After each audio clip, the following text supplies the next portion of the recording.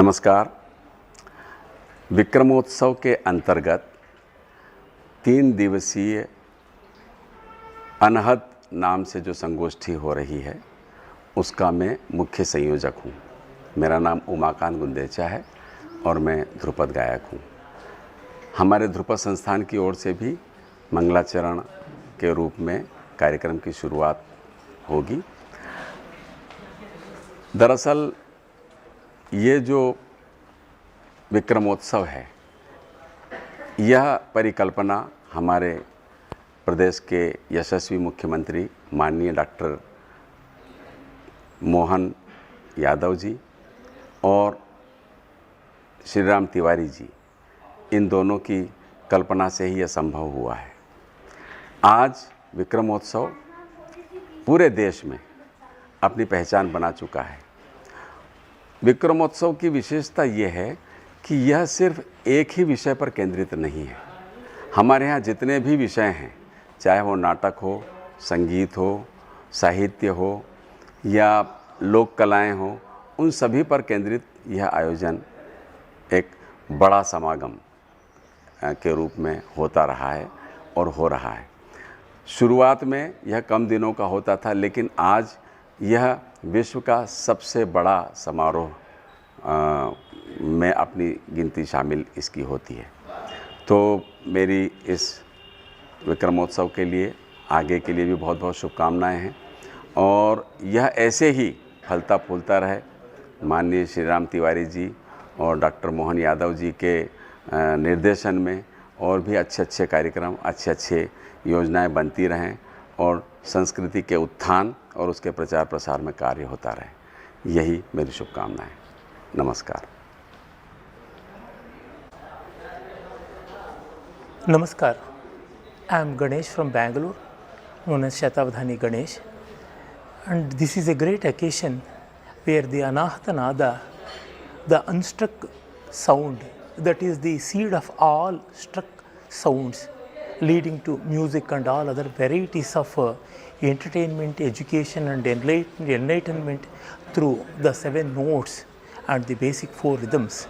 And this has been wonderfully organized. The Anahata program has been organized here as Vikramotsava, and Vikramaditya, known for his valor, known for his dharma and known for the overall development of the whole country, is a great occasion, and this has been organized with so much of earnestness and interest, and this has forged a lot of friendship and awareness among the scholars and the lay alike. And I wish a grand success to all the people and even to the government of Madhya Pradesh and central government of India for supporting this endeavor. And such endeavors should happen again and again, and we should know more about our heritage so that people will become happy, peaceful and prosperous. नमस्कार, धन्यवाद। ऐसे करिएगा।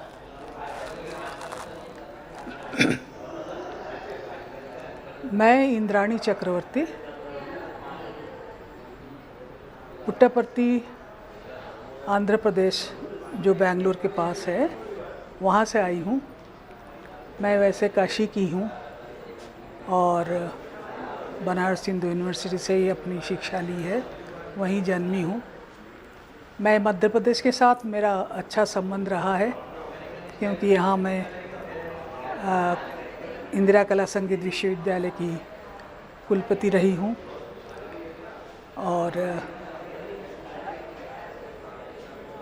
उज्जैन के साथ मेरा विशेष और संबंध इसलिए है कि कालिदास अकादमी की ओर से जो कालिदास जयंती होती है, उसमें हमने प्रोफेसर प्रेमलता शर्मा जी के साथ मालविकाग्नि मित्र में यहाँ किया था और स्वर्ण कलश जीत कर गए थे। और महाकालेश्वर जी का पूरा श्रृंगार भी देखा हमने। संगीत की अभी भी मैं छात्रा ही हूँ, पर थोड़ा बहुत काम कर रही हूँ और संगीत के लिए ही अपना जीवन समर्पित किया है मैंने। आज अनहद की ओर से जो राष्ट्रीय परिसंवाद हो रहा है, मुझमें मुझे बुलाया गया है वैदिक वाद्यों पर कुछ अपना विचार रखने के लिए। मुझे अच्छा लग रहा है बहुत दिनों बाद यहाँ आकर और कुछ लोगों से मिलकर, खासकर उमाकांत जी से भी मिला मैंने। बहुत ही अच्छा लग रहा है सबसे मिलके, और मैं आशा करती हूँ कि ये सेमिनार बहुत फलप्रद रहेगा और इस पर जो काम शुरू हुआ है वो काम अपने सबसे ऊंचाई तक ये काम जा सकता है। और इस पर बहुत अच्छे लोग आए हैं अपना विचार रखने के लिए, और ये बहुत अच्छा काम मध्य प्रदेश की तरफ से और अनहद की तरफ से हुआ है। मैं अंदर से, अपने अंतःस्थल से ये शुभकामना दे रही हूँ और आशा कर रही हूँ कि ये बहुत अच्छी तरह से आगे बढ़ता जाएगा। धन्यवाद। नमस्कार, मैं पंकजमाला शर्मा पंजाब विश्वविद्यालय के संगीत विभाग की अध्यक्षा एवं पंजाब विश्वविद्यालय के ललित कला संकाय की भूतपूर्व डीन बहुत प्रसन्नता के साथ और उत्साह के साथ यहाँ आई हूँ। ये शासन का, मध्य प्रदेश शासन के अंतर्गत संस्कृति विभाग का जो 12 आयोजनों का एक गुलदस्ता तैयार किया गया है अनहत नाम से, ये बहुत ही मुझे प्रभावित करता है। और पहला जो इसका आज अनहत के अंतर्गत पहली राष्ट्रीय संगोष्ठी का आयोजन है, मैं बहुत बहुत बधाई देती हूँ कि मुझे माननीय पद्मश्री उमाकांत जी गुंदेचा जी ने अवसर दिया यहाँ आने का। मैं क्योंकि वैदिक संगीत से जुड़ी हुई हूँ, मेरा संगीत विभाग तो है ही, लेकिन मेरा विशेष अध्ययन जो है वैदिक संगीत में है, तो यहाँ मुझे बहुत खुशी है कि ये पहला जो संगोष्ठी का कार्यक्रम है इसमें वैदिक विचारधारा को ही लिया गया है। तो मेरा यहाँ जो व्याख्यान का विषय रहेगा वो है संगीत का आदि तत्व, नाद, वैदिक अवधारणा। तो कैसे नाद जो है वो संगीत का मूल स्रोत है और कैसे वो वैदिक संहिताओं में, ब्राह्मण में, उपनिषदों में किस प्रकार से वो उसका जो वर्णन हमें मिलता है, किस प्रकार से उसका विकसित हुआ वो थॉट, उसकी चर्चा मैं यहाँ करूँगी। और बहुत ही सुंदर भव्य जगह है कालिदास संस्कृत अकादमी। तो मेरा क्योंकि वेद और म्यूज़िक दोनों विषयों में मैं स्नातकोत्तर किया है और पीएचडी इसी पे किया है, तो बहुत परम सौभाग्य है यहाँ कालिदास के स्थान पर आने का। और महाकाल की नगरी जो उज्जैन है, तो ये क्योंकि वंदे नाद तनुम हरिम, भगवान शिव को भी नाद का ही अवतार माना गया है, तो एक ऐसा समागम है जो बहुत उत्साहित करता है। मुझे आशा है कि ये कार्यक्रम जो है, क्योंकि ये प्रारंभ है, अभी 12 श्रृंखला का जो एक कार्यक्रम संरचना की गई है, तो ये ज़रूर ही ऐसे मानदंड स्थापित करेगा जिससे कि कोई ना कोई अच्छा ठोस निर्णय ले करके अपने कर कमलों से दीप प्रज्वलित कर संगीत के उद्भव एवं विकास का जो वैचारिक समागम आज से हो रहा है उसका शुभ उद्घाटन करें। और स्वस्ति वाचन के लिए हमारी जो दल आया हुआ है उससे मेरा निवेदन है। ओम स्वस्ति श्री गणेशाय नमः, श्री सरस्वत्यै नमः, श्री वेद पुरुषाय नमः, वर्णानामर्थसंघानां रसानां छन्दसामपि मंगलानां च कर्तारो वन्दे वाणि विनायको। हरि ओम। स्वस्ति न इंद्रो वृद्धश्रवाः, स्वस्ति नः पूषा विश्ववेदाः, स्वस्ति नस्तारक्षो अरिष्टनेमिः, स्वस्ति नो बृहस्पतिर्दधातु बृहद्रश्वामरुतः प्रश्नवादरः सुभञ्जावानो विदधे खुजगमयः। मैं अनुरोध कर रहा हूं वीर भारत न्यास की ओर से राहुल रस्तोगी जी से कि हम माननीय कुलगुरु महोदय प्रोफेसर अर्पण भारद्वाज जी को पुष्पगुच्छ प्रदान कर और अंगवस्त्र प्रदान कर उनका भावपूर्ण सत्कार करें।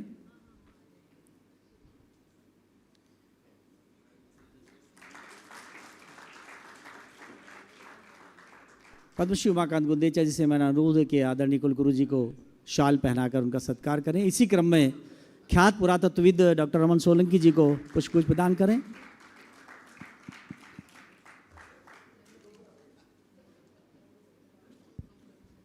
यह हमारे लिए सौभाग्य की बात है कि इस संपूर्ण आयोजन में अश्वनी शोध संस्थान, शंखद्वार समिति और सम्राट विक्रमादित्य विश्वविद्यालय की भी सहभागिता है।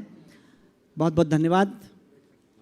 संगीत का उद्भव और विकास के वैचारिक समागम के इस प्रारंभिक सत्र में जहां आप सब लोगों की महनीय उपस्थिति है और मुझे बतलाते हुए अत्यंत हर्ष है कि शायद ज्ञात इतिहास में ये पहला अवसर है जब उज्जैनी में इतने विराट और दिव्य स्तर पर यह आयोजन हो रहा है और इसका संपूर्ण श्रेय जाता है वीर भारत न्यास के न्यासी सचिव और माननीय मुख्यमंत्री महोदय के सांस्कृतिक सलाहकार डॉक्टर श्याम तिवारी जी को।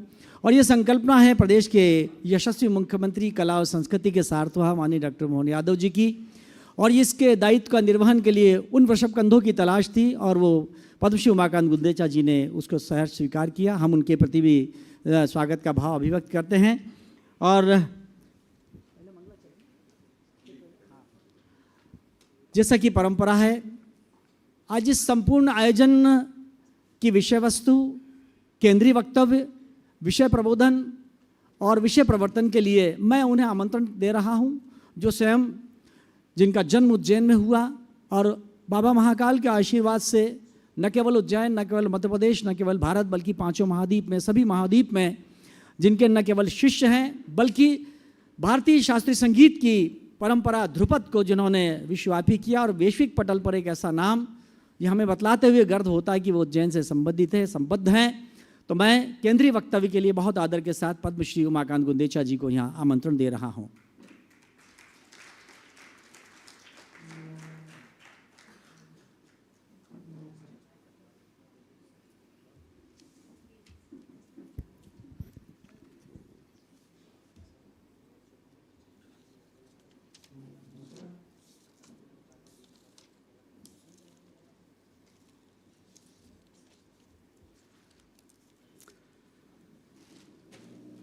नमस्कार।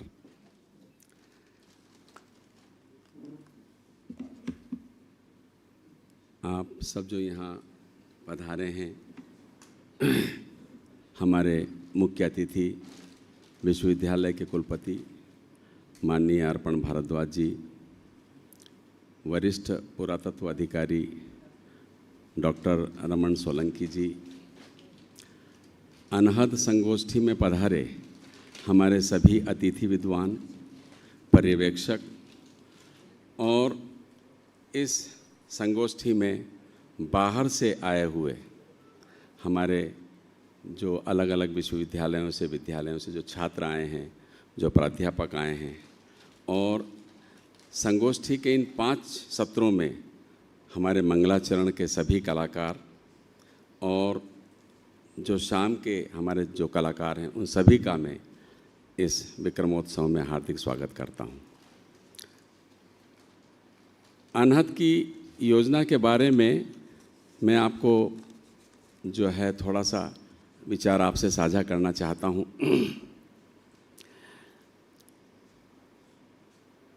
वीर भारत न्यास के अध्यक्ष डॉक्टर मोहन यादव जी और न्यासी सचिव श्री राम तिवारी जी ने इसकी परिकल्पना की थी। मैं एक बार किसी काम से श्री राम तिवारी जी से मिलने गया, उनके दिमाग में पहले से ये जो योजना है जिसका आज से शुभारंभ हुआ है, ये योजना शायद उनके मन में पहले से थी। तो उन्होंने बीज मंत्र के रूप में उस दिन बातचीत किया कि संगीत जब से शुरू हुआ है आदि काल से, तब से लेकर के आज तक जितना भी संगीत है, चाहे वो उत्तर भारत का संगीत हो, दक्षिण भारत का संगीत हो, क्लासिकल के अलावा जो लाइट म्यूज़िक है वो भी, भक्ति संगीत, फिल्मी संगीत और जितने भी प्रकार का, इवन फोक म्यूज़िक हमारे अलग अलग प्रदेशों में, इसको लेकर के एक ऐसी योजना उनके साथ बनी कि धीरे धीरे वो लगभग 12 ऐसी संगोष्ठियों में हमने उसको बांटा और ये पहली संगोष्ठी है। तो मैं माननीय डॉक्टर मोहन यादव जी का और श्री राम तिवारी जी का, दोनों का मैं आभार व्यक्त करता हूँ कि उन्होंने मुख्य संयोजक का दायित्व मुझे सौंपा है।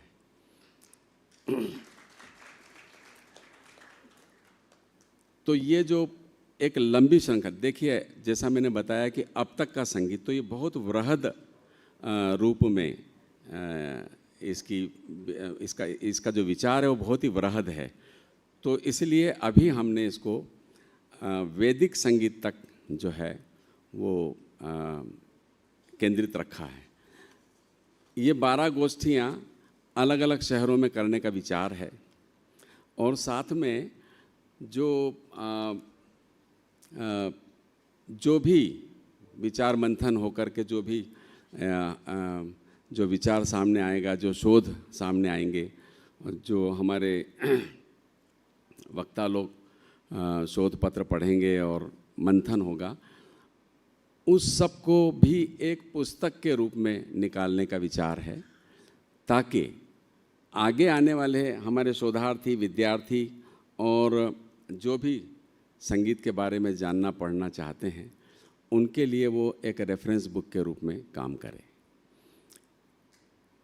हमने हमारे जितने भी माननीय मुख्य वक्ता हैं उनको उनसे हमने अनुरोध किया था कि आप हमें पत्र लिख कर के पहले भेज दें, शोध पत्र, लेकिन किसी कारण से कुछ लोगों ने भेजा, कुछ लोग नहीं भेज पाए।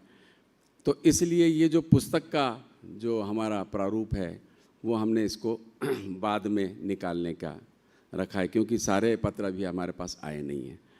और फिर जब यहाँ पर बातचीत होगी तो कुछ और भी उसमें जुड़ेगा, कुछ और भी उसमें नई बातें पैदा होंगी। तो इसलिए वो पुस्तकाकार जो है वो बाद में हम प्रस्तुत करेंगे, जो कि आगे आने वाली पीढ़ी के लिए बहुत ही संगीत के छुटपुट सेमिनार यहाँ वहाँ यूनिवर्सिटी वगैरह में होते रहते हैं। मैं भी कई सेमिनार्स में गया हूँ, लेकिन ये जो इतनी बड़ी वृहद योजना, जो आदि संगीत, सबसे पहले जब संगीत पैदा हुआ होगा वहाँ से लेकर के आज तक के संगीत पर इतना बड़ा वृहद विचार, जो वो आना ही बड़ी बात है। तो मैं जैसा कि मैंने बताया कि बीज रोपण जो है वो माननीय तिवारी जी ने किया था, फिर इसको धीरे धीरे हम लोगों ने डेवलप किया कि कैसे ये किया जाए। तो इसमें जो है इस विचार में मैं कहूँगा कि जो ये आयोजन हुआ है उसमें जो हमें परामर्श मिला वो संगीत नाटक अकादमी के अध्यक्षा माननीय संध्या पुरेचा जी, पद्मश्री डॉक्टर पुरुदधीच और पियाल भट्टाचार्य जो कलकत्ता से हैं, इन्होंने भी इसकी रूपरेखा बनाने में जो है वो हमारी मदद की। और मुझे ये बात कहते हुए खुशी है कि ये पहला जो आयोजन है वो यहाँ उज्जैन से शुरू हो रहा है और इसके बाद जैसा मैंने बताया कि 12 कड़ियाँ अलग अलग शहरों में इसको करने का विचार है। एक और जो मुख्य बात है वो मैं कहना चाहता हूँ कि जो हमारे सभी अतिथि विद्वानों से मैंने पहले भी जब हमने फ़ोन से बात किया तो उनसे रिक्वेस्ट किया है और आगे भी करेंगे कि जो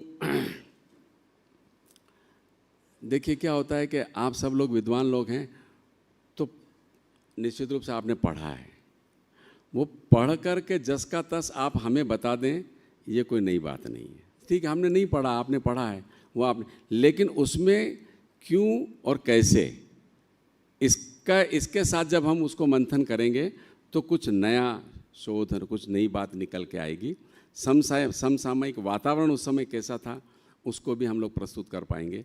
तो मैंने ये रिक्वेस्ट सबसे किया और मुझे उम्मीद है कि जैसे मक्खन निकालते वक्त दही को जब हम बिलोते हैं तो उसमें ठंडा गर्म पानी मिलाते हैं और फिर बाद में जो मक्खन आता है सामने, वैसा ही कुछ हमारे इस संगोष्ठी में जो है क्यों और कैसे और कब, इसका जब इसके इन चीज़ों के साथ जब हम मंथन करेंगे तो बहुत ही अच्छा जो है वो फल के रूप में हमें यहाँ पर प्राप्त होगा, जो हम आगे की पीढ़ी को दे सकेंगे।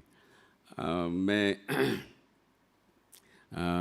आप सबका, जो यहाँ पर संगीत रसिक हैं, संगीत मर्मज्ञ हैं, सारे विद्यार्थी जो आए हैं इस सभागार में उपस्थित सभी लोगों का मैं स्वागत करता हूँ और अपनी वाणी को विराम देता हूँ। नमस्कार।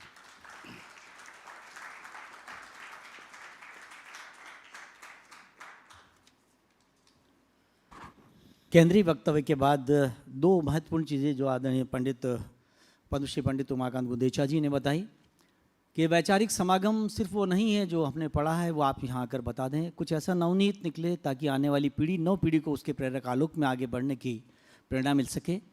क्योंकि ये समय केवल सूचनाओं का इकट्ठा करने का है, चाहे गूगल के माध्यम से करें चाहे जिस माध्यम से, लेकिन ज्ञान तो गुरु के पास बैठकर ही प्राप्त होता है। तो आज एक ऐसा मणिकांचन योग उपस्थित हुआ है जहाँ वैचारिक धरातल भी है, ठोस और प्रस्तुतियाँ भी हैं।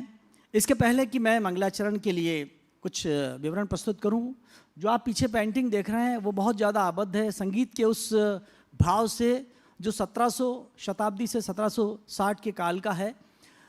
ये वो पेंटिंग है 4D 3D पेंटिंग जिसकी कल्पना की है राहुल रस्तोगी जी ने। मुझे बतलाते हुए अत्यंत खुशी होती है कि इसमें वो संदर्भ है जो समर्पण भी दिखाता है, विनम्रता भी दिखाता है, कौतूहल भी दिखाता है, उत्सुकता भी दिखाता है और जिज्ञासा भी दिखाता है। जब एक उस काल का एक राजा संगीत को सुनने के लिए कहीं छुप कर उस संगीत को सुनता है, क्योंकि संगीत ईश्वर से संवाद करने का माध्यम होता है। तो हमारे लिए सौभाग्य की बात है कि हम मंगलाचरण की ओर अब आगे बढ़ रहे हैं। मंगलाचरण प्रस्तुत करने के लिए ध्रुपद संस्थान के सभी यहाँ पर शिष्यगण यहाँ पर उपस्थित हैं जो इस समूह में आज पार्टिसिपेट कर रहे हैं, इस अंतर्राष्ट्रीय समूह में अपनी कला का प्रदर्शन करेंगे। वे इस प्रकार मंच पर हैं, आप सबका अभिनंदन करते चलें। धानी गुंदेचा और अनंत गुंदेचा, आपकी तालियां इसी तरह से चले। अंकिता अठावले, सजन शंकरन, आप भी अभिवादन करते चलें। विक्रमादित्य गुप्ता, और चूंकि अंतर्राष्ट्रीय स्तर पर मंगलाचरण है इसलिए मोमोको मिहुरा Japan, Richards Robert UK, मिराया France, Byron वॉलिस America, Gurbani दसवानी, क्षितिज चौरसिया, चित्रदीप दुबे, मुग्धा पंड्या, मैरी जोशी, अर्जुन कोंटे, नेत्रा श्याम, आस्था त्रिपाठी, आयुष दारमोडा, रमेश जोशी, ज्ञानेश्वर देशमुख। कलात्मक विशेषता ये प्रदर्शन ध्रुपद की उस शुद्धता और गंभीरता को समर्पित है जो ध्यान और नाद योग का अनुभव कराती है। 30 से अधिक राष्ट्रों के शिष्यों को प्रशिक्षित करने वाला यह संस्थान ध्रुपद संस्थान भोपाल आज भारतीय शास्त्रीय संगीत की अमर शक्ति और सार्वभौमिकता का वैश्विक प्रतीक बन चुका है। तो लीजिए, प्रस्तुत है मंगलाचरण आपकी करताल ध्वनि के उस भाव संगीत के साथ।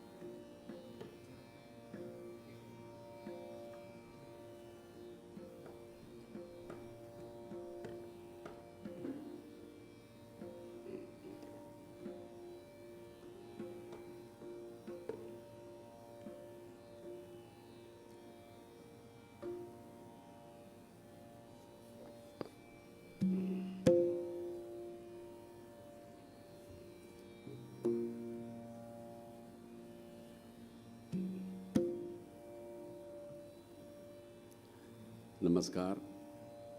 मंच की ओर से आप सबको प्रणाम। हम वीर भारत न्यास के बहुत आभारी हैं कि उन्होंने ध्रुपद संस्थान को ये मौका दिया कि ये जो अनहद का 3 दिन का संगोष्ठी समागम है, इसके प्रथम सत्र में हमको ध्रुपद गायन प्रस्तुत करने के लिए आमंत्रित किया। ये बहुत एक तरीके से रेयर समागम है जहाँ वैदिक संगीत के बारे में बात होगी।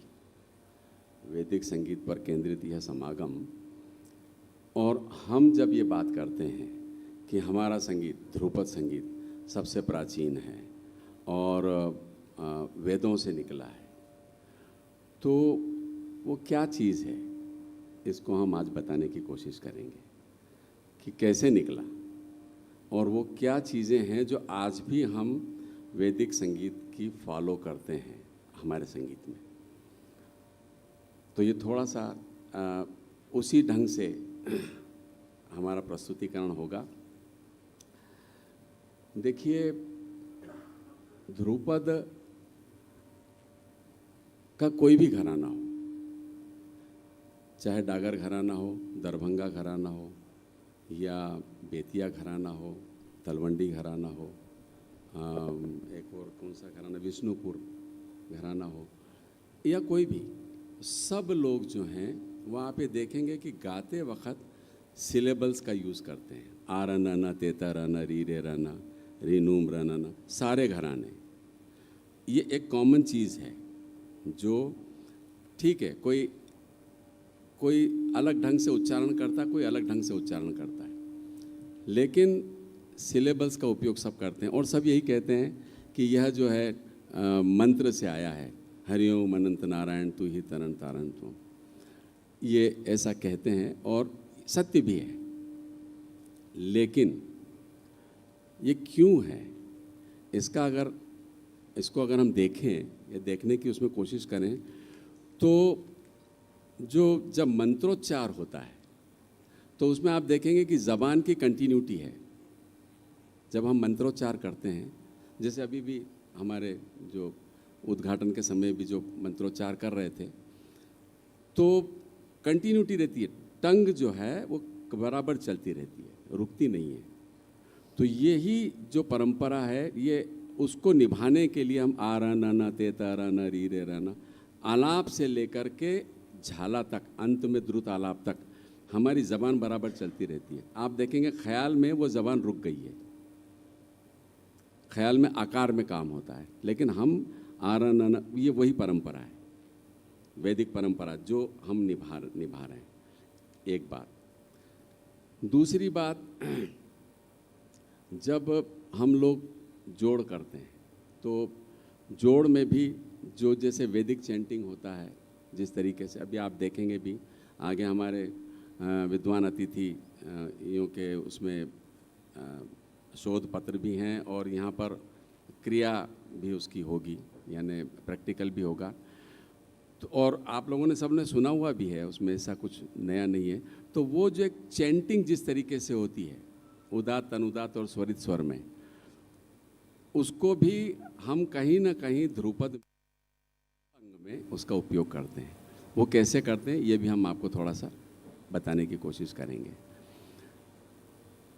फिर हमारे उस्ताद, ख़ास तौर से उस्ताद ज़िया मोहिउद्दीन डागर साहब जो वीणा बजाते थे, वो आप देखेंगे कि जिन्होंने उनको सुना है, नहीं सुना है तो आप उनको यूट्यूब पर सुनिए। आलाप में ख़ास तौर से वो त्रिभिन्न स्वर का उपयोग करते थे, जिसको कि वेस्टर्न स्टाइल में अगर बोलें तो कॉर्ड सिस्टम, मतलब गंधार मध्यम पंचम, गंधार मध्यम धैवत, ऐसा कॉर्ड सिस्टम, त्रिभिन्न 3 अलग अलग स्वरों पे वो खड़े होकर के और उसका वो प्रदर्शन करते थे। तो वो भी थोड़ा सा आलाप अंग में हम लोग दिखाने की कोशिश करेंगे। वो जो वीणा से हमने लिया है और भी जो छोटी छोटी बातें हैं जो वैदिक संगीत में आपको दिखती हैं, वो ध्रुपद में भी हम आलाप जोड़ झाला में उसको एकोमोडेट करते हैं। और ये जो मैं बात कह रहा हूँ, ये बात सिर्फ ऐसा नहीं है कि हम डागर घराने के फॉलोअर्स हैं, उस घराने के हम शिष्य हैं, तो ऐसा नहीं कि सिर्फ हमारे घराने में होता है। ये जो मैंने बात की ये बहुत कॉमन बात है और हर घराने में उसी ढंग से सब लोग फॉलो करते हैं। तो अभी हम लोग राग अहिर भैरव में जो है थोड़ा सा आलाप, संक्षिप्त आलाप, और उसके बाद एक पद हम सूल ताल में निबद्ध प्रस्तुत करेंगे। सूल ताल 10 मात्रा। ये जो पद है ये हमारे जैन संत के द्वारा लिखा हुआ है और हमने कंपोज किया है राग अहिर भैरव। तो आप सब लोगों से इजाज़त।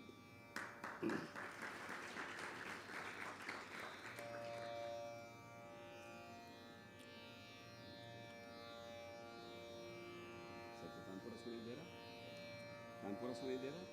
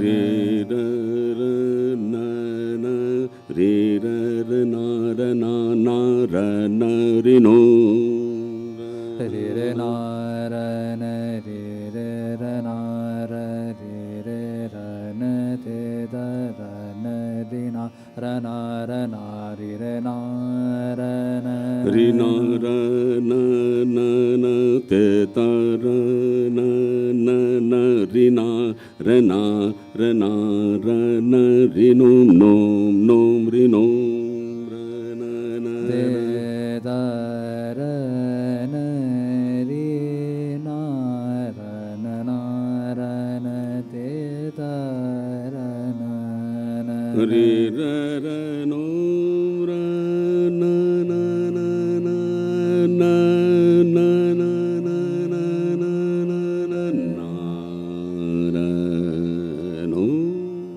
आ र न रि ना र न ते त र न न न र न न ते द र न रि ना र रे र न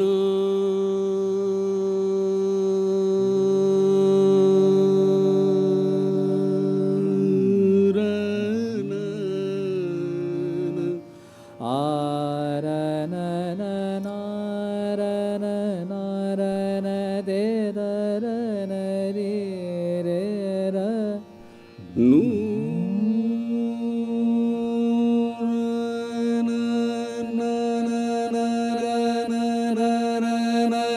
रे र न न र नो र न न न रे ना र न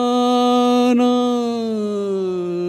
ना र न न ते द र न रि रे र ना र न ना ते द र न न रे र र न रे न न ते त र न रे र नो र न रे र no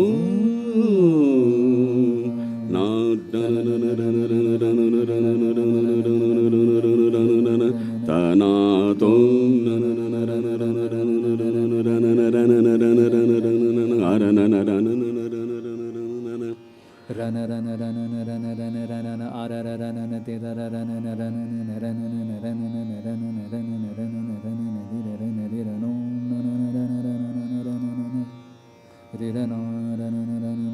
te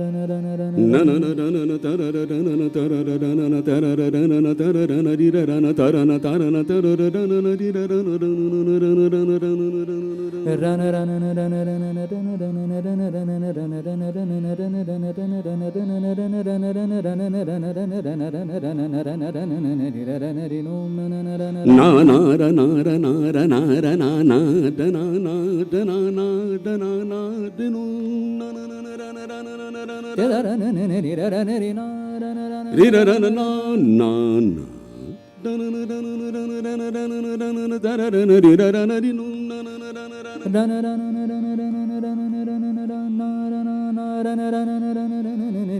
run run run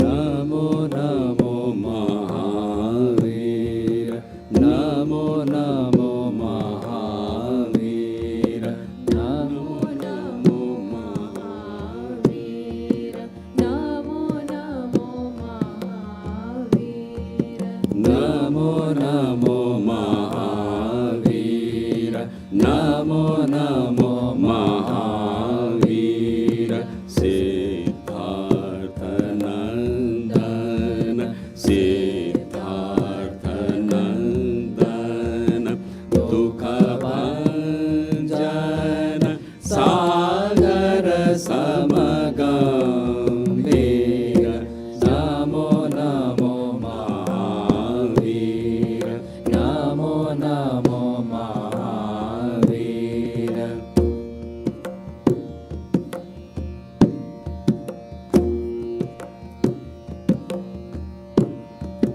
पतित उद्धारक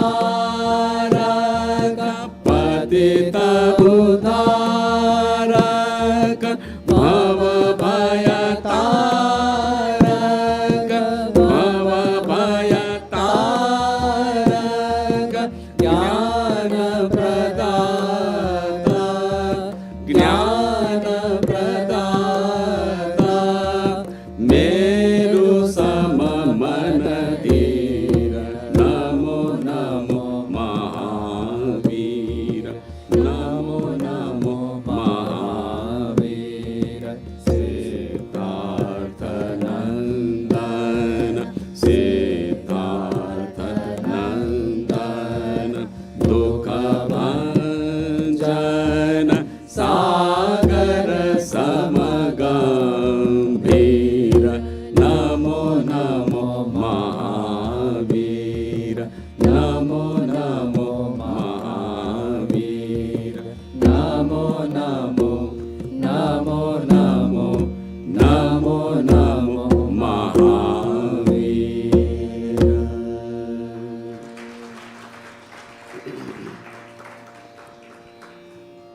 अगली प्रस्तुति राग मियाँ मल्हार में है, आदि ताल 16 मात्रा, और यह जो पद है गोस्वामी तुलसीदास जी द्वारा रचित है, लिखा गया है।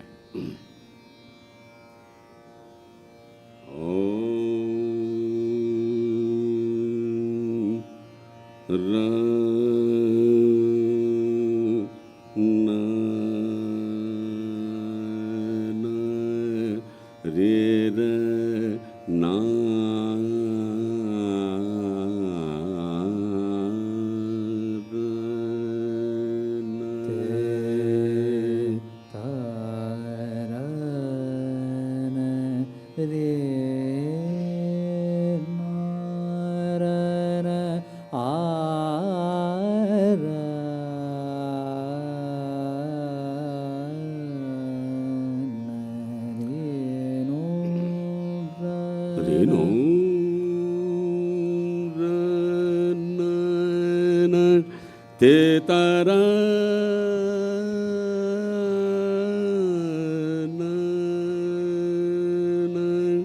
रे रा रा ना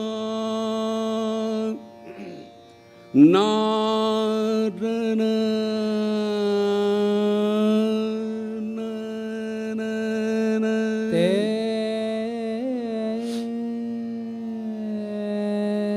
दा रा ना रे र ना ना ना ना र न रे र न नो ते दा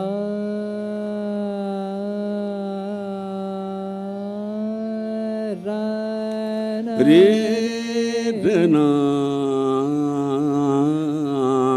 र नो नो न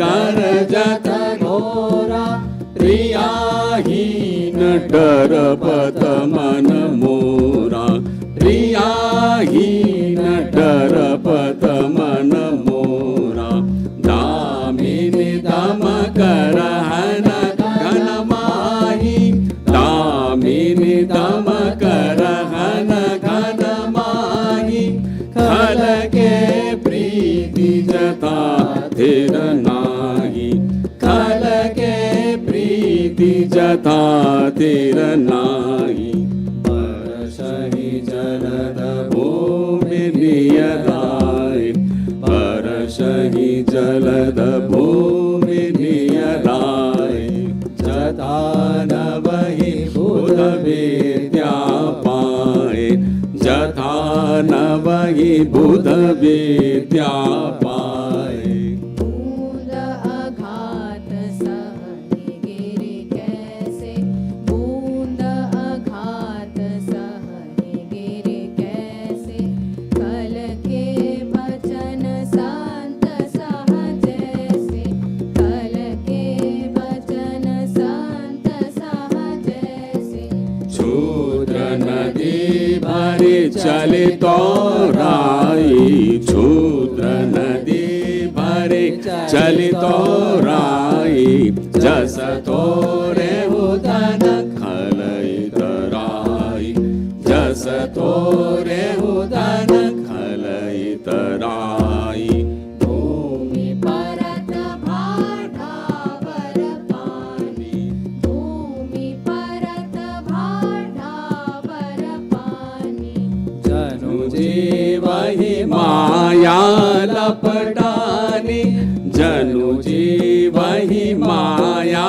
लपटानी समेटे समेटे जल भरहि तलावा समेटे समेटे जल भरहि तलावा जिमि सद्गुण सज्जन पहियावा जिमि सद्गुण सज्जन पहियावा सरिता जल जल निधि महु जाई सरिता जल जल निधि महु जाई होई अचल जिमि जीव हरि पाई होई अचल जिमि जीव हरि पाई घन गमंडन बगर जत घोरा घन गमंडन बगर जत घोरा घन गमंडन घन गमंडन घन गमंडन बगर जत घोरा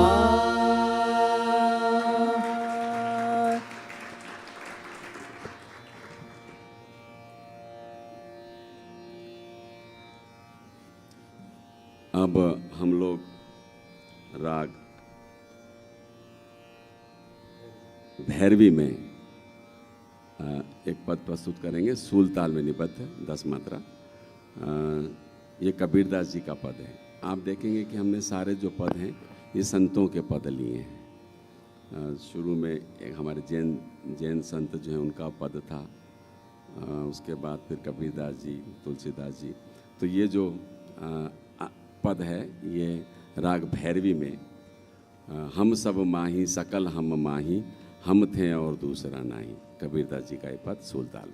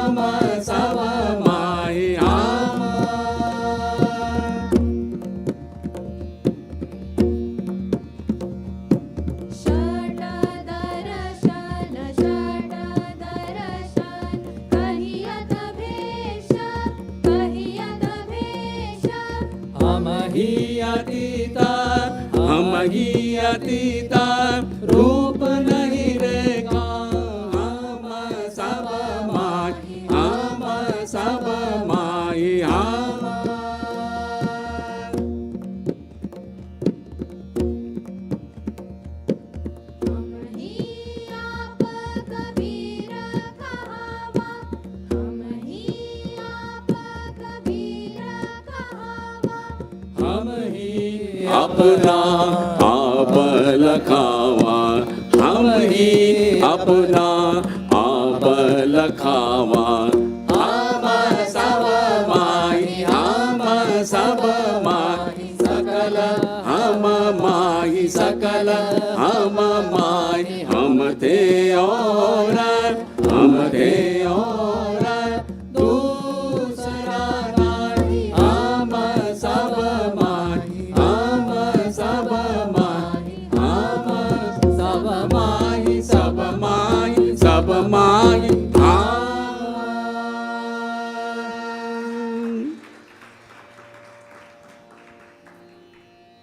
हम अपने अपने मंगलाचरण का समापन राग अड़ाना में शिव स्तुति से कर रहे हैं, जो ताल सोल ताल में है। शिव स्तुति राग अड़ाना। री र न ते तारा ना ना रे र न ते तार न आ न न रे र न नो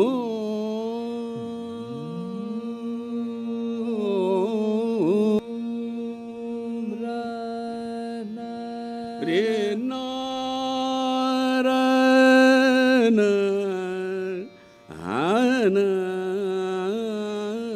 न रा र न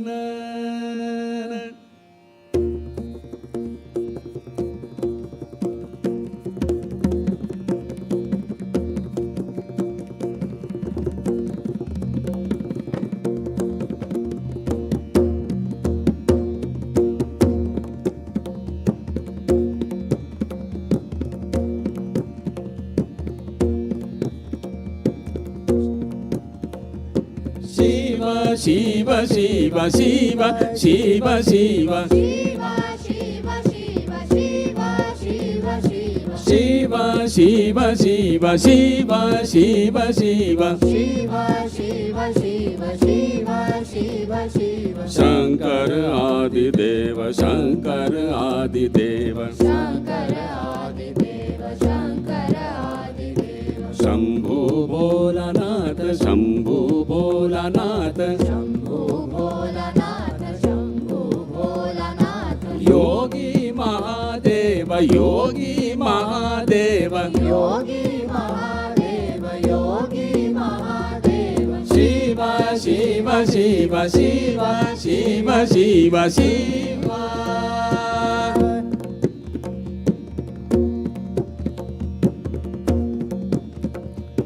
महाबली शिव महाबली शिव महाबली शिव महाबली शिव आदि अंत शिव आदि अंत शिव पूरन सकल काज पूरन सकल काज हर हर महादेव हर हर महादेव हर हर महादेव शिव शिव शिव शिव शिव शिव शंकर आदिदेव शंकर आदिदेव शंभु भोलानाथ शंभु भोलानाथ योगी महादेव योगी महादेव शिव शिव शिव शिव शिव शिव शिव शिव शंकर आदिदेव देव देव देव देव देव शिव शिव शिव शिव शंकर आदि आदि देव शंभु भोलानाथ योगी महादेव शिव शिव शिव शिव शंकर आदिदेव शंभु भोलानाथ योगी योगी योगी शिव शिव शिव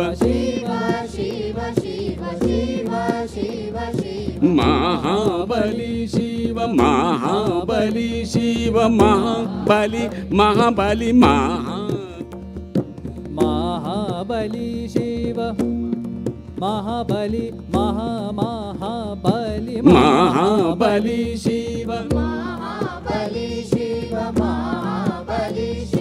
महाबली महाबली बलि बलि बलि महाबली महाबली शिव महाबली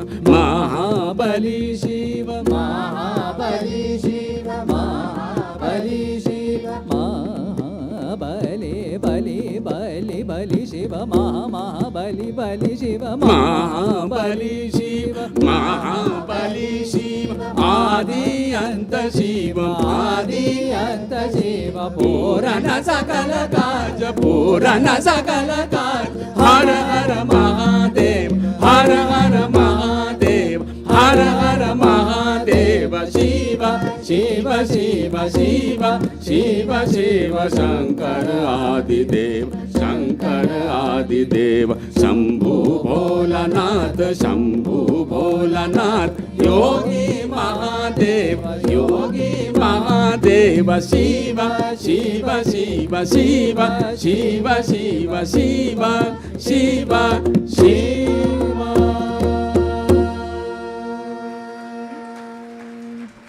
थैंक यू। द्रुपद संस्थान की प्रस्तुति पद्मश्री पंडित उमाकांत गुंदेचा जी के निर्देशन में मैं पंडित गुंदेचा जी का सारस्वत सम्मान के लिए राहुल रस्तोगी जी से निवेदन कर रहा हूं कि परम सम्मानीय कुलगुरु सम्राट विक्रमादित्य विश्वविद्यालय प्रोफेसर आटमन भारद्वाज जी और पुरातत्वविद डॉक्टर रमन सिंह सोलंकी जी को मंच पर लेकर आएँ और आप सबों की ओर से वीर भारत न्यास और महाराजा विक्रमादित्य शोधपीठ की ओर से सम्मान पद्मश्री उमाकांत गुंदेचा जी का, और साथ ही मैं अतिथियों से निवेदन करूंगा कि सभी सह कलाकारों को भी अंगवस्त्र प्रदान कर उनका सम्मान करें, दुपट्टा पहनाकर उनका सम्मान करें। माननीय कुलगुरु सम्राट विक्रमादित्य विश्वविद्यालय सत्कार कर रहे हैं पद्मश्री उमाकांत गुंदेचा जी का। ये सम्मान संगीत की उस सतत साधना का जो विगत 4 दशकों से निर्बाध है। ये सम्मान उस भारतीय शास्त्रीय संगीत की वैश्विक परंपरा तक ले जाने का। इसी के साथ में सभी सह कलाकारों के सम्मान के लिए मेरी सहयोगी टीम से अनुरोध कर रहा हूं। और इस शुभ अवसर पर मैंने कहा ना कि जब परंपराएं जुड़ती हैं तो चाहे पुरातन को नवीन की ओर ले जाने के लिए विरासत से विकास की जो परंपरा है उसको सहेजने के लिए विशेष रूप से नव पीढ़ी को लेकर जब पंडित उमाकांत गुंदेचा जी आते हैं तो हमें ये कहने में कोई अतिशयोक्ति नहीं होती कि मध्य प्रदेश सरकार की यह अभिनव योजना जहां नई पीढ़ी हमारी विरासत को सहेज कर रखे, उसमें हम बहुत ज़्यादा कामयाब होते दिखते हैं। सभी सहभागी कलाकारों का सम्मान करते हुए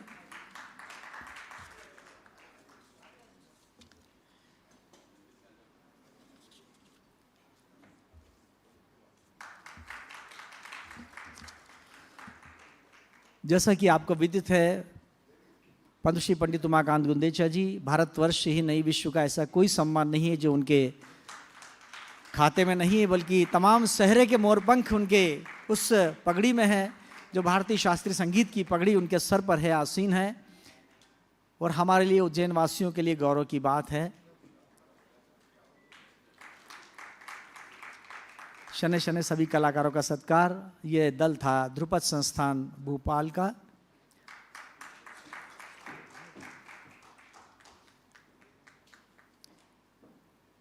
और हमारे माननीय कुलगुरु जी और पुरातत्वविद डॉक्टर रमन सोलंकी जी, इस समूचे मंगलाचरण से मुझे व्यक्तिगत फ़ोन उनका इसी समय आया जब मैं नेपथ्य में था कि दिनेश जी हम 2 शब्द इस विषय पर जरूर कहना चाहेंगे। तो सत्कार के बाद मैं डॉक्टर रमन सोलंकी जी से निवेदन करूंगा कि अपनी शुभेच्छाएं वो 2 शब्द में कहकर यहाँ पर इन सह कलाकारों का उत्साहवर्धन करें। और विशेष बात शायद ये जो एक बड़ा योग बना है, जो सत्कार कर रहे हैं जिस विश्वविद्यालय के कुलगुरु हैं उसी विश्वविद्यालय से पंडित उमाकांत गुंदेचा जी ने शिक्षा प्राप्त की है। ये एक बड़ा संयोग है।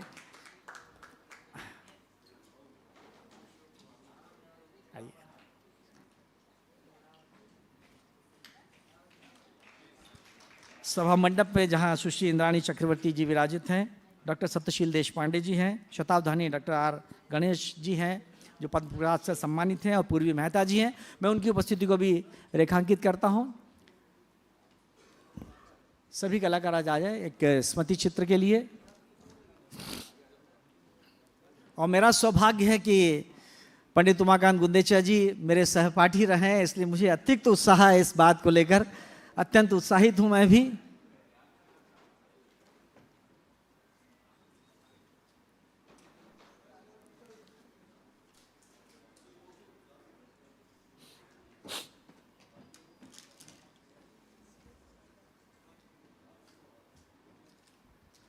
संवत प्रवर्तक सम्राट विक्रमादित्य पर समेकित ये विक्रमोत्सव 2026 जहां वीर भारत न्यास की ओर से संगीत का उद्भव का वैचारिक समागम यहाँ आहूत है, और मैं बिना किसी भूमिका के डॉक्टर अमन सोलंकी जी से निवेदन कर रहा हूँ कि अपनी शुभेच्छाएं व्यक्त करें। साथ ही माननीय कुलगुरु जी से भी मेरा निवेदन रहेगा कि वे अपनी शुभेच्छाएं व्यक्त करें। नमस्कार। वीर भारत न्यास अनहद कार्यक्रम के संयोजक पंडित उमाकांत जी, जिन्हें भारत सरकार के द्वारा पद्मश्री से नवाजा गया, तो गुंदेजा जी को मैं अभिनंदन करता हूं महाराजा विक्रमादित्य शोधपीठ और विक्रम विश्वविद्यालय की तरफ से कि उन्होंने इतना अच्छा मंगलाचरण हमारे सामने प्रस्तुत किया कि आप सब उपस्थित संगीत के मर्मज्ञ बंधुवर और मातृशक्ति उससे अभिभूत हैं। ऐसा लगता है कि संगीत के इतिहास का इस संगोष्ठी में पुनर्लेखन होगा। अति प्राचीन काल से जो संगीत की महिमा मंडित आपने की कि वैदिक काल से लेकर निरंतर जो हमारे बीच में संगीत की लहरें उजागर पर दरद नई नई चीज़ें हमारे सामने करती जा रही है। ऐसे में हमें लगता है कि संगीत इस संगोष्ठी में वो इतिहास लिखेगा जो पुस्तक आकार देने जा रहे हैं, उसमें नया ही इतिहास होगा जो भारत के संगीत के इतिहास में पुनर्लेखन के लिए महत्वपूर्ण होगा। चूँकि मेरा इससे कोई सरोकार नहीं है, मैं पुरातत्व का छात्र हूँ, किंतु पुरातत्व एक ऐसा विषय है कि उसका सभी विषयों से रिलेशन होता है। तो ऐसा लगता है कि अति प्राचीन काल में जो आदिमानव था वो संगीत से बड़ा प्रेम करता था। सर्वेक्षण के दौरान मुझे एक से अधिक ऐसे प्रमाण प्राप्त हुए हैं जो सा ग म प ध नि सा भरपूर हमें आनंद दिलाता है।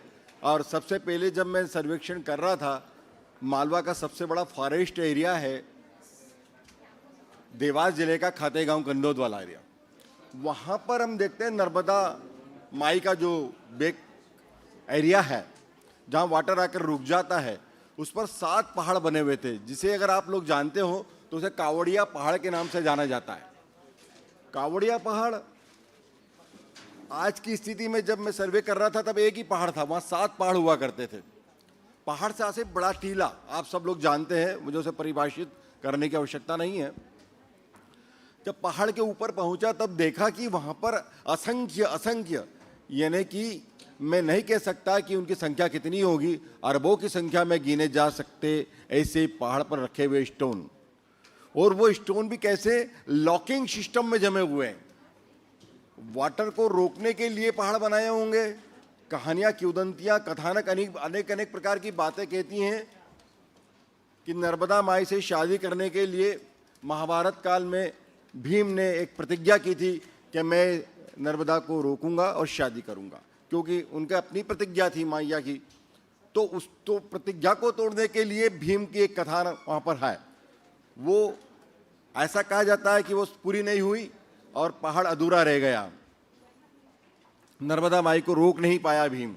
अब वो पहाड़ में जो देखा जाता है आज वैज्ञानिक दृष्टिकोण से, तो वो लॉकिंग सिस्टम में लगे हुए स्टोन है, षटकोण आकार में। जिस प्रकार से हमारे पिलर, मंदिर के पिलर षटकोण आकार में, चतुष्कोण आकार में, अष्टकोण आकार में होते हैं, उस प्रकार से लगे हुए पिलर आप जाकर देखेंगे, खूब आनंद आएगा।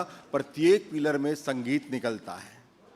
आप जैसे जैसे उसे टंकन करेंगे, बजाएंगे, सब में संगीत निकलता है। असंख्य पिलर हैं और सब में संगीत निकलता है। ये वेद काल से भी ऊपर जाने वाली प्रथा संगीत की हमें दिखाई देती है।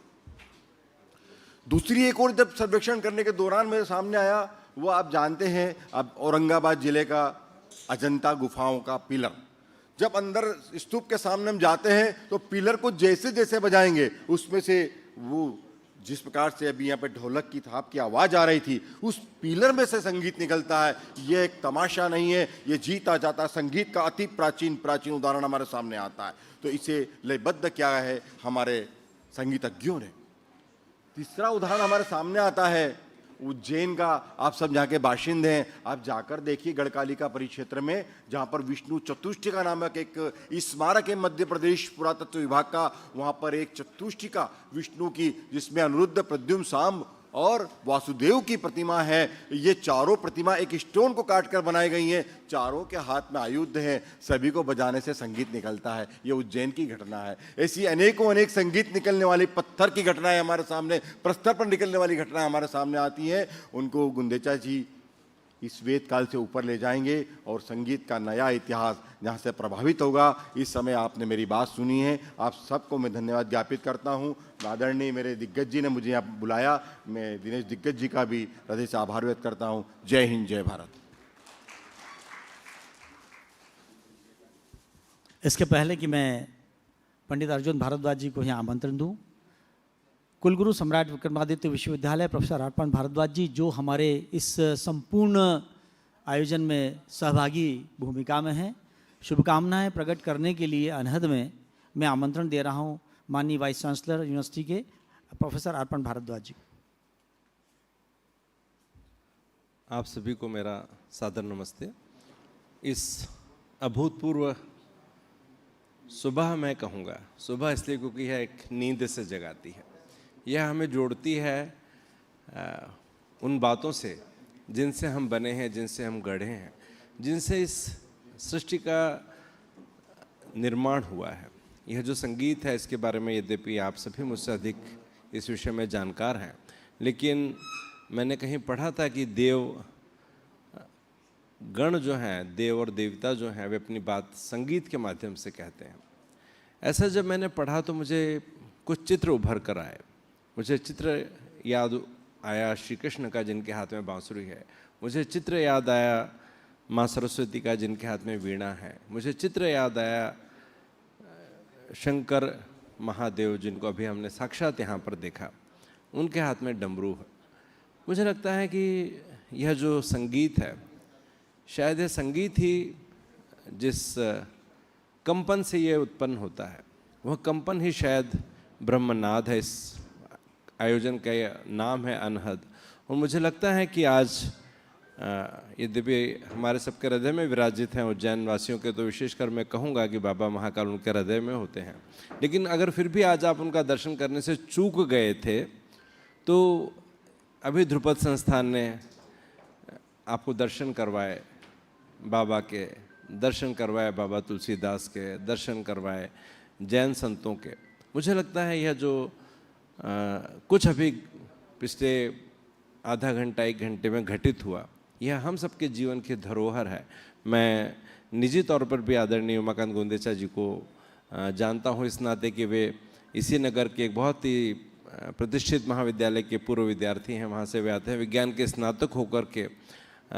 जिस प्रकार से उन्होंने संगीत के विषय को चुना और इसमें अपना जीवन समर्पित कर दिया, यह जो समर्पण है जीवन का, मुझे लगता है यह समर्पण ही आपके अभीष्ट के लिए, अभीष्ट की प्राप्ति के लिए बहुत आवश्यक है। इतना जो साधना उन्होंने संगीत की कि साधना में वे इससे कम समय देकर शायद वे इससे अधिक कहूँ या जो भी उसको आप समतुल्य कहें, उतना ही परिश्रम, उतनी ही साधना करके वे बहुत बड़े वैज्ञानिक हो सकते थे, वे बहुत बड़े चित्रकार हो सकते थे, वे बहुत बड़े जिस किसी भी क्षेत्र में होते शायद बहुत बड़े होते। लेकिन उन्होंने एक ऐसे क्षेत्र को चुना जो उन्हें उन सभी बड़ों से बड़ा बनाता है, जो उन सभी के जीवन को सींचता है, चाहे वे वैज्ञानिक हो, चाहे कलाकार हों, चाहे कथाकार हों, चाहे फिल्मकार हों। उनके सभी के जीवन को सींचने के लिए जो जल चाहिए, जो कि हम सब के हृदय में बहता है निरंतर, उस संगीत की साधना करके उन्होंने स्वयं को उस वाणी में ढाल लिया जो कि देवताओं की वाणी होती है। सभी कला साधकों के पास में मैं देखता हूँ, अगर यदि वाणी से जो साधना करते हैं उनके अतिरिक्त मैं जानता हूँ, देखता हूँ कि शायद उनके पास में संगीत के लिए कोई यंत्र होता है। लेकिन स्वयं को यंत्र बनाकर साधना करना, स्वयं के कंठ को यंत्र बनाकर साधना करना और उससे ईश्वर की प्राप्ति करना, मुझे लगता है यह केवल आदरणीय उमाकांत गुंदेचा जी और ध्रुपद संस्थान और उनके जैसे सभी संगीत रसिक जो इस क्षेत्र में कार्य कर रहे हैं, वे स्वयं अपना जीवन एक यंत्र बना लेते हैं, स्वयं की देह को एक यंत्र बना लेते हैं और इस साधना में लीन हो जाते हैं। उन सभी को बारंबार प्रणाम करके मैं अपनी वाणी को विराम दूंगा। और इस कार्यक्रम में मैं सम्मिलित हो सका, मुझे लगता है यह किसी बहुत बड़े मेरे किसी पुण्य कार्य का ये फल था जो मैं यहाँ जा सका। आप सभी का पुनः अभिनंदन, धन्यवाद। दोनों ही अतिथियों का धन्यवाद। और अब मैं बहुत आदर के साथ मंच पर आमंत्रण दे रहा हूं जिन्हें इसी वर्ष पद्म भूषण से भारत सरकार ने नवाजा है, शतावधानी डॉक्टर आर गणेश जी को वे ससम्मान मंच पर अपना आसन ग्रहण करें। इसी क्रम में मैं पंडित अर्जुन भारद्वाज जी से भी प्रार्थना कर रहा हूं, कृपया वे मंच पर पधारें।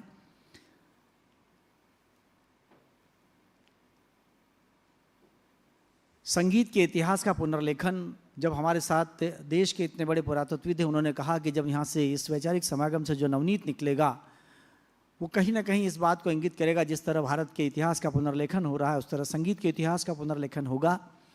और भारतीय मनीषा में क्या संदर्भ है कि हम यहाँ तक पहुँचे हैं।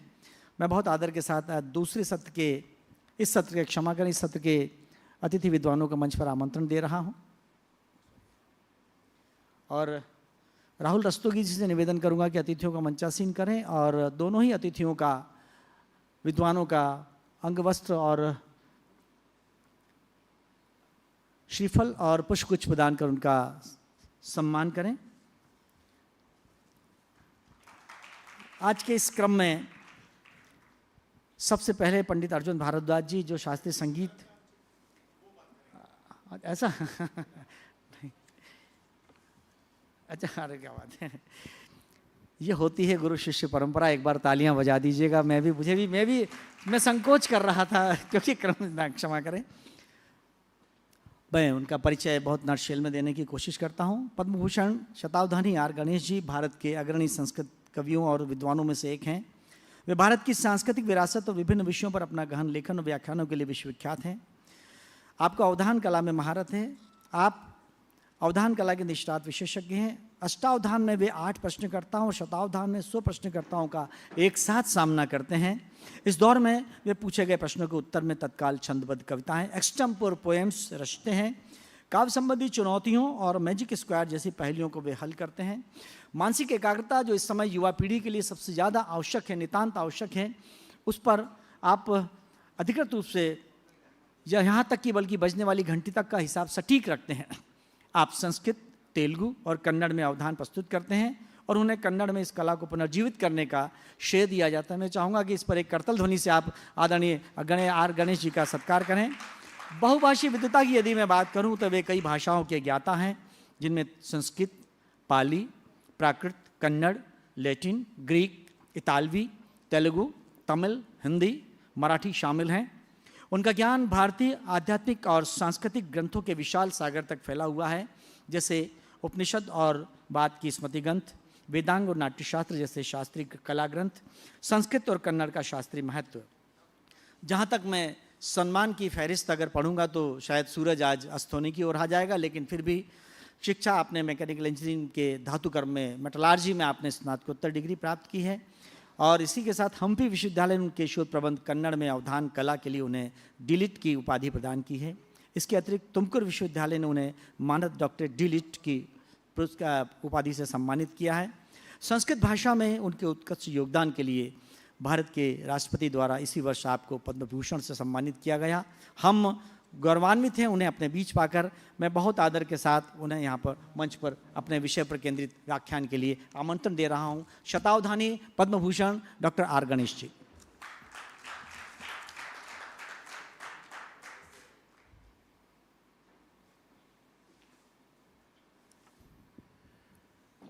Om Tat Sat. Good afternoon. I beg your pardon for presenting my brief introduction to Gandharva music in English. Hope it will be convenient to one and all. I am very much beholden to Pandit Gundecha ji and also to his wonderful team for inviting me on this occasion and to exchange few thoughts of the scholars.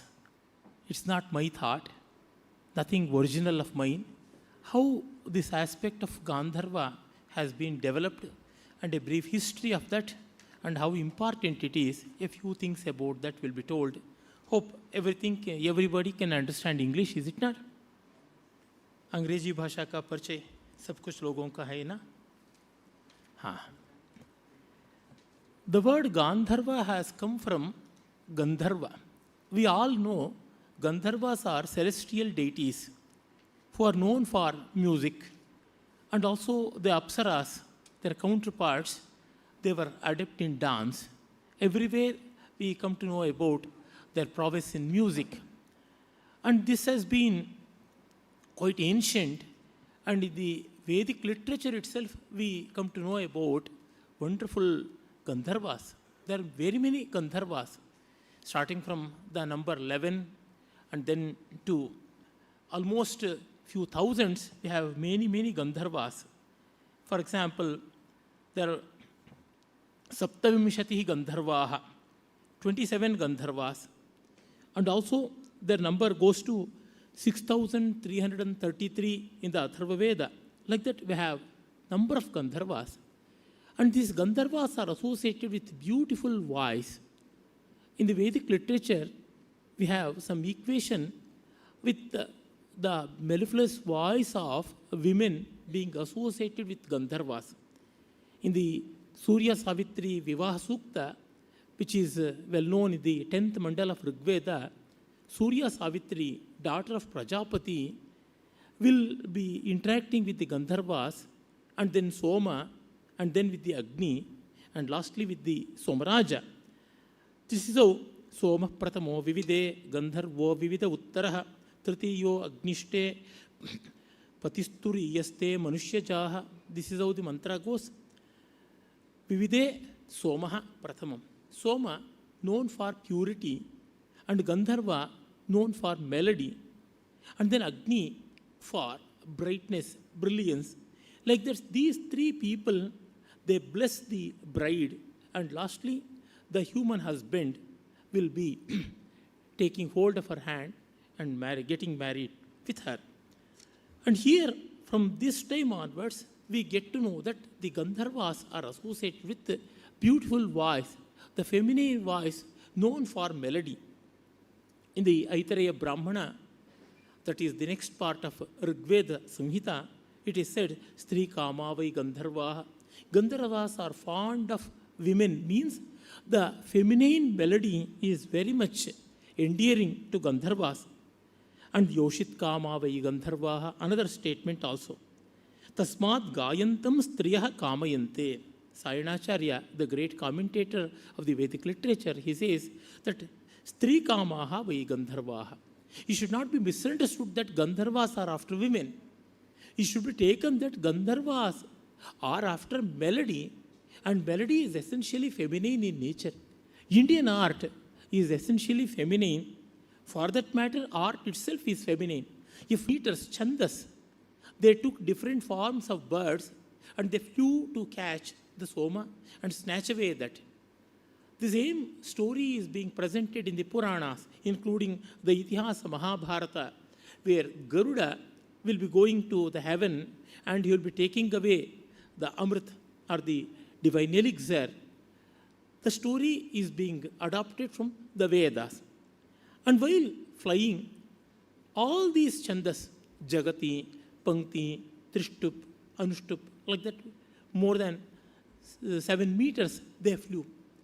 They took different forms of different birds, and Gayatri is 1 meter, which flew in the form of Suparna or Garuda.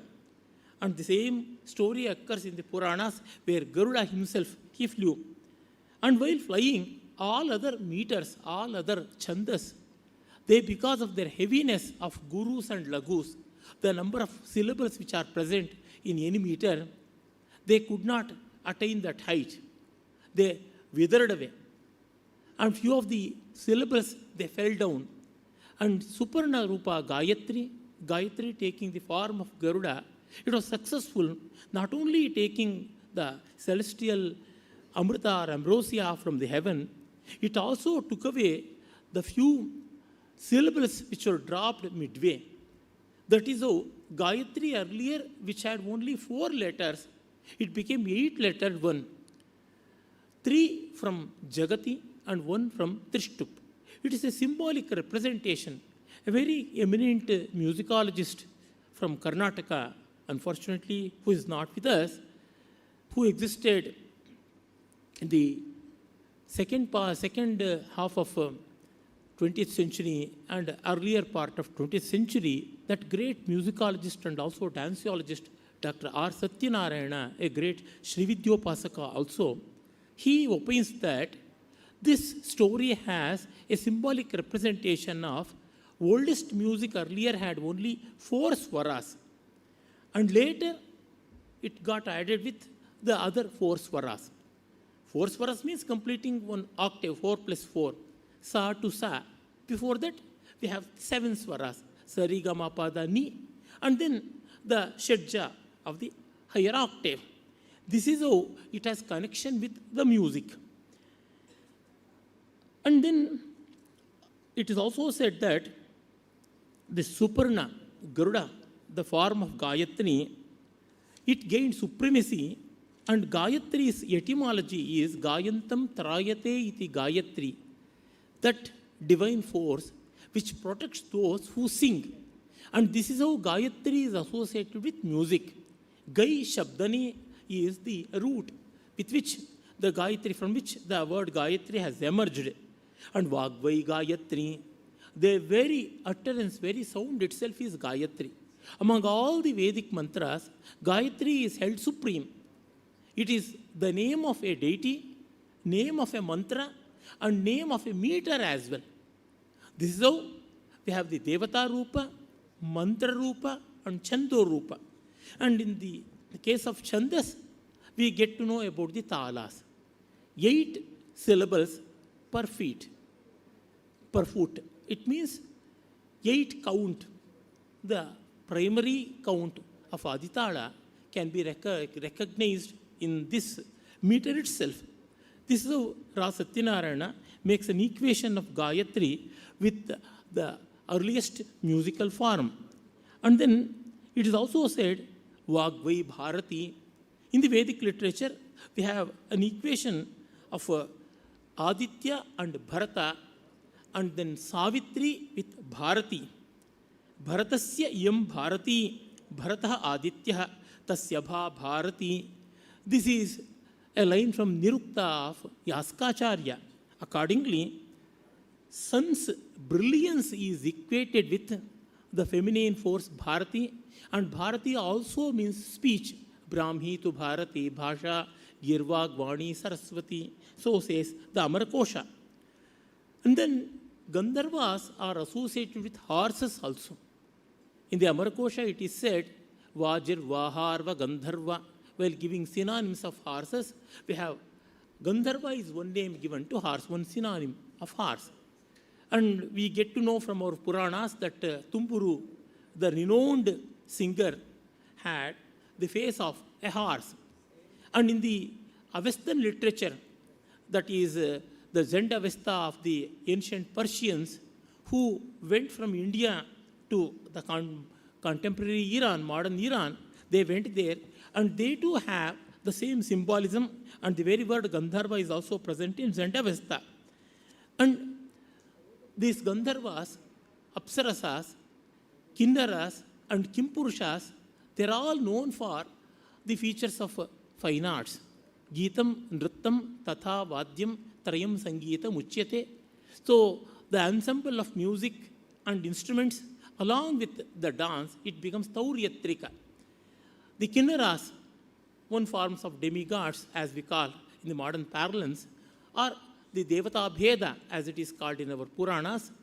They have the body of a horse and face of a human being, while the Kimpurushas have the body of a human being and face of a horse. This is how Tumburu is a Kimpurusha, like that the equation goes. All these are again connected with the aspect of horse. And horse is equated with sun, because we know Surya, the deity of morning, he blessed the great sage Yajnavalkya in the form of a horse and gave the Shukla Yajurveda, also known as Vajasaneyi Samhita. Vaji means horse. And this is how the morning, light, brilliance, day. And without day we can't live. And also light, and so the source of heat, sun. And that is how we get we get our rains. All these cycles are completely connected with horse, and this horse is representing music, and this is how Gandharvas are equated with horse. So the theory has been developed by R. Satyanarayana. Why I am saying this is, though we don't know anything practical about Gandharva Veda, so much of theory has been culled out by scholars from taking their course of study to different aspects of Vedic literature and even the Vedangas. And coming to Chandas, Chanda Padautu Vedasya. This is how the Veda Purusha, embodiment of the Veda in the form of a human being, which has been imagined by our saints and scholars, there the feet are equated with the Chandas, that is prosody, the aspect of dance, rhythm, tala. And now coming to Gandharva as such, it comprises of Swara, Tala and Pada. We get to know that from Natya Shastra and the later literature, it is said that Swara Pada Tala Samavayetu Gandharvam. Abhinav Gupta, in the Abhinav Bharati, the commentary on Natya Shastra, he quotes one early authority by name Vishakhila Acharya. According to him, Swara Pada Tala. Swara means notes, the Sarigama Padani. And Tala is the rhythm. Swara is nothing but cluster of Shrutis. And then Pada represents literature, that is Gita. So Swara and then Sahitya and Tala, all these put together, Samavaya, their inseparable structure is called Gandharva. Then it is also said, Gandharvam Naradadibhya Prattamadau Swayambhuva Padastaha Swarasanghataha Talena Samitastadha Prayuktaschavadhanena Gandharvam Abhidiyate.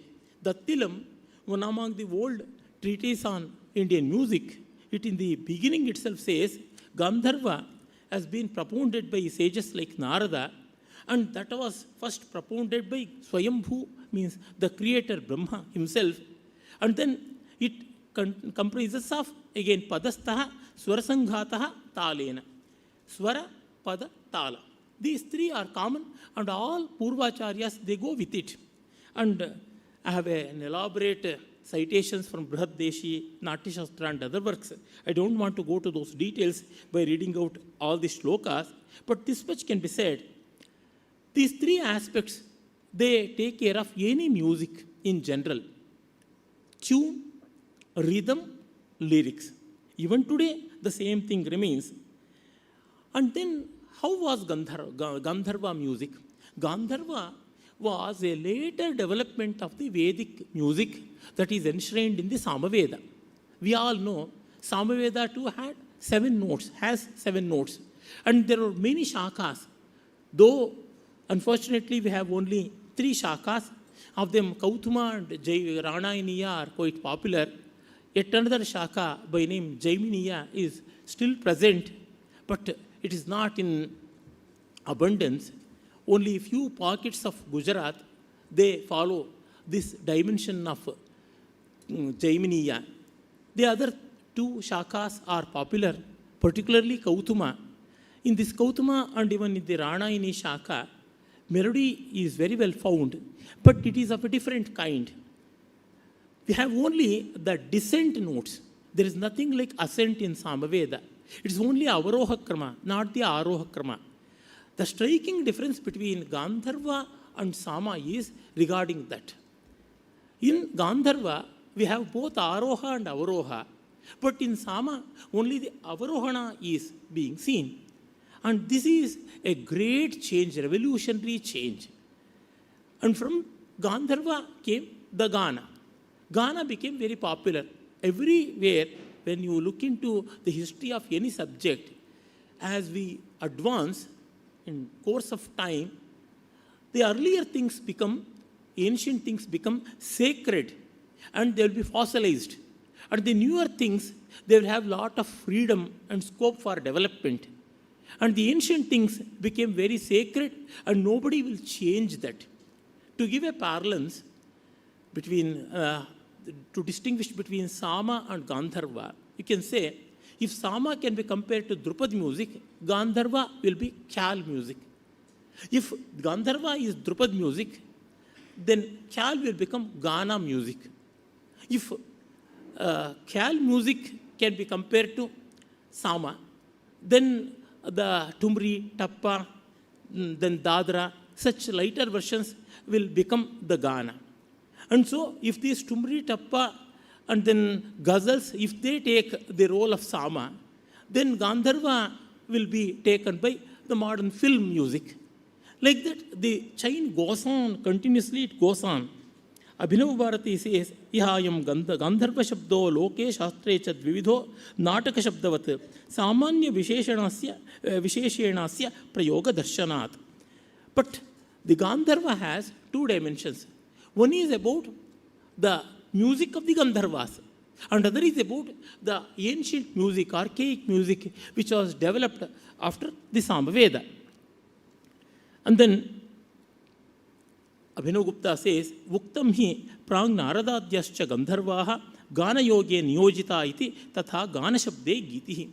Even the Gana music came to existence by the contributions of people like Naradas. But Gandharva music is more sacred, more restricted in nature. We can take liberty with Gana, but not with Gandharva.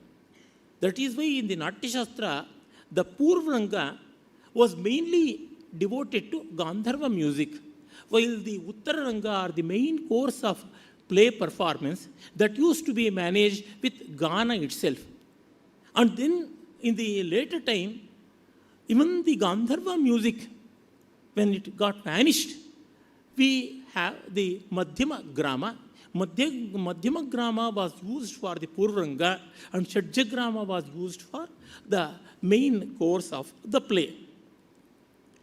Then it is said in the Natya Shastra, Sarvaswaranam pravaro hyanashi madhyama sprataha Gandharva kalpe vihitaha samaswapicha madhyamaha. This is how Gandharva Gana later came to be associated with Madhyama Grama. Earlier, it was the Gandhara Grama, and later came the Madhyama Grama, and what we now have is the Shadja Grama. This is how we come across certain changes being incorporated in Gandharva also. In the ancient time, perhaps Samaveda used to be a representative of the Gandhara Grama. Later came the Gandharva, it used to represent Madhyama Grama. And then we have the Gana, that is the Shadja Grama. But by the time of Abhinav Gupta itself, Gandhara Grama was not in existence. And that's why Abhinav Gupta often and often says, we have lost Gandhara Grama, and that's why I deal only with the Madhyama and then the Shadja Gramas. And then Bharata gives numerous references to Gandharva and Gandharva music. But by those references or citations, we are unable to reconstruct the music because we don't have any parallel. But this much can be said. The placement of these swaras were not as fixed what we see now. There was some change here and there. Even in the case of Shadja, the Shadja, though it used to be Achala, sometimes it is also said as Chala Shadja. And by shifting the Shadja, we used to get several jatis. The ancient name of Raga is Jati. This is what we get to know from Natya Shastra. I am not going to those details of Jati because it is out of purview of the present topic, that is Gandharva. And then, which are these three aspects? We already know, came to know that Swara, Gana, Swara, Tala and Pada, their subdivisions are being made. The swaras include gramas, murchanas, tanas, sthanas, vrittis, shushkaksharas, and then sadharana kriyas, varna, alankara, dhatu, shruti, and yati. All put together swaras. And then padagata gandharva, Gandharva aspect that is seen in the pada, that takes care of swara, vyanjana, varna, sandhi, vibhakti, nama, akhyata, upasarga, nipata, tadhita, kradanta, chandas, alankara, guna. Ultimately, all that takes care of literature and poetics, that belongs to pada. It means pada is lyrics, and lyrics have to follow these constraints. And then the Padagata Gandharva is again two-folded. One is Nibaddha, that is a versified construction. Anibaddha, a prose construction. And in Talagata Gandharva, we have Dhruva, Avapa, Nishkrama, Vikshepa, Pravesha, Shamya, Tala, Sannipata, Parivarta, Vastu, Matra, Prakarana, Vidari, Yati, Laya, Kita, Avayava, Marga, Padamarga, Pani. All these are concerned with the way of showing the tala, showing the rhythm, and various elements that comprise one particular tala.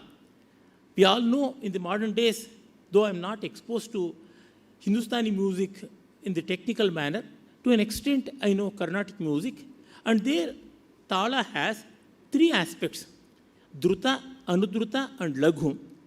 And earlier we had three more aspects. There we have Guru, Pluta, and Kakapada. Similar to that, even more elements were present in the Natyashastric Tala. There, how the Tala has to start, and how it has to end, and where it has to stop, and where it has to proceed. These elements will all be taken care of in that Talagata Gandharva. This is how Gandharva Gana has been elaborated, but we don't have any example to show. And Sangeet Ratnakara, perhaps the most authentic text on music and dance, including the instruments of the medieval India, there he says some seminal features which are very clear in nature. Ranjaka Swarasandarbho Geetamitya Abhidiyate Gandharvam Ganamityasya Bhedadvayam Udiritam. Again, he is speaking of two aspects, Gandharva and Gana. And both are Ranjaka. But anadi sampradayantu yadgandharvai samprayujyate niyatam shreyaso hetu tadgandharvam jagurbudaha. Gandharva is an ancient or archaic form of music which is for shreyase, it is for moksha, it is for self-realization. It means the enlightening aspect or the educative aspect or the meditative aspect is found more in Gandharva, while Gana is more entertaining in nature. As a comparison, we can say Drupad is more meditative in nature, inwardly in nature, that is how it is being treated, while the Khyal music is more entertaining. Several scholars opine that Khyal has come from the Sanskrit word khela. It means sport, play. Well, Dhruvapada means it is for permanence. What is permanent apart from moksha? This is how that which is for the ultimate realization of self, what meditative music is needed, and that is taken care of by Gandharva. But if you go further backwards, at one time, Gandharva used to be popular music, and Samagana used to be sacred music, and that is contemplative in nature, meditative in form. And then he speaks of another feature also. Yattu Vagyeyakarena Rachitam Lakshananvitam Deshi Ragadishu Proktam Tadganam Janaranjakam. That is popular Deshi, that becomes the Gana. While Marga means, in the modern parlance, one rough equation is classical is Marga. It is not essentially so. There are different connotations. Classical and folk are two elements which have been introduced by the Western world into Indian art world.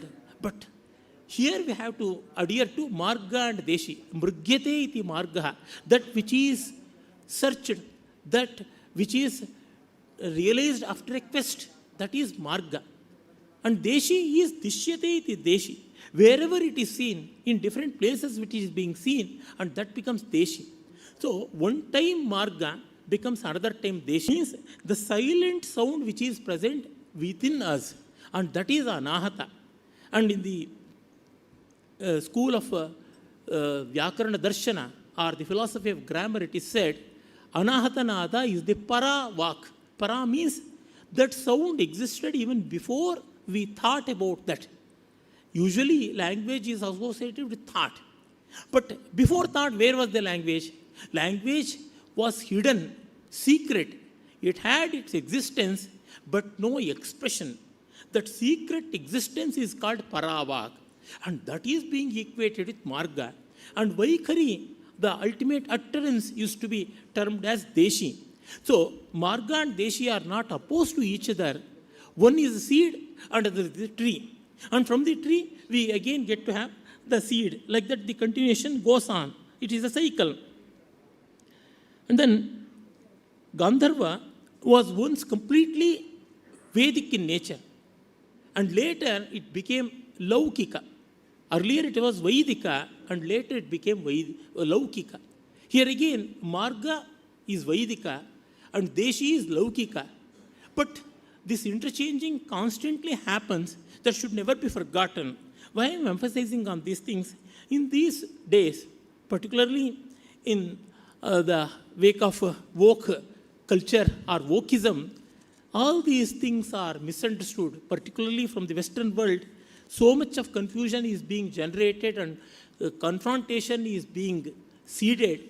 This has to be questioned genuinely, and it has to be addressed properly with our sound basis of Shastras.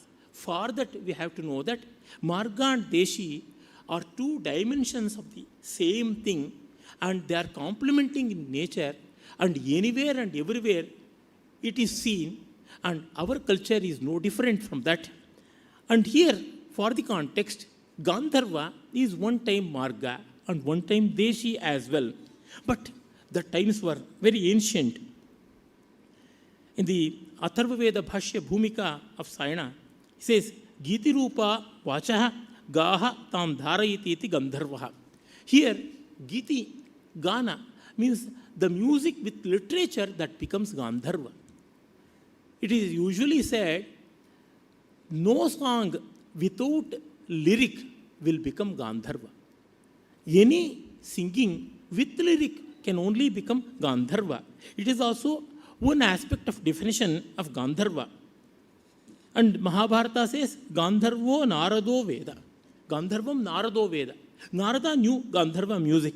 Gandharvam Naradadibhya Prattamado Swayambhuva.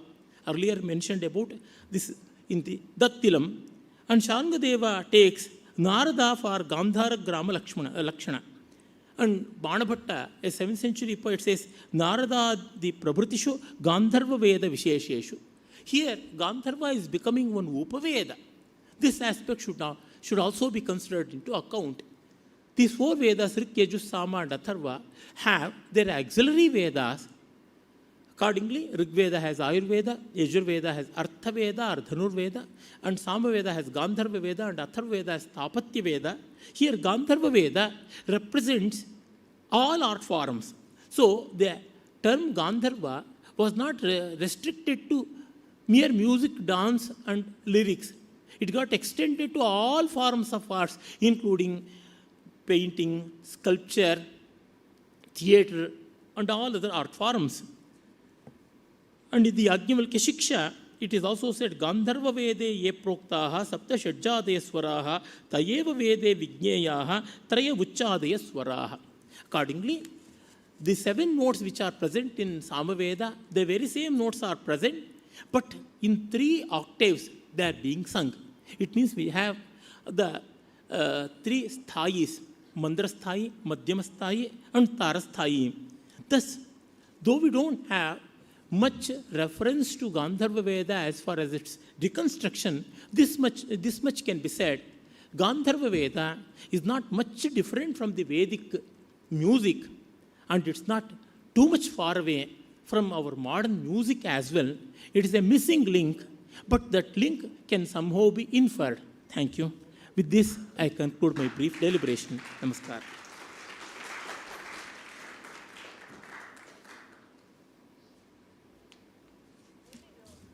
धन्यवाद श्रद्धेय। आहत से अनाहत की यात्रा, सगुण से निर्गुण की यात्रा, सुरों की यात्रा, उससे आपने प्रत्यक्ष कराया नई पीढ़ी को और हम सभी को हम धन्यवाद प्रेषित करते हैं। और आज के इस संदर्भ में जो दूसरा व्याख्यान है, विषय है संगीत की दैविक उत्पत्ति, आसुरी संगीत और उसका प्रभाव।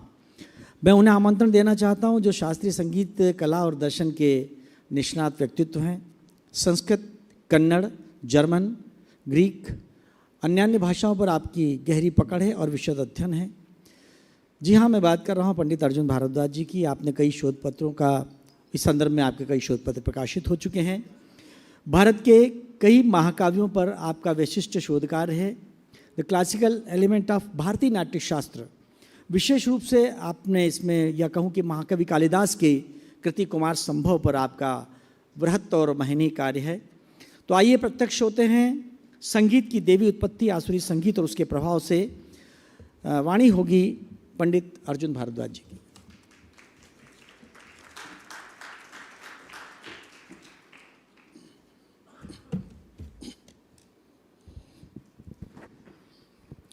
चिदानन्दकलां वन्दे चन्द्रकलाधरां नैर्मल्यतारतम्येन बिम्बितां चित्तभित्तिषु ऊर्ध्वोर्ध्वमारुह्य यथर्थतत्त्वं दीः पश्यति श्रान्तिमवेदयन्ति फलं तदात्यैः परिकल्पितानां विवेकसोपानपरम्पराणां।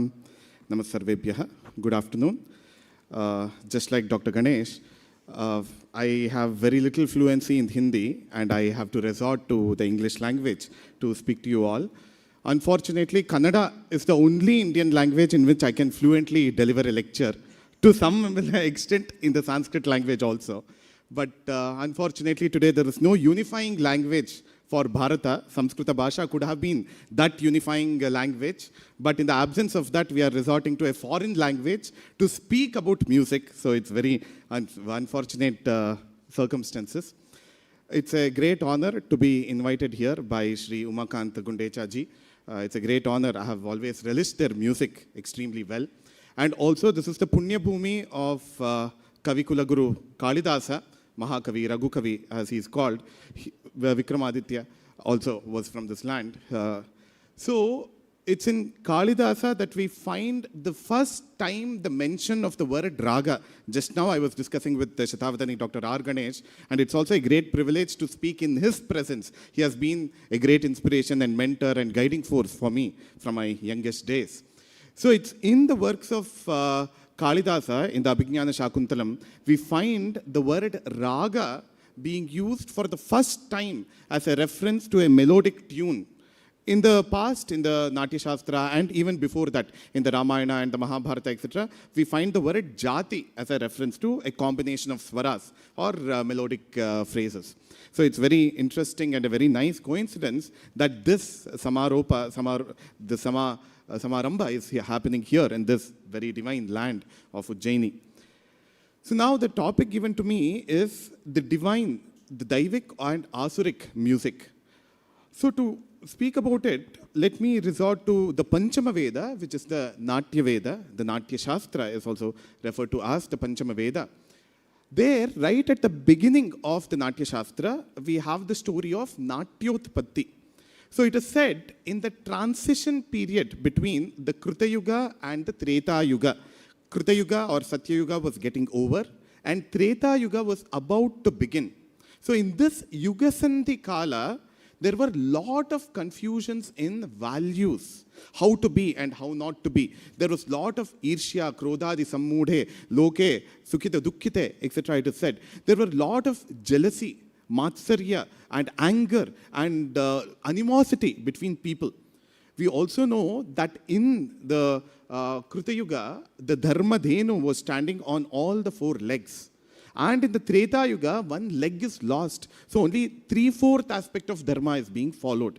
When there is a Dharma Lopa, there must be something which will fill up for it. If not, there will be a lot of disturbance on earth, in the Devaloka, in the Bhuloka, and in the Patala Loka. There was a lot of disturbance. So what happened was, all the Devas, Danavas, Rakshasas, Gandharvas, all of them came together with a united purpose. They went to Pitamaha, Brahma, Chaturmukha Brahma, and they said, Kridaniyakamichamo Drishyam Shravyam Cha Yad Bhavet. It's a very famous story from the first chapter of the Natya Shastra. See, look at this. It's a united request of people belonging to all strata of the society, be it the Devas, the Gandharvas, the Rakshasas, the Danavas, Yakshas, Mahoragas, that is the snakes, serpents, etc., belonging to all these different clans. They went with a united purpose, seeing that we need a means of entertainment to overcome or to transcend the worldly life. Because the worldly life has become disturbing and we want a solution for it. We need to feel that ananda. We need to feel joyful. So please give us a solution, and that solution should be appealing to the eyes and the ears at the same time. Kridaniyakamichamo Drishyam Shravyam Cha Yad Bhavet. So that is when the very famous shloka comes. Chaturmukha Brahma had already created the 4 Vedas by then, Rigveda, Yajurveda, Samaveda and Atharva Veda. So he recollected what he had already created and he put together them in different manner. Jagraha Patyam Rigvedat, Samabhyo Geetamevacha, Yajurvedat Abhinayan, Rasan Atharvanadapi. So whatever was already present in the 4 Vedas was put together in a new form. It is like saying 4 different old wine bottles in a new form. A new form has been given, and that became the Natya Veda. So here we get a reference to Samaveda, because of which the inspiration for Gita was derived. Of course, Gita is lyrical music, and the inspiration was from Samaveda, like Shatavadani Ganesh. He also mentioned in multiple instances, multiple times today. Vedanam Samavedosmi, Sri Krishna says in the Bhagavad Gita, and that in a different way, the Sangeeta Ratnakara also says that although Gopati is Ananta, but still he enjoys the Nadotpatti which he himself does for his own sake through his Vamshi, that is the flute. So that identification of Sri Krishna Bhagavan himself with the Samaveda, which is the Veda of music, is something very interesting to note. So from the Samaveda, the Gita was born, and the inspiration for music was derived from the Samaveda.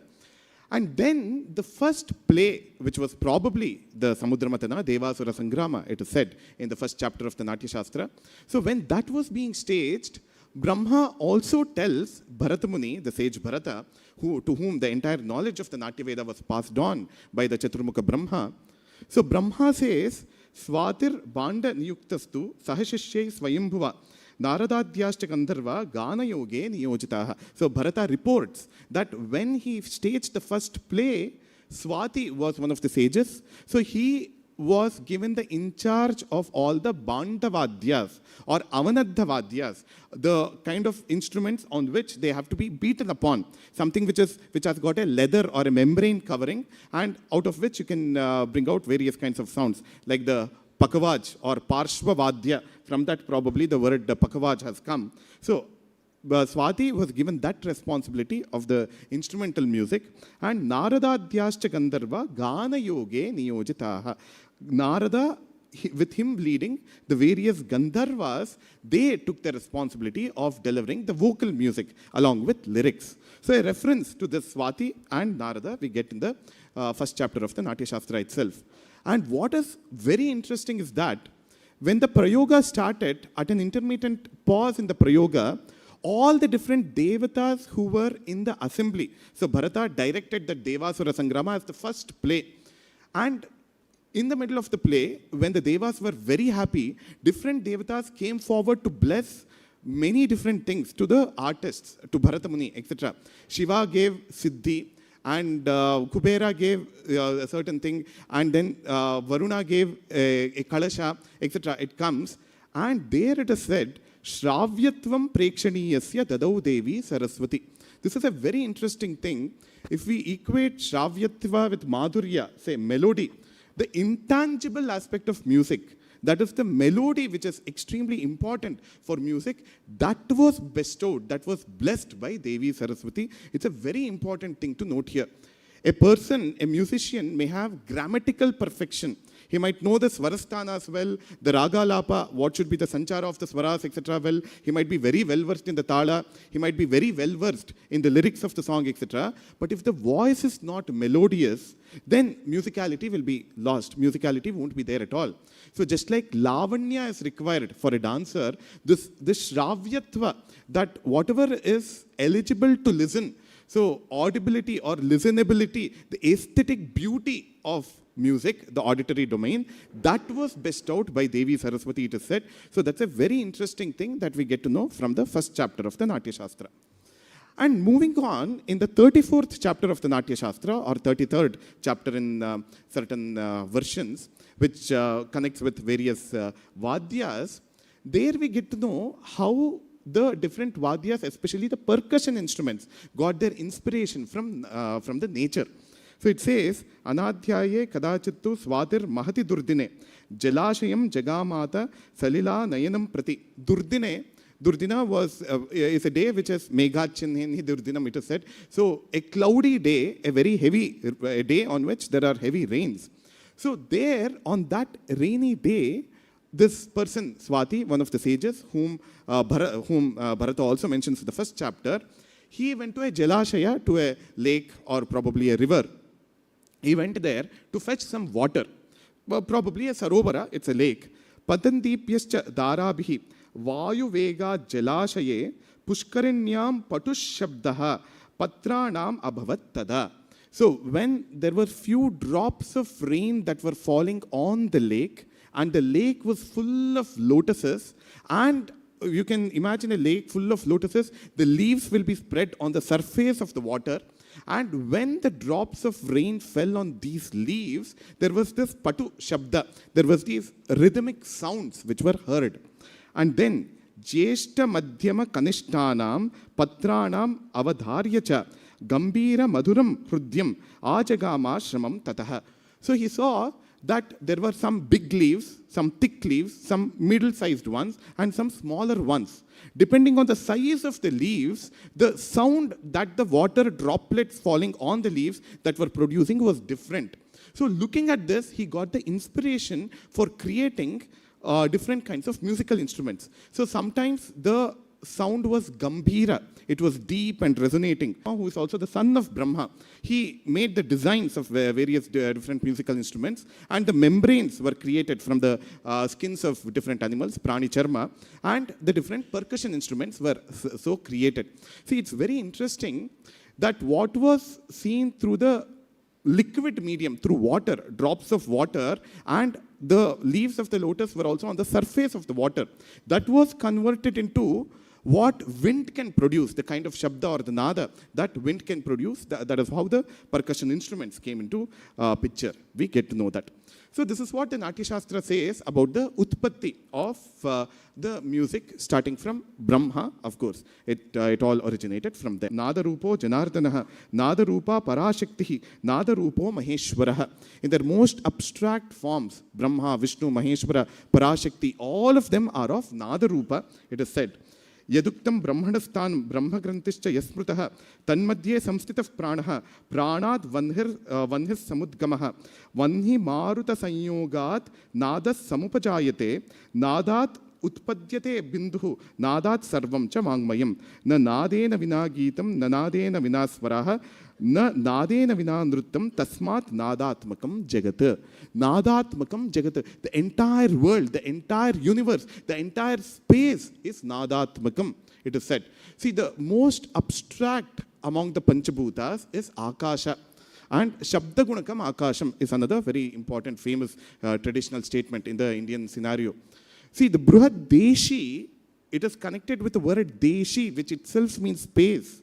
It starts off by speaking about outer space, how the propagation of sound happens in the outer space and the impact it has on the inner space. So that space, that outer space, the universal space becoming the individual space.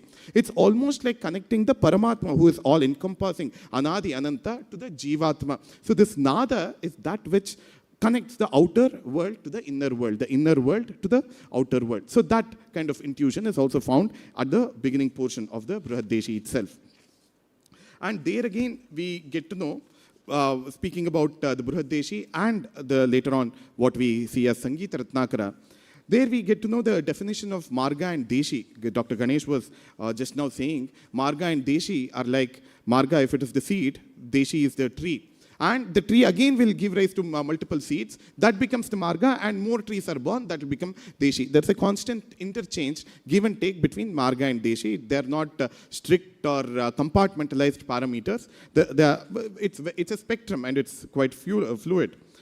So there, while speaking about Deshi, Bruhadeshi gives, Abala Balagopalaihi Kshitipalair Nijechaya Giyate Yanuragena Swadeshe Deshi Ruchyate. Abala, that is women, Bala, children, Gopalaihi, that is even cowherds or any strata of the society they belong to, and Kshitipalaihi, even kings, Svechaya, as per their own desire, in different regions, as per their own free will, their own creativity. Whatever they sing, that constitutes Deshi. But whatever was presented by Bharata, sage Bharata, as per the guidance and the blessings of Chaturmukha Brahma, in front of Bhagavan Shiva, that constitutes Marga. See, what's interesting here is that Marga is what is divinely approved and ordained and which is universal. But that doesn't mean that it is divorced from Deshi. Whatever is universal and regionally applied, that becomes Deshi. So between Sangeeta Ratnakara and the Bruhadeshi, we get these definitions. In fact, Shatabdhani Ganesh, recently in a particular seminar, he said, while Marga is Sakshatkara, Deshi is Avishkara. So Sakshatkara of that divinity, the divine music within us, the universal aspect of Nada within us, while that would constitute Marga, Mrugyate iti Margaha, that realization within us and the outward realization, while that is Marga, Sakshatkara, Avishkara, its application in reality, that becomes Deshi. There again, while defining this Marga, we get a reference to these divinities.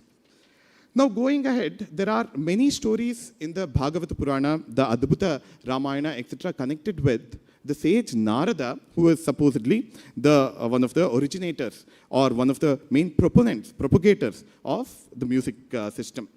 It is said in the Saptama Skandha of the Bhagavata Purana that in the past, of course from Chaturmukha Brahma, Prajapati, Sanaka, Sanandana, Sanat Sujata, so many people were born, and Narada was also born, Marichi, so many other sages were born. So many of these sages, they became celibates. I think they became sannyasis. They did not become family people. They became rishis. However, when Narada was born, he was also inspired by these other Sanaka, Sanandana, etc. And he also wanted to be a rishi. He wanted to be an unmarried person. So Brahma said, no, that is not what you'll have to do. But however, you'll have to get married, and it's your responsibility to propagate knowledge in the terrestrial sphere, that is in the Bhuloka, it's your responsibility. When Narada again refused, then that is when Brahma, Chaturmukha Brahma, he cursed Narada to be born as a certain Gandharva called Upabarhana on earth. See, now this Upabarhana was born as Chitraketu's son, and he ended up marrying 50 different daughters of Gandharva daughters of a Gandharva king called Chitraratha. It is said Apsaras. 50 Apsaras he got married to, or 50 women, Gandharva Stris, he got married to, Upabarhana. What's interesting to know here is that the curse of Brahma for Narada to be born on earth, that became a blessing for people on earth. So Narada, along with his 50 wives, he started propagating the knowledge of music, the knowledge, the Gandharva Gana, etc. It is said. So that is one reference that we get. And in another story in the Bhagavata Purana, we also hear that there was this king called Durmila, and he had a wife called Kalavati. And Narada was a son who was born to them. He was a very great devotee of Vishnu, like we know from various different Puranas, a great devotee of Vishnu. So Durmila and Kalavati, they prayed to Bhagavan Vishnu to beget a son. And after the death of Durmila, Kalavati was carrying them, and Narada was born. And when Narada was born, at that time, it was a Durbhiksha Kala, as in there was no rains for many years. Right at the birth of Narada, there were rains, and that is how he got the name Narada. Nara apascha. So the word Nara itself means water. So somebody who gives water or that pleasure, who relieves the earth from any kind of turmoil, who relieves the earth from any kind of dryness. So that is the tattva which is embodied in Narada. So Narada Gana, or that music which Narada endows the earth with the entire Bhuloka, Devaloka, etc., that removes any kind of dryness, or it removes any kind of heat. Tapa Nivaraka Shakti. That is what Narada is endowed with. That is what his very name means. We get to know from the Bhagavata Purana. Now, in the Padma Purana, as a part of which the Adbhuta Ramayana also comes, there are very interesting stories connected with Narada. So, upon the blessings of Bhagavan Vishnu, once in the past, Narada got the knowledge of music. He learnt music from an owl called Gana Bandhu. So, that owl bestowed him with all the different skills and knowledge of music. And it said, now that I have given you this, what blessings will you give me in return? So then Narada said, you Ganabandhu, in your future life, you will become Garuda himself. You will get Sayujya, Samipya, Salokya, everything with Sriman Narayana, Mahavishnu, you will get that. So Narada blessed Ganabandhu, the owl, with that blessing. And owl is also the Vahana of Lakshmi. So there also we find a reference to Narayana, Vishnu. Then Narada, having learned music, he became competitive with Tumburu. Just now, Dr. Ganesh was mentioning, Tumburu is somebody with the face of a horse. So Narada, in a competition, he went to Tumburu's palace to show his prowess, to show his skill. There he goes and sees that there are many men and women who had fallen down in Tumburu's court. Some of their eyes were mutilated, eyes were wounded, some of their hands were chopped away, some of their legs were wounded, etc. So Narada is aghast and shocked. He came for something like a Vagvada or some kind of a Sangeeta Spardha with Tumburu, but he sees all these wounded people here in the Sabha of Tumburu. So then Narada is surprised and he asks, what is this? What has happened to all these people? Why have they fallen like this? Then those very beings start speaking. They say that we are Swara Devatas, we are Raga Devatas, we are Raginis. We have all been wounded by you because of your jealousy, because of your competitive spirit, where Nada or Sangeeta is meant for one's own elevation. It's meant for curbing the ego. It is meant for dissolution of the ego. But the very fact that you have learnt music has given you ego. You have become very arrogant.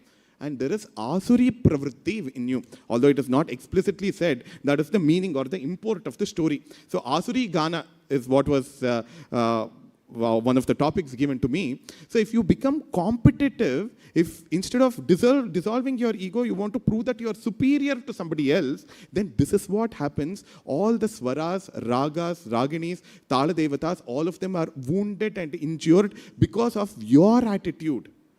Rajoguna, that you have got Rajoguna, which is directed by Tamoguna, unfortunately. In fact, the Bhagavad Gita in the 16th chapter, the Asuri Pravritti and the Daivi Pravritti, it is said, Aso Maya Hadahata Shatruhu Hanishye Chaparanapi Ishvaroham Aham Bhogi Siddhoham Balavansuki Adyo Vijanavanastri Konyosti Sadrusho Maya Ekshe Dasyami Modishya Ityajnana Vimohitaha. Konyosti sadrusho maya. So this is the competitive spirit. Is there anybody to equal me? I'll challenge everybody. And this is some new knowledge that I have got. I'll show my superiority over everybody else. This is the attitude which Ravana also had got. Many people say that Ravana was a very great Shiva Bhakta and he played the Rudraveena. The Uttarakanda of the Ramayana also says that. But then music is being used to what effect? And all this Shraddha, all this physical power is being used to what effect? So if I'm a devotee of Shiva, shouldn't I be submissive and humble to Bhagavan Shiva? So Ravana goes to Kailasa and there he sees Nandikeshvara and says, you Nandi, you look like a monkey. So by calling Nandikeshvara a monkey, he's demeaning both the Vrishabha, who is Bhagavan Dharma, and also a Vanara. So both disrespecting even the Vahana of Shiva. If I'm a devotee of Bhagavan Shiva, shouldn't I be respectful to the Vahana of Shiva as well? And if Shiva, why did he go to pray to Shiva? To get the Atmalinga of Bhagavan Shiva. Something which is so personal to a person, you want to snatch it away for your own selfish needs. or whatever needs to be universal, that you personalize it. You just bracket it for your own self. So that is Asuri Pravritti. And Ravana lifts the Kailasa Parvata and sings he makes his own heads as the tumbis of the veena and his own nervous system as the strings, etc. This again shows that he is showing off his skill there and shaking the Kailasa mountain. So if I have a very best friend and the friend does not talk to me, I go and create earthquake, I create tremor in his house. Is that the way to show any kind of love or bhakti or anything? This is really tamasa guna. So not true bhakti at all towards Shiva, to show that how powerful I am with my music, with my physical strength. That is the Asuri Pravritti that we see in Ravana. So a small tinge of this was probably found in Narada as well.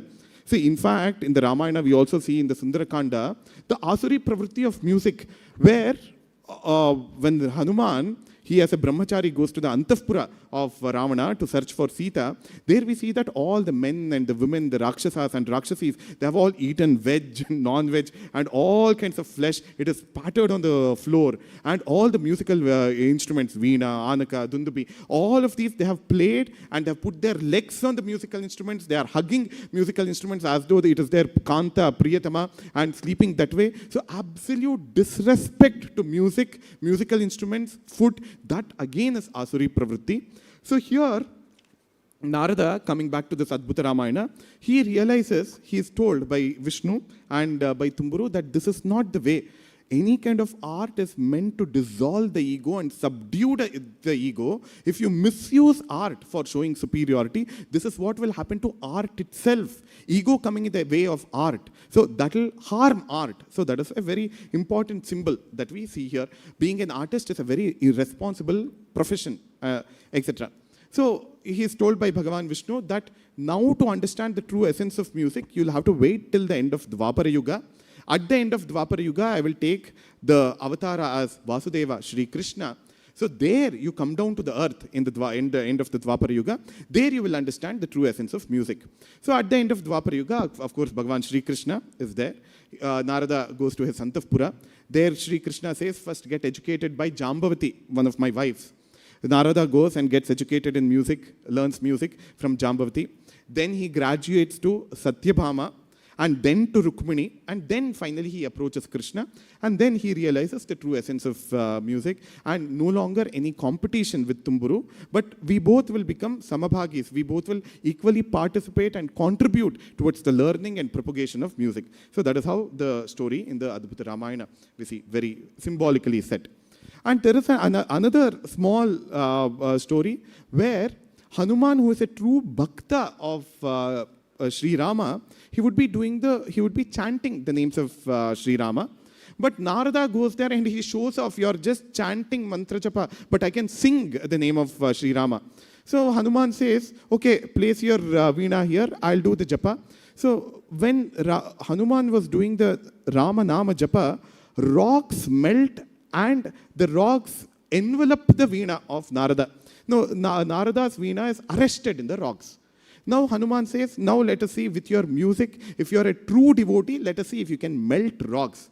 See, the true devotion not just melts the divine's heart, but it can melt rocks as well. So melting of the rock is melting of our own ego, our own opaqueness, our own that hard-heartedness, the iron curtains that we draw between ourselves and the divine. So that has to be melted. So that is what Hanuman shows. He is a great Vyakarana Vidwan, etc. We know from the Ramayana itself. So there, Narada then tries to sing. How much ever he sings, the rocks do not melt, and the rocks had kind of enveloped the veena.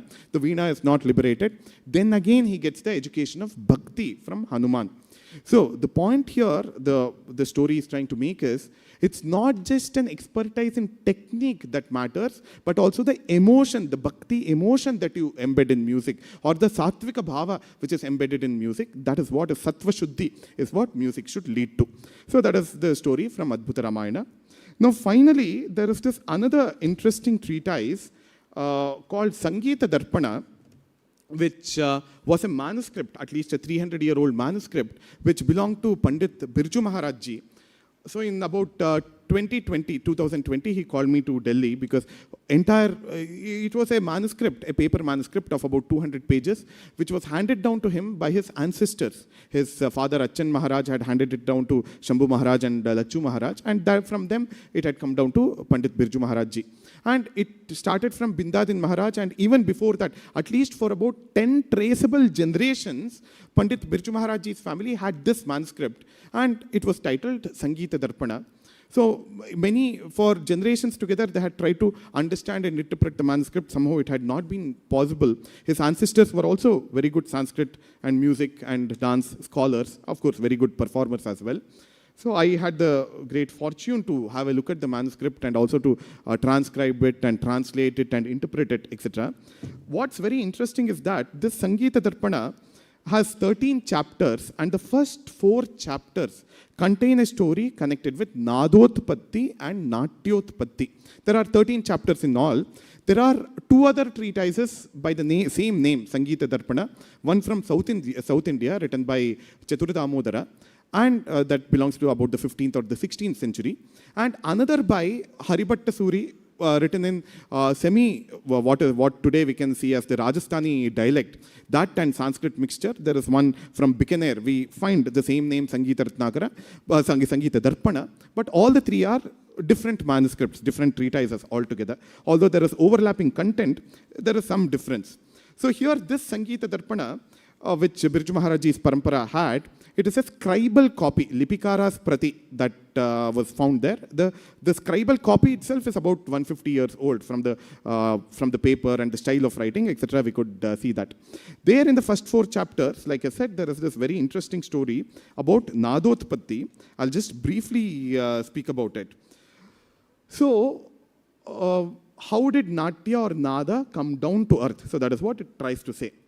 Brahma, Chaturmukha Brahma, once at the end of Pralaya, he was reborn. At the end of Pralaya, Brahma is reborn and he makes the entire creation, etc. So this is a very Puranic, well-known concept in the Puranas.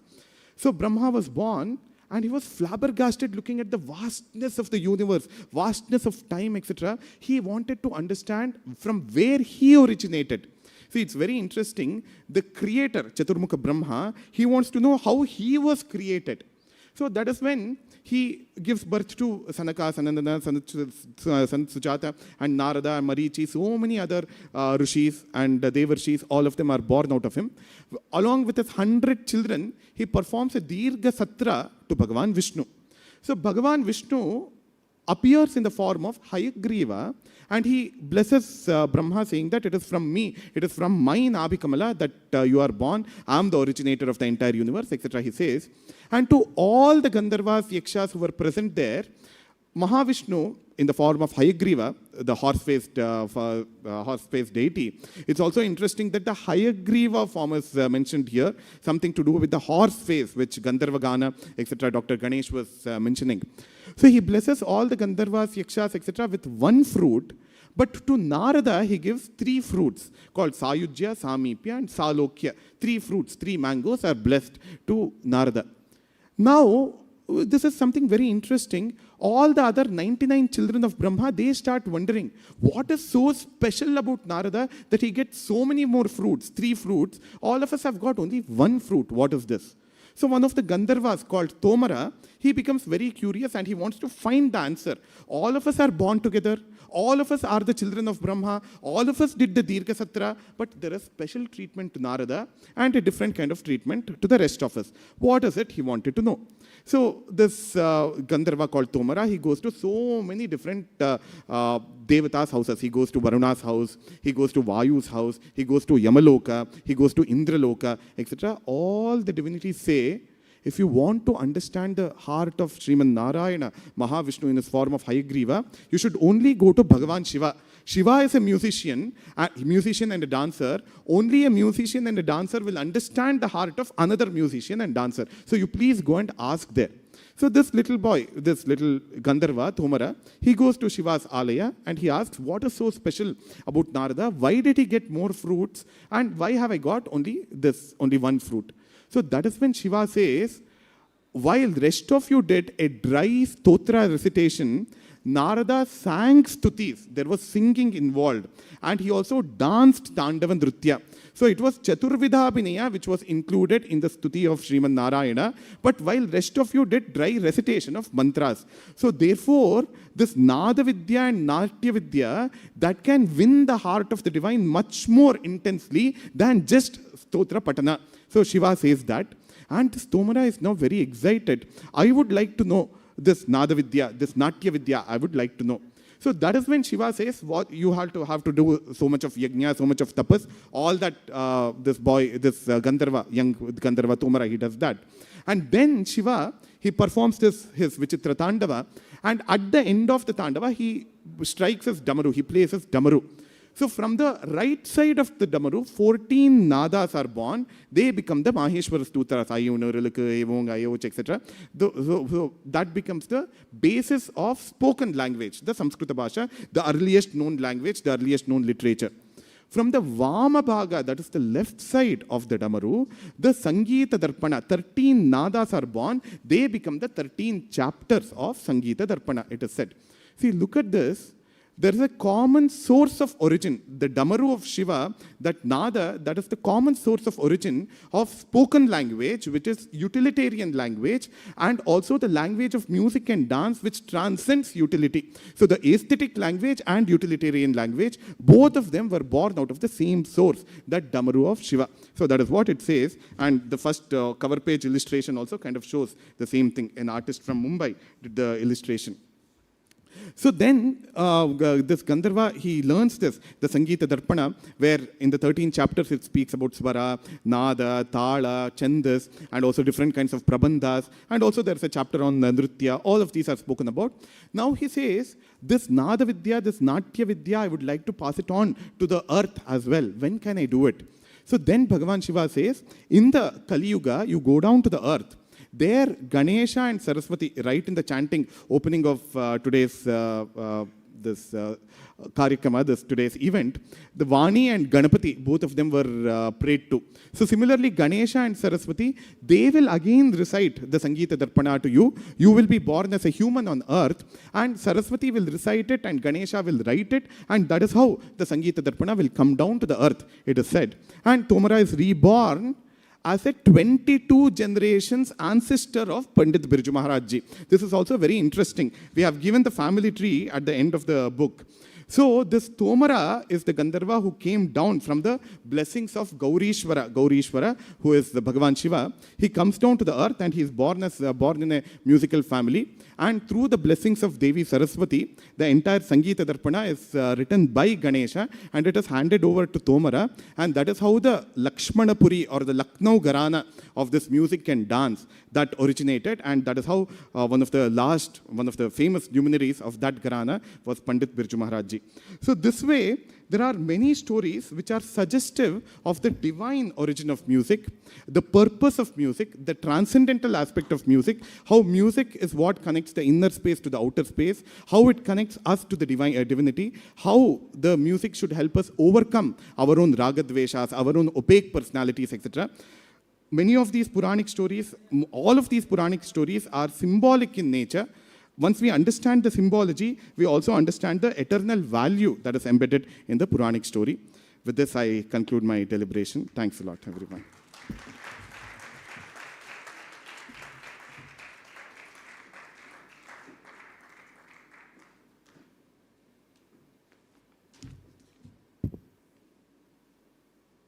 धन्यवाद श्रद्धेय पंडित अर्जुन भारद्वाज जी। और जिस गूढ़ता के साथ आपने पौराणिक ग्रंथों से, पुराणों से, वेदों से, वहाँ से लेकर शाम से लेकर आज तक की जो व्याख्या की, नई पीढ़ी में समझता हूँ कि बड़ी उससे आप्लावित हुई होगी। और अब एक जिज्ञासाएं आपके मन में होंगी, क्योंकि ये अब छात्र हैं, शोधार्थी हैं, और यदि आपके भीतर जिज्ञासा नहीं तो मैं समझता हूँ कि वो निष्फल हैं। इतने अच्छे विचारवान व्यक्तित्व के बौद्धिक के बाद, व्याख्यान के बाद, आप में से कोई इस सेशन को मैं सर आप ड्यू परमिशन ओपन करना चाहता हूँ। आप में से कोई प्रश्न, आपके भीतर कोई क्वेश्चन, कोई जिज्ञासा, हिंदी में भी पूछ सकते हैं, भाई इंग्लिश का नहीं रखें। हाँ जी बिल्कुल। मैं राहुल बाबू कार्डलेस।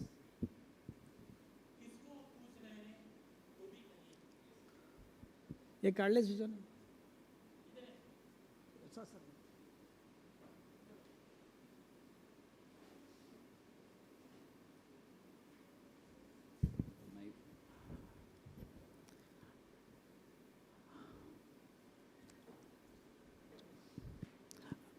आप किससे मुखातिब होना चाहेंगे वो भी बता दें.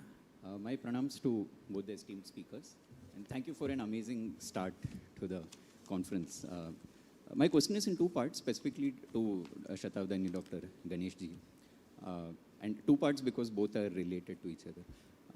I want to understand more about Shanta Rasa, and from what I understand, it's most versions of Natya Shastra does not include it. And the second part, because I want to understand that in the context of Shantarasa, Chittaranjan or entertainment, I should Prayers, say. sir. Prayers, sir. And what can a seeker of moksha actually keep in mind when engaging with Sangeet Sadhana, and how does it relate to Shantarasa specifically? Beautiful question, very educative as well. We have several recensions of Natya Shastra. Natya Shastra has several versions. The same work, having 36 or 37 chapters, when it got printed, in 3 places it got printed, in Mumbai, in the Nirnay Sagar Press, and in Varanasi, it is under the editorship of Acharya Baladev Upadhyaya, and then in Baroda, that is Vadodara, under the editorship of Manavalli Ramakrishna Kavi. So, there are such differences. Differences means not one thing opposed to it. Some few verses are present and some verses are not present, and some chapters are here and there, big order being changed, something like that. So, even during the time of Abhinavagupta, such various recensions existed. Recensions means pathantaras.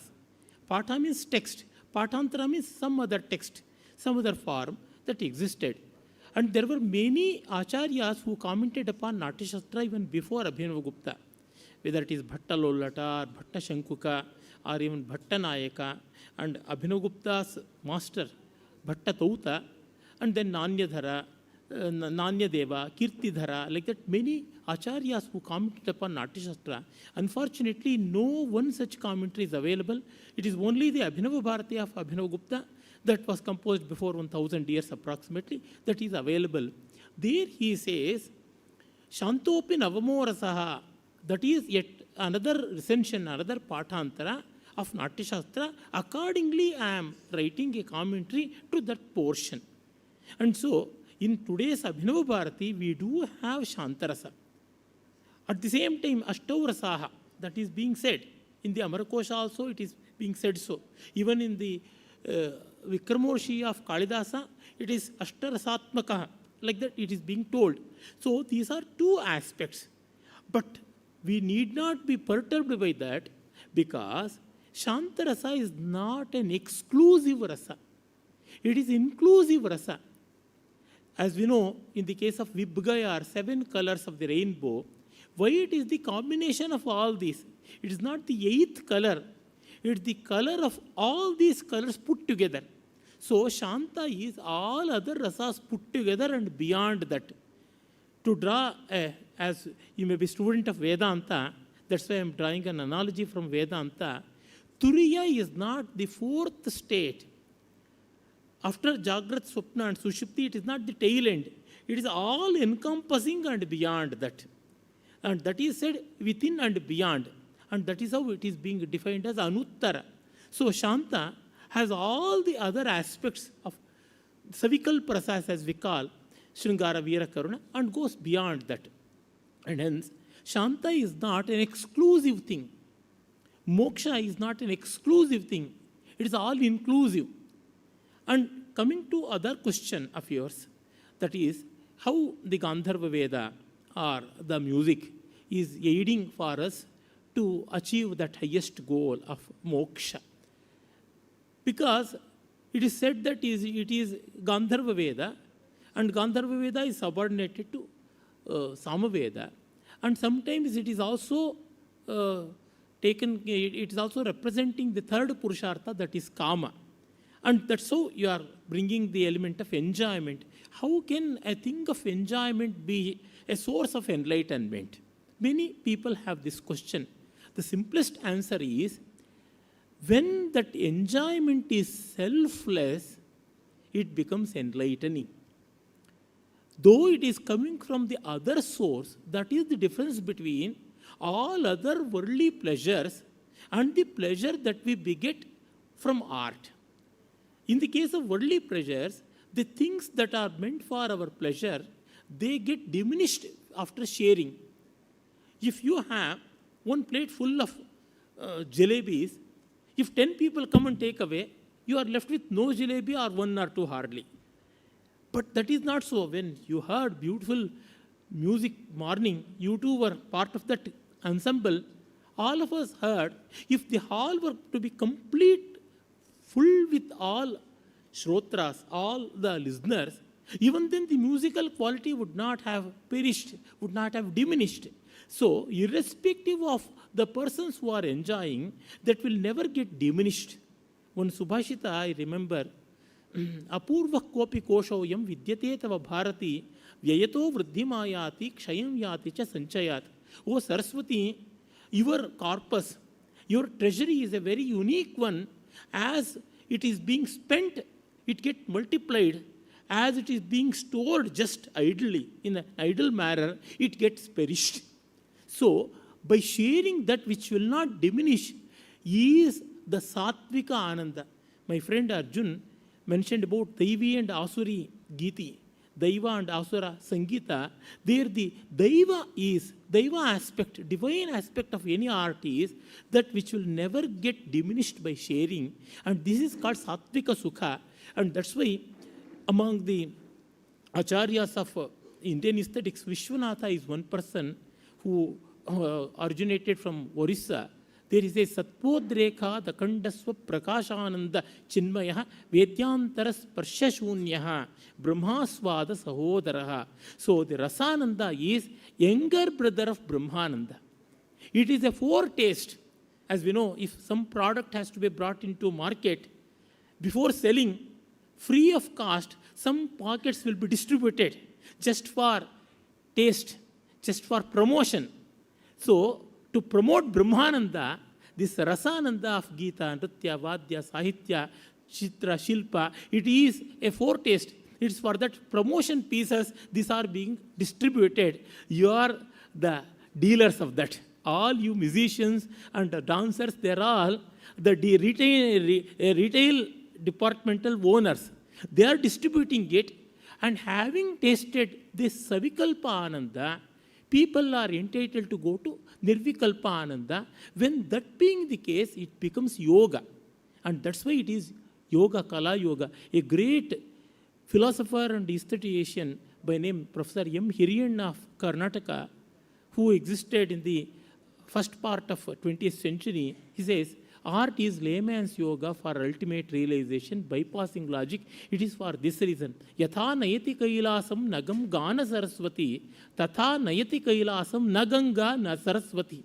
As Gana Saraswati takes us to Kailasa, so no Ganga, no Saraswati will take. It is because of this impersonal enjoyment. And what we were earlier and what we are after, they are two different things. Because Rasananda refines us, while the worldly pleasures of any other kind, enjoyment is there, but the element of refinement is not present. But here it is present. As the element of refinement is more, our enrichment will also be more.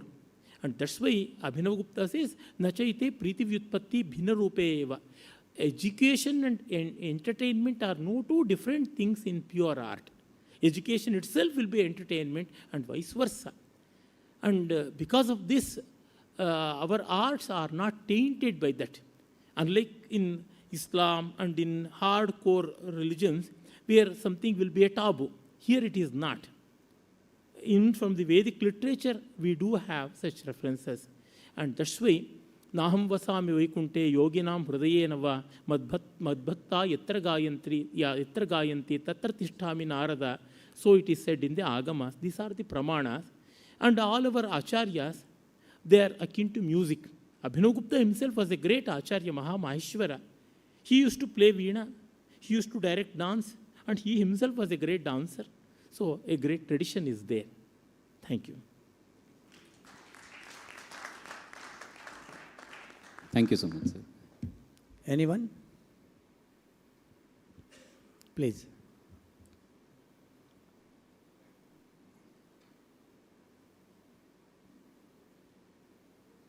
Hello, मेरा प्रश्न आपसे ये था कि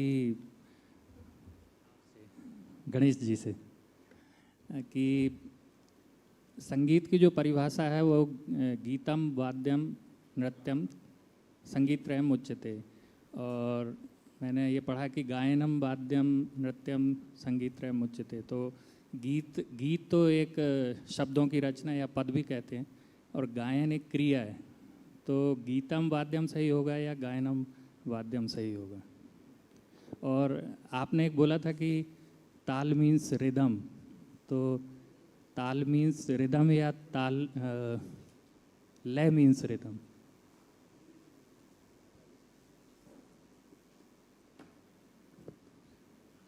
Very good question. Here is the problem if we take a new language, an alien language. विदेशी भाषा की ये समस्या तो यही है.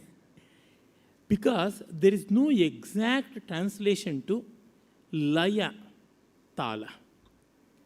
Rhythm, beat, like that we vaguely translate, but they are not equivalents. All translations are all synonyms or not equonyms, that we know.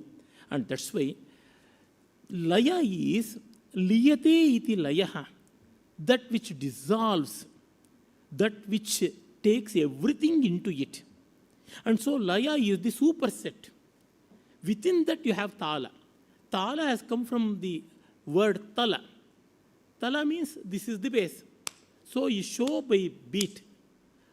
That is how tala is one concrete aspect of abstract laya. Laya is abstract, amurta. Tala is murta. And tala is count, because you have the beat. Beat will always be counted. Takka, dhimmi, takka, jennu, takkitta, takkitta. Like that it goes on. So, as we have shruti and swara, similar to it we have laya and tala. Shruti has no independent existence. You can't stand on one particular shruti. It will become firm only when it takes the shape of swara. All shrutis are not swaras, but all swaras are essentially shrutis. Likewise, all tala is laya, but not all laya is tala. Because tala takes a specific shape depending upon the count. Not only the count, the distribution of various elements in that. For example, everything can come under one sarvalaghu. Takadimi takajanu, takadimi takajanu. It can takadi mitakajanu, takadi mitakajanu. Like that, it can become some other tala. Or taka dhimitakajanu, taka dhimitakajanu. It can become another tala by grouping and by giving particular pass, and that is called yati. So, these are different things which my meager vocabulary of English is unable to express, and perhaps even the language has no such shades of communication. That may be another problem. I think it is clear, no? स्पष्ट हो गया? धन्यवाद.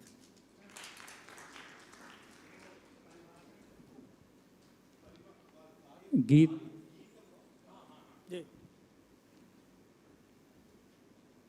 regarding Sangeetam. Geetam, Nrityam, Tatha Vadyam, Trayam Sangeetam. Geeta essentially means that music which has lyric. जिस संगीत साहित्य से मिल चुका है उसको हम गीत कहते हैं. गानम means just the music. Geetam means with the lyric. And we also have one term Varnaka. Varna or Varnaka means just Ragalapa. These are the ancient terms which are used. But nowadays, Sangeeta is just used for music and instrumental music, vocal and instrumental music. But in ancient days, all the three put together with dance, Gita, Nritya, Vadya, all these three were present. And somehow in the course of development of a science or any subject, sometimes the words will get multiple meanings. They'll be all encompassing, and sometimes they will become restricted. You have one word called Praveena. Even in Hindi you have the word Praveena. वो तो संगीत में प्रवीण हैं, वो तो गणित में प्रवीण हैं. But the original word Praveena means Prakrusto Veenayam iti Praveena. Who can play Veena well, he is Praveena. But it has now come to be used for all expertise. In any area of expertise, he is Praveena. We have one more term called Kushala. Kushan Lati iti Kushalaha. Who can bring, Kusha means the Darbha. Darbha grass which is used for our sacred purposes of pujas, homas and other things. They are very sharp edged grasses. And to fetch them, it is rather difficult. The hands will get wounded. So carefully one has to bring. A person who is careful enough, skilled enough to bring the darbha grass without injuring himself is kushala, who is skilled in bringing that. Now, संगीत में कुशल, साहित्य में कुशल, और any other thing, चोरी में भी कुशल. Like that, the meaning will get expanded. Sometimes restriction, sometimes expansion. These happen, and that happens in the case of Shastras also. And that is how Sangeeta, a holistic term, has been restricted. But as my friend Arjun brought out the origin of Natya Shastra, Natyotpatti of the first chapter of Natya Shastra, where Brahma created an audio-visual entertainment to all people. Deva, Danava, Manava, to one and all. Audio-visual entertainment was created. Kridaniyakam ichhamo drishyam shravyancha yad bhavet. We need a toy. खिलौना हम चाहिए जो कुछ दर्शनीय और श्रवणीय भी होता है. Like that it was being told, and so Natya came as an organic whole. And then these things got divided. In the whole of Natya Shastra, we don't have any independent music other than theatrical music. In the whole of Natya Shastra, we don't have any independent lyric other than theatre. In the whole of Natya Shastra, we don't have any independent instrumentation other than theatre. It is holistic. But later, these things got developed. It happens in the case of subject. Earlier, it was only one thing called natural philosophy, and that later became physics and biology, chemistry, and biology became botany and zoology, and now we have so many branches. Like that it happens, and that has been the case with Sangeeta as well. Dhanyavad.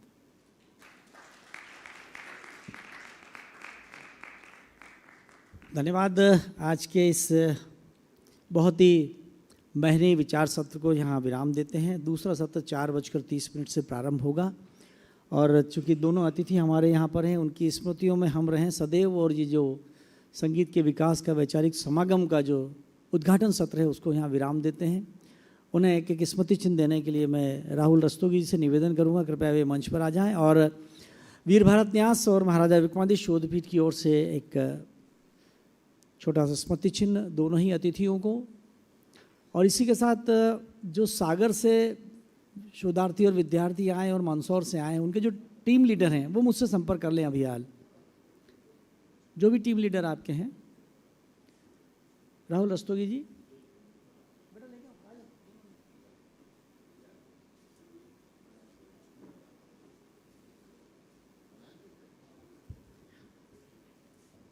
सागर के कहाँ विद्यार्थी है? आपका कौन है team leader? आप आइए इधर. और जो मंदसौर से आए हैं,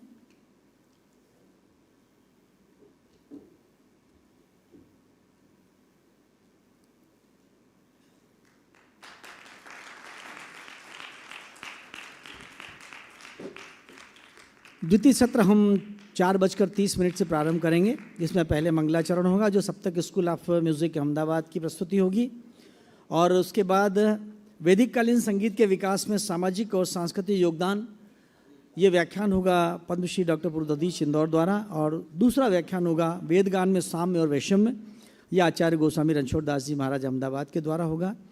तत्पश्चात शाम 7 बजे संगीत सभा, जिसमें सुश्री देव की पंडित पुणे का गायन होगा।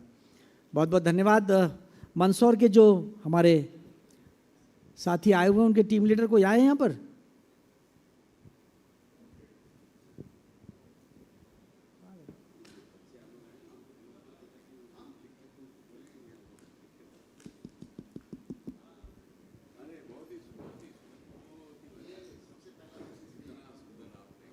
चार 4:30 पर हम यहाँ पर पुनः असेंबल होंगे।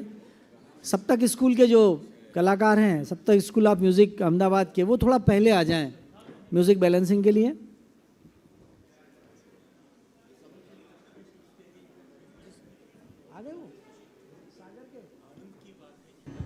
पहले दिन के दूसरे सत्र में आप सबकी फिर एक बार उपस्थिति को प्रणाम करता हूँ। हमारे लिए परम सौभाग्य का विषय कि आज इस दूसरे सत्र में हमें सात्विक ऊर्जा और आध्यात्मिक दिव्य आभा से इस परिसर को अलौकिक करने वाले पूज्यपाद गोस्वामी श्री रणछोड़ लाल जी अभयारण्य जी महाराज यहाँ पर विराजित हैं। मैं उनकी पुनीत उपस्थिति के प्रति उनके चरणों में, चरणारविंद में प्रणाम निवेदित करता हूँ और कामना करता हूँ कि वीर भारत न्यास और महाराजा विक्रमादित्य शोधपीठ का यह आयोजन, जो अभी तक अपनी भव्यता के साथ था, अब आपकी पावन उपस्थिति से दिव्यता को और प्राप्त हुआ है। अग्रिम पंक्ति में बैठे हुए सभी उज्जैन के संगीत रसिक श्रोतागण, मैं आप सबों को प्रणाम निवेदित करता हूँ। जैसा कि अनुक्रम है, उस क्रम में इस स्तुति सत्र में हम पुनः प्रारंभ करेंगे मंगलाचरण के साथ। सप्तक अंसेम्बल जिसे क्रिएट किया है विदुषी मंजू मेहता की अमर विरासत है ये, जो शास्त्रीय संगीत की प्रसिद्ध साधिका थी विदुषी मंजू मेहता, उनकी कलात्मकता और दूरदर्शिता का एक जीवंत प्रमाण है। यह प्रस्तुति उनके अनेक अभिनव प्रयोगों और रचनात्मक प्रारूपों का शिखर है, जिन्हें मंजू जी ने अपने जीवन काल में बड़ी आत्मीयता से संजोया और रचा है। यह विशेष अंसेम्बल मंजू जी द्वारा संकल्पित अंतिम कृति है। इसकी सबसे बड़ी विशेषता है इसका अनूठा स्वरूप। इसमें गायन, वादन और लयकारी का एक अत्यंत सूक्ष्म और कलात्मक तालमेल हमें देखने को मिलता है। यह प्रस्तुति सप्तक स्कूल ऑफ म्यूज़िक की गुरु शिष्य परंपरा का बड़ा प्रमाण है, क्योंकि इसमें विद्यालय के होनहार विद्यार्थी जो इस समय यहाँ पर है, उनके अनुभवी शिक्षक भी सुर से सुर मिलाकर मंच साझा करेंगे। ये पूर्ण इकाई है जिसमें संगीतकार, नर्तक, अभिनेता संपूर्णता के साथ दिखाई देते हैं, सुनाई देते हैं। कलाकारों का विवरण मैं कुछ इस प्रकार से रखना चाहता हूँ, जो विभिन्न आवाज़ों के साथ संगम सजी इस टोली में शामिल हैं। हर्षित मेहता, वेदांत रावल, काशवी वोरा, जिया मिस्त्री, निधि वारोट, विधि पंड्या, हेमाली मेहता, देवाक्षी पंडित, द्विज नाम जोशी, निकुंज मोदी, शरण्या गुप्ता, हर्षद डोलसिया, प्रवीण सोनारा और विराली आमीन। इंस्ट्रूमेंटों में जो आज तालवाद्य निबद्ध होगी और स्वर संधान होंगे, सितार पर हैं प्रतिमा आनंद जी वाला, कामिनी देसाई, वर्षा गांधी, विनीता शुक्ला, अमला शाह और दीपशिखा जैन। बांसुरी पर होंगे दीपल मेहता, संतूर पर अनुज अंजारिया, वायलिन पर दृष्टि जैन। परकुशन इस प्रकार है, जिसकी रचना की नींव और गति को संभालने वाले कलाकार इस प्रकार हैं। पखावज पर हेमंत भट्ट हैं, तबले पर सपन अंजारिया, चिराग पारडिया और यशमित खोमभाड़िया। यह अंसेम्बल केवल एक संगीत प्रदर्शन नहीं है, बल्कि विदुषी मंजू मेहता जी के संगीत दर्शन का विस्तार भी है। यह रचना दर्शाती है कि कैसे पारंपरिक रागों और तालों को एक आधुनिक और प्रभावशाली फॉर्मेट में ढाला जा सकता है, बिना उसकी शास्त्रीय शुद्धता खोए। तो लीजिए, सुश्री पूर्वी मेहता के नेशन में सबसे पहले आज मंगलाचरण के रूप में इस द्वितीय सांझ में, द्वितीय सत्र में प्रस्तुत है सप्तक अंसेम्बल, सप्तक स्कूल ऑफ अहमदाबाद की ओर से।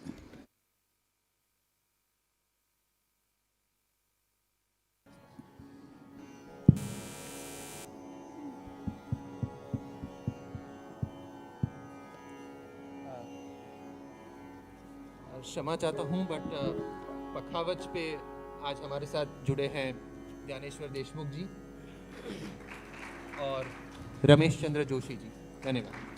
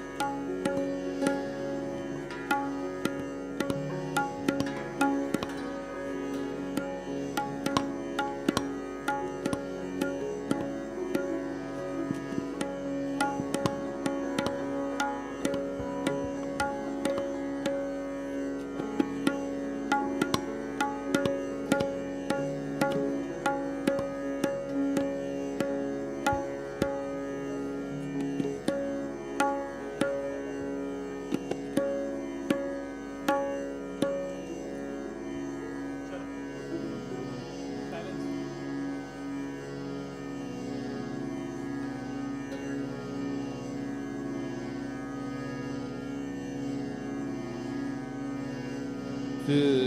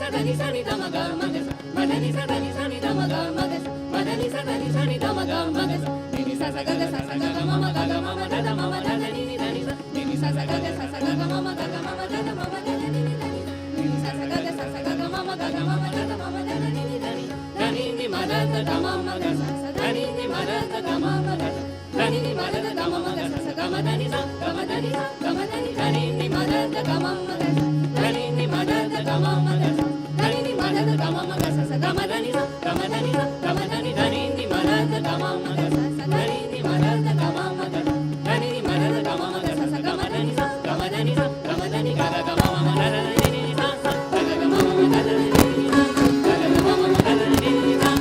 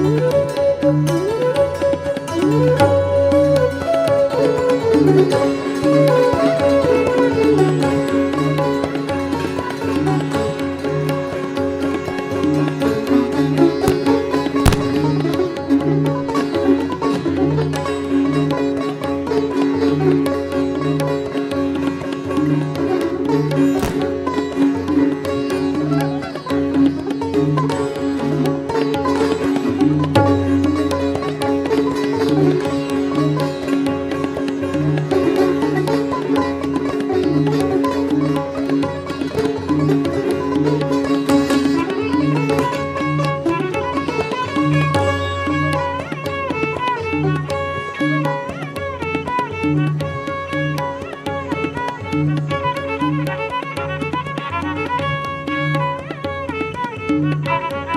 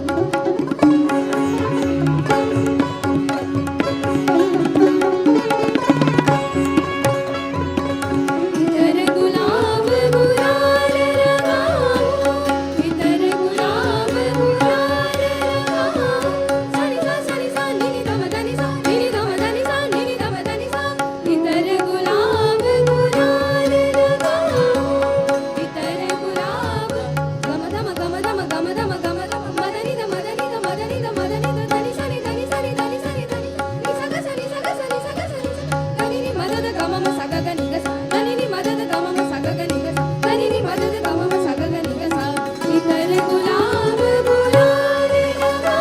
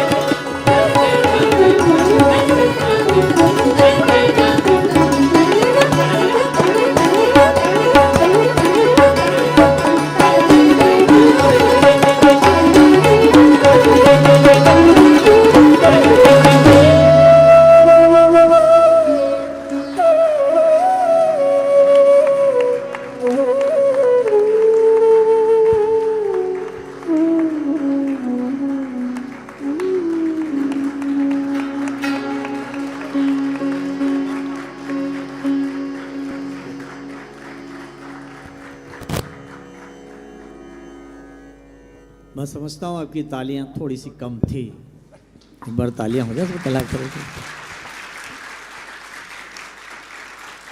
सप्तक स्कूल ऑफ म्यूजिक अहमदाबाद की प्रस्तुति। मैं सभी कलाकारों से निवेदन करूंगा कुछ समय मंच पर रहें और आपकी निर्देशिका सुश्री पूर्वी मेहता जी से मैं अनुरोध कर रहा हूं कृपया मंच पर आने का कष्ट करें। और राहुल रस्तोगी जी और राजवेंद्र जी से मेरा अनुरोध रहेगा कि वे दल के सभी कलाकारों का और इनकी निर्देशिका सुश्री पूर्वी मेहता जी का सत्कार करें।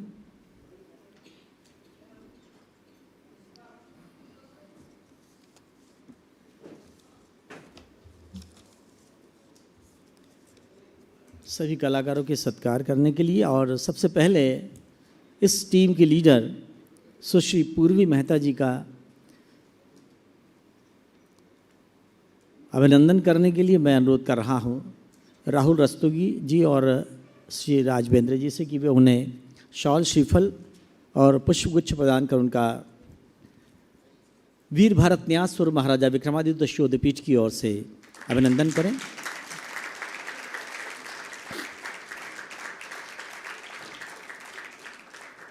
इसी अनुक्रम में मंच पर सभी कलाकार जो इस सप्तक स्कूल के उपस्थित हैं उन सबको अंगवस्त्र प्रदान कर उन सबका अभिनंदन करने के लिए भी मैं रस्तोगी जी और राजवेंद्र जी से अनुरोध कर रहा हूं।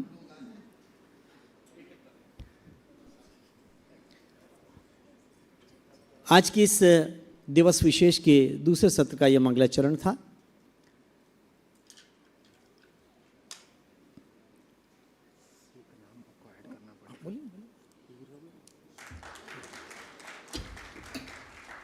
या मैं नाम बोल दूं क्योंकि इसमें आप बोलिए। एक मिनट ऊपर हूँ नाम बोलूँ बताना। हाँ मैं नाम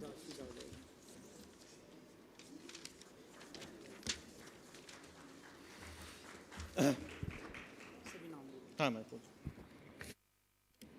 हेलो हेलो चेक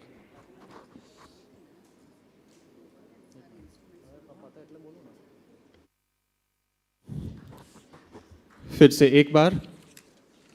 वोकल पे थे हर्षित मेहता, वेदांत रावल, जिया मिस्त्री, निधि बारोट, विधि पंड्या, हिमाली मेहता, दैवाक्षी पंडित,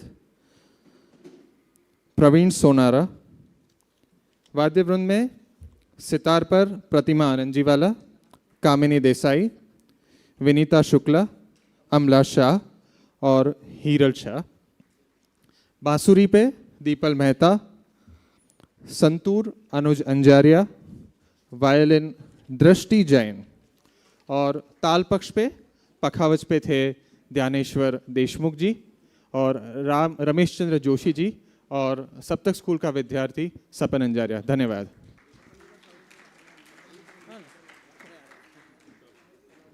और स्वयं सपन अंजारिया जो तबले पर थे।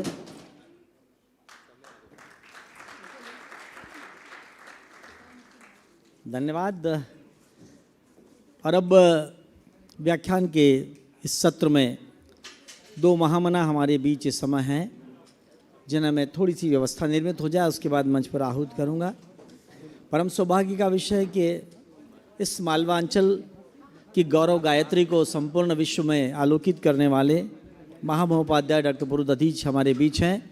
मैं वीर भारत न्यास और महाराजा विक्रमादित्य शोधपीठ की ओर से उनकी उपस्थिति विशेष को प्रणाम करता हूं। साथ ही आज जिनकी सात्विक दिव्य आभा से पूरा ये प्रेक्षा आलोकित है ऐसे परम पूज्य गोस्वामी श्री रणछोड़ लाल जी महाराज हमारे बीच हैं। आप श्री के आप चरणों में प्रणाम निवेदित हैं। दूसरे सत्र में जो आज विषय केंद्रित व्याख्यान होंगे वे कुछ इस प्रकार हैं। वेदकालीन संगीत के विकास में सामाजिक और सांस्कृतिक योगदान, इस विषय पर अपने शब्दों से हमें कृतार्थ करेंगे पद्मश्री डॉक्टर पुरुदधीच इंदौर। और दूसरा व्याख्यान जो होगा वेदगान में साम्य और वैषम्य, इसमें हमें कृतार्थ करेंगे आचार्य गोस्वामी श्री रणछोड़ लाल जी महाराज। आप श्री यहाँ पर विराजित हैं। परिचय संक्षिप्त इस प्रकार है। हालांकि दोनों ही महामूर्ति ऐसे हैं कि शायद मैं परिचय की बानगी अगर अभी से शुरू करूँ तो सूरज आज पूरब में अस्ताचल की ओर है, लेकिन आपके उस क्रम का समापन नहीं हो पाएगा। बरक्स मैं कोशिश करता हूँ। महामहोपाध्याय डॉक्टर पुरुदधीच जिन्हें स्नेहपूर्वक कथक ऋषि की उपाधि से भी हम लोग नवाजते हैं, एक ऐसे साहित्यकार, विद्वान, मनीषी, शिक्षाविद जिन्होंने कथक को औपचारिक शिक्षा प्रणाली में प्रतिष्ठित करने में अग्रणी भूमिका निभाई है। वे कथक में प्रथम संगीताचार्य, तत्कालीन डीएमयूज की उपाधि यदि कहें, और संगीत नाट्य में पीएचडी धारक हैं। आपने दुर्लभ ध्रुपद नर्तन, भक्ति नर्तन, कथा कथन और नृत्य संगीत जैसी कथक की कई प्राचीन एवं दुर्लभ परंपराओं का पुनरुद्धार कर इस कला की प्रस्तुति एवं विद्वता दोनों को ही सशक्त किया है। आप कथक नृत्य की शास्त्रोक्त दादिच शैली के प्रवर्तक भी हैं। पिछले 60 वर्षों में देश के लगभग समस्त प्रमुख नगरों और प्रतिष्ठित मंचों पर जहां आप कथक नृत्य का एकल व युगल प्रदर्शन कर चुके हैं, वहीं लगभग 200 नृत्य नाटिकाओं का सृजन और प्रदर्शन अभी तक किया जा चुका है। आपके द्वारा लगभग 2 दर्जन से अधिक पुस्तकें हैं जो नव पीढ़ी को संगीत के नव प्रशिक्षुओं को मार्ग प्रशस्त कर रही हैं। वर्तमान में डॉक्टर दादीज भातखंडे संगीत महाविद्यालय लखनऊ के प्राध्यापक एवं विभागाध्यक्ष, खीरागढ़ विश्वविद्यालय के मानद डीन एवं श्री श्री विश्वविद्यालय कटक के Shri Shri centre for advance research इन कथक के संस्थापक निदेशक हैं। परम पूज्य गोस्वामी रणछोड़ लाल जी महाराज आप श्रीमद वल्लभाचार्य जी द्वारा प्रणीत भक्ति मार्गीय पुष्टि संप्रदाय के आचार्य हैं। आप श्री ने आधुनिक शिक्षण व्यवस्था अनुसार बीबीए, एमबीए एवं एमफिल की डिग्री गुजरात यूनिवर्सिटी से प्राप्त की है और पीएचडी में वर्तमान में आप संगीत में अनुसंधान कर रहे हैं। आप श्री गुजरात यूनिवर्सिटी द्वारा संचालित हवेली संगीत विषय के कोर्स में निष्णात पद पर सेवारत भी हैं। आप श्री विष्णु स्वामी की गृहस्थ आचार्य परंपरा अनुसार नित्य अग्निहोत्र के वैदिक कर्म का निर्वहन करते हैं, जिसमें आप श्री को अग्निचित की उपाधि भी प्राप्त है। पुष्टि मार्ग से जुड़े हुए ऐतिहासिक तथ्यों के वैध संशोधन में आप श्री सदा कार्यरत रहते हैं। आप श्री ने दक्षिण भारत में लुप्त हुए श्री महाप्रभु जी की 4 बैठक के स्थानों का संशोधन किया, जो अपने आप में एक ऐतिहासिक कार्य है। आप श्री गौ सेवा, जल संवर्धन, अन्न क्षेत्र, वृक्षारोपण, समाज सेवा, भील समाज अन्नकूट वितरण योजना, कला प्रशिक्षण आदि अन्य योजनाओं में सामाजिक एवं सांस्कृतिक क्षेत्रों में योगदान प्रदान कर रहे हैं। आप श्री अपने निजी संस्थानों से कला क्षेत्र में उभरते कला साधकों के लिए और आप श्री पुष्टमार्गी परंपराओं का निर्वहन करते हुए नित्य नवीन उत्सवों, उपचारों और यात्राओं का आयोजन करते हुए समस्त समाज को संगठित करने का बृहत् कार्य भी कर रहे हैं। आप श्री धर्म के प्रचार प्रसार हेतु देश भर में अपने प्रवास करते हुए भक्ति मार्ग की निरंतर वृद्धि में प्रवृत्त हैं और इसी के साथ भारतीय ज्ञान परंपरा के संवर्धन के लिए आप पल प्रतिपल संलग्न रहते हैं। मैं बहुत ही आदर के साथ श्री राहुल रस्तोगी जी और राजवेंद्र से अनुरोध कर रहा हूं कि हमारे दोनों आज सारस्वत अतिथियों को ससम्मान मंच पर लाएं। पद्मश्री डॉक्टर पुरुदादीच इंदौर और परम पूज्य आचार्य गोस्वामी रणछोड़ लाल जी महाराज स्मरण है जब डॉक्टर पुरुदादीच जी को पद्मश्री से नवाजा गया था भारत सरकार की ओर से। हमने इंदौर में एक वृहत् कार्यक्रम रखा था श्री आनंद मोहन माथुर सभागार में, तो उनके शब्द आज भी कान में गूंजते हैं कि कला और संस्कृति ईश्वर की देन है और इससे जो जुड़ जाते हैं वो परमात्मा से साक्षात्कार करने में समर्थ होते हैं। मंच पर आमंत्रित हैं पद्मश्री डॉक्टर पुरुदादीच और परम पूज्य गोस्वामी रणछोड़ लाल जी महाराज, दोनों के चरणों में मैं प्रणाम निवेदित करता हूँ। वीर भारत न्यास और महाराजा विक्रमादित्य शोधपीठ की ओर से दोनों ही अतिथियों को मंच पर आने का मैं आग्रह करता हूँ। सहयोग के लिए श्री राजवेंद्र और राहुल रस्तोगी जी।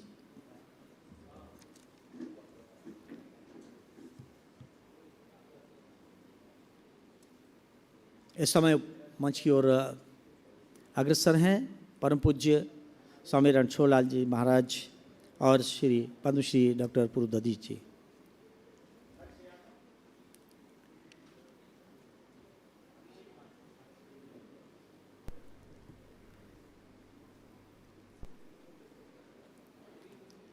अनहद के इस अभिनव आयोजन में हम उन्हें मंचासीन कर रहे हैं।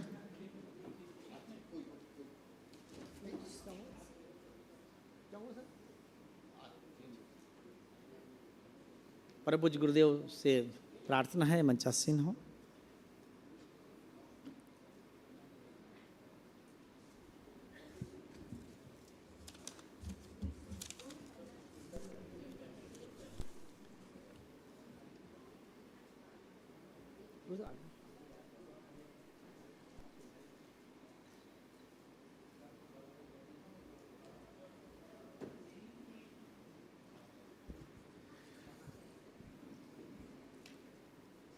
सम्राट विक्रमादित्य, उनके युग, भारत उत्कर्ष, नवजागरण और भारत विद्या पर एकाग्र ये विक्रमोत्सव जो कला, संस्कृति, साहित्य, इतिहास और व्यापार के विस्तार को प्रबलता से संवारने और समृद्ध करने का एक मंगल अनुष्ठान है।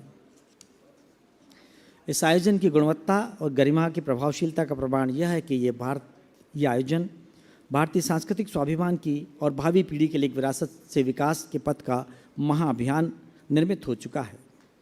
विक्रमोत्सव 2026 की ये श्रृंखला जिसमें अनहद आप देख रहे हैं, सुन रहे हैं, यह नई पीढ़ी को राष्ट्र की मृत्युंजय संस्कृति के शाश्वत मूल्यों से परिचित करा रहा है, क्योंकि अतीत को समकालीन बनाने की महती आवश्यकता है। और वो आवश्यकता इसलिए भी है कि ये समय है भारतीय ज्ञान परंपरा से नई पीढ़ी को आबद्ध करने का, युगों युगों से धर्म और सनातन की संस्कृति के उदात्त आदर्श को अपने भीतर संजोए अतीत के आलोक से प्रकाशित उज्जैनी में आज विराट उत्सव और उसके अंतर्गत अनहद का यह शिवांगन में आयोजन अपने आप में अनूठा और अद्वितीय है।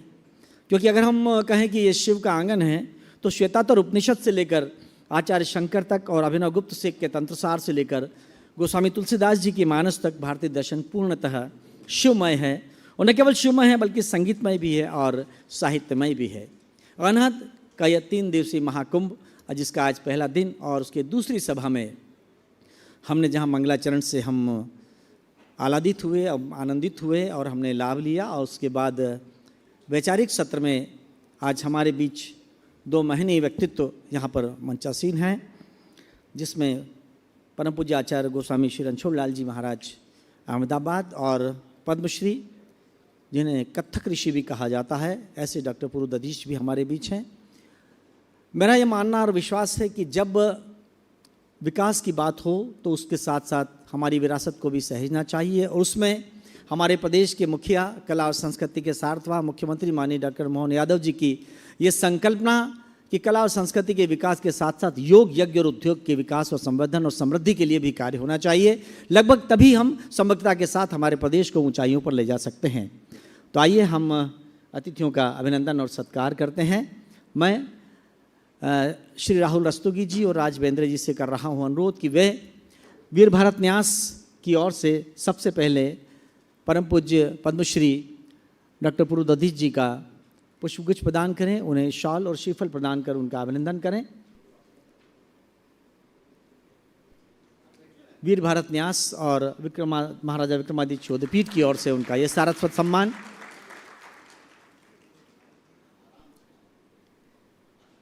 और जैनी के लिए गौरव के क्षण कि जिन्हें सुनने, देखने और जिनकी वाणी से आप्लावित होने के लिए लोग लालायित रहते हैं, ऐसे दोनों महानुभाव यहाँ पर हैं। परम पूज्य आचार्य गुरुदेव रणछोड़ लाल जी महाराज गोस्वामी जी आप श्री के चरणों में प्रणाम निवेदित और उनका अभिनंदन कर रहे हैं वीर भारत न्यास की ओर से हम सभी।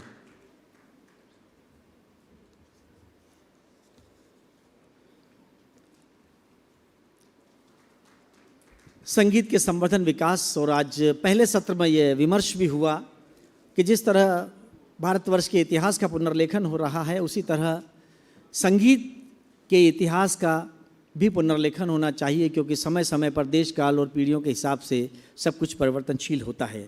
तो आइए इस क्रम में सबसे पहले हम प्रत्यक्ष होते हैं वेदकालीन संगीत के विकास में सामाजिक और सांस्कृतिक योगदान। हम कृतार्थ होंगे, प्रत्यक्ष होंगे पद्मश्री डॉक्टर पूर्व दधीच इंदौर से।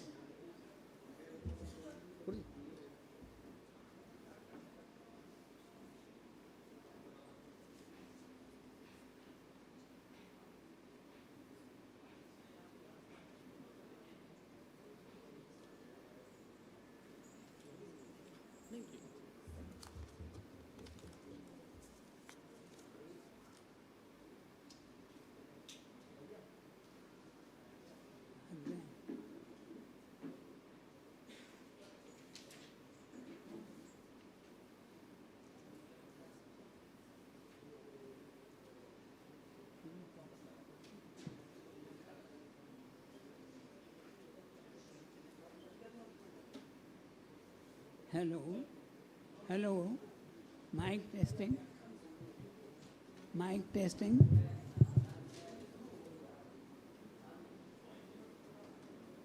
ठीक है, आवाज़ पहुंच रही है आप तक? मेरा हाथ उठा के बताइए। थोड़ी बढ़ाइए, थोड़ी बढ़ाइए।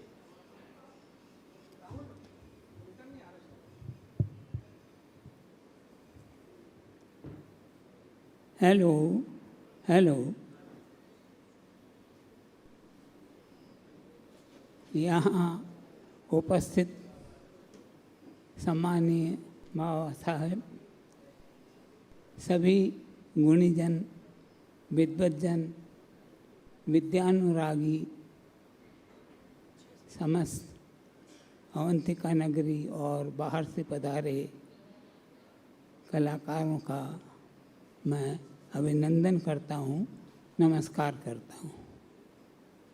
मुझे चर्चा के लिए जो विषय दिया है उसकी मैं शुरुआत करता हूँ।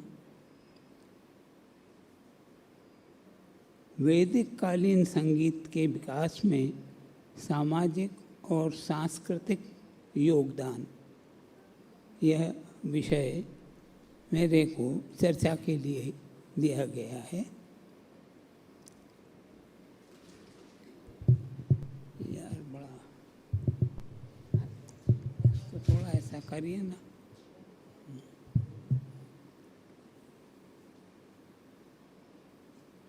वैदिक काल भारतीय संस्कृति का अभ्युदय काल है।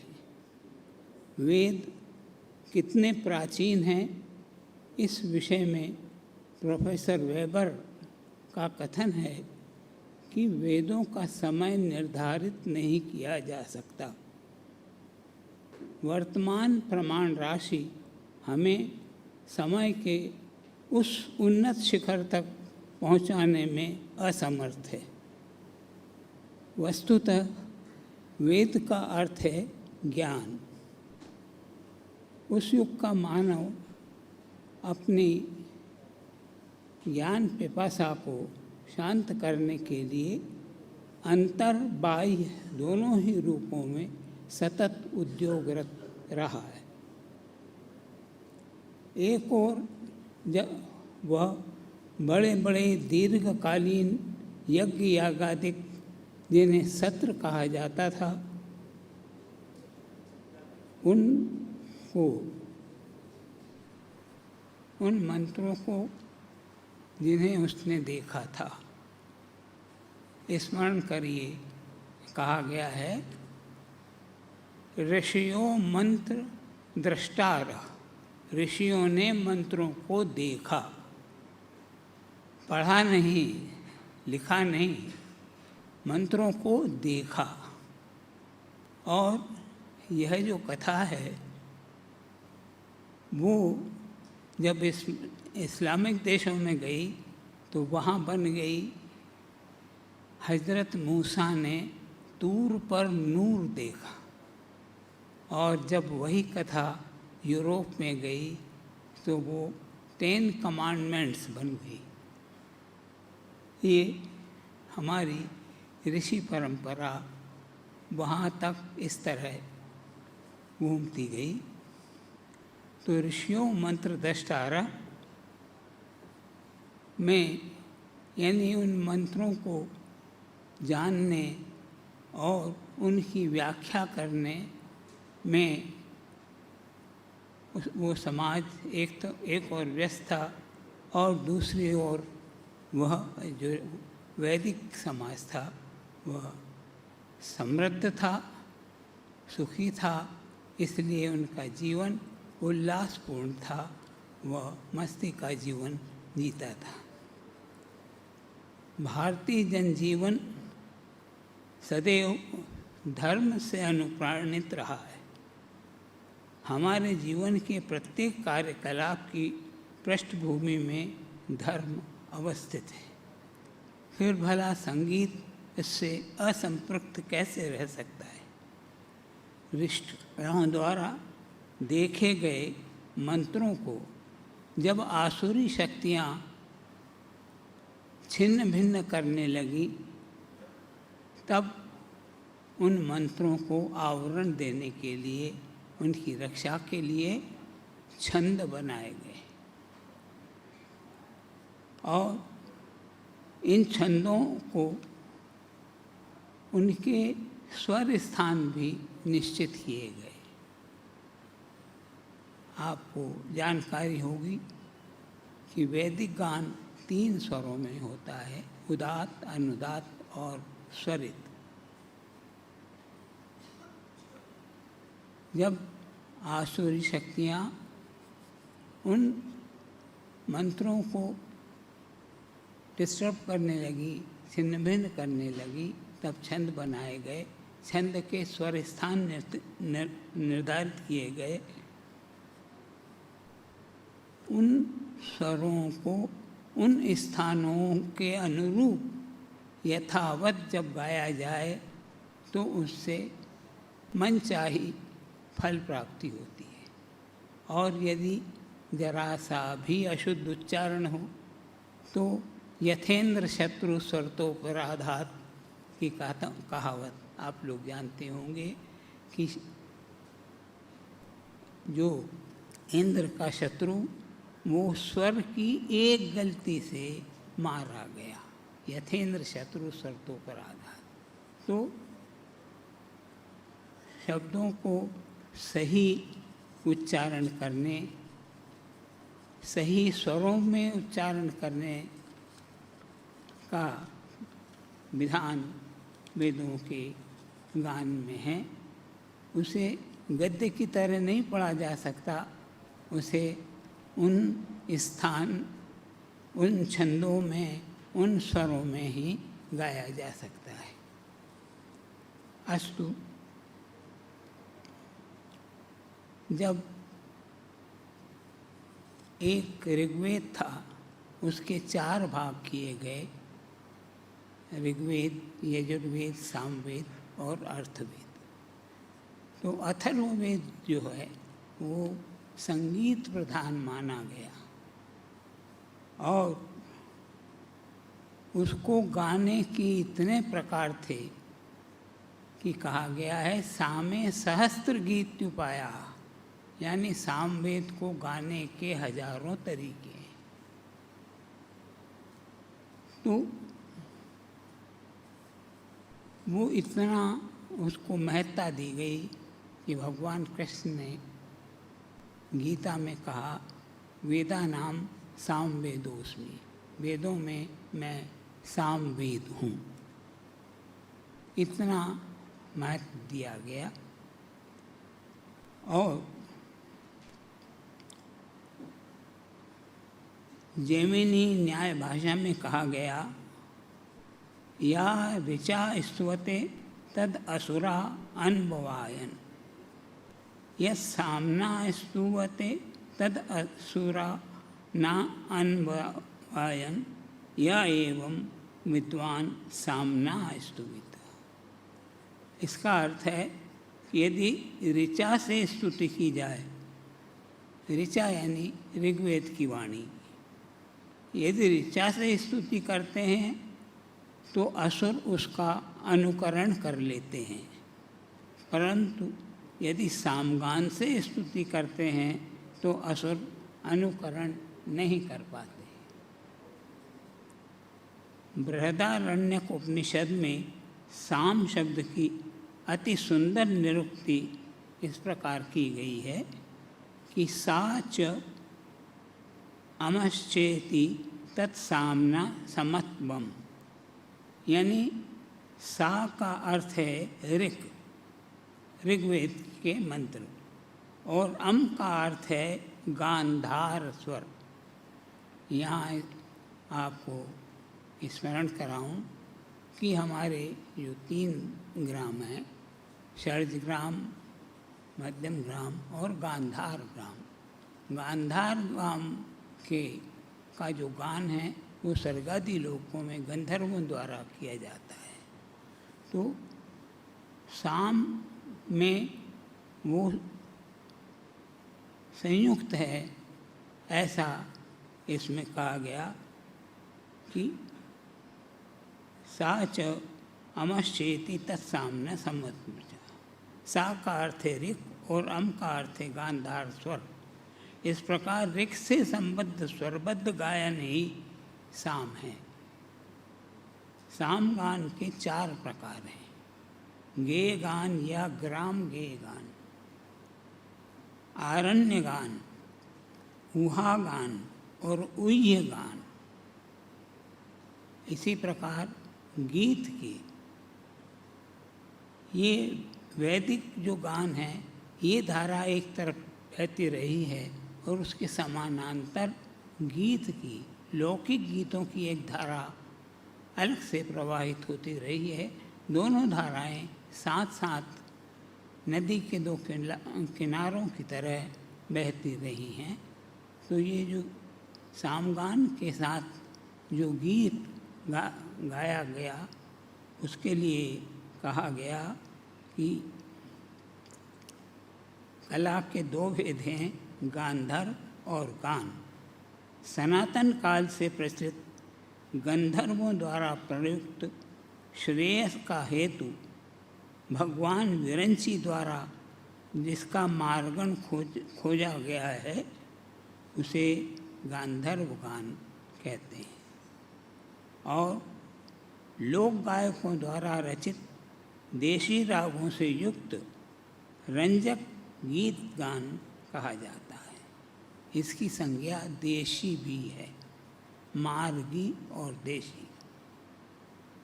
तो सामवेद के आदि प्रवक्ता भगवान हयग्रीव हैं। ये ध्यान देने की बात है, जो भी संगीत के विद्यार्थी हैं वो इसको ध्यान दें कि जो सामवेद जो गाना गाते हैं उसको भी आगे बतलाऊंगा मैं। वो गीत गाना जो है उसके उद्गाता जो है वो भगवान हयग्रीव। हयग्रीव यानी घोड़े का जिनका मुंह है, गर्दन है, वो हयग्रीव भगवान हैं। वस्तुतः अश्व रूप में आदित्य का आदि भौतिक संकेत है तथा सूर्य का इस परंपरा में विशिष्ट अभिप्राय है। सूर्य का अनेक बार अश्व रूप में वर्णन वेदों में आया है। मनुस्मृति में भी कहा गया है कि अग्नि से ऋग्वेद का, वायु से यजुर्वेद का और सूर्य से आदित्य से सामवेद का आविर्भाव हुआ है। फिर से कहता हूँ, अग्नि से ऋग्वेद का, वायु से यजुर्वेद का और सामवेद का सूर्य से आविर्भाव हुआ है। अग्नि वायु रविभ्यस्तु त्रयं ब्रह्म सनातनम लुदोह यज्ञ सिद्ध्यर्थम ऋक् यजु साम लक्षणम। मनुस्मृति। वस्तुतः अश्वरूप में आदित्य का आदि भौतिक संकेत है तथा सूर्य का इस परंपरा में विशिष्ट स्थान है। वेद वेदांगों में सूर्य का अनेक बार अश्व रूप में वर्णन आया है। ऐतरेय ब्राह्मण में कहा गया है कि ऋग्वेद एव अग्नेर्जायत यजुर्वेदो वायो सामवेदो आदित्याद, अर्थात ऋग्वेद अग्नि से, यजुर्वेद वायु से तथा सामवेद आदित्य यानी सूर्य से उत्पन्न हुआ है। सामवेद के आद्य प्रवक्ता होने के नाते गांधर्व के भी वे ही आदि आचार्य माने गए हैं। सतपथ ब्राह्मण का कथन है कि सूर्य की अगणित रश्मियाँ ही सामों का स्वरूप है। आदित्यस्य अर्ची सामानी, आदित्य की अर्ची यानी रश्मियाँ ही साम हैं। एक अन्य मत से सूर्य की सप्तवर्णी किरणें क्यों सप्ताश्व ही सप्त स्वरों के प्रतीक हैं। निरुक्ति के अनुसार गंधर्व शब्द की व्युत्पत्ति गंध रवा एव गंधर्वा, गंध रवा एव गंधर्वा बताई गई।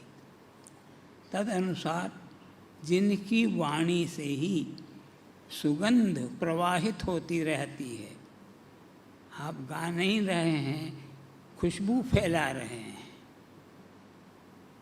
तो उसे गंधर्व कहते हैं।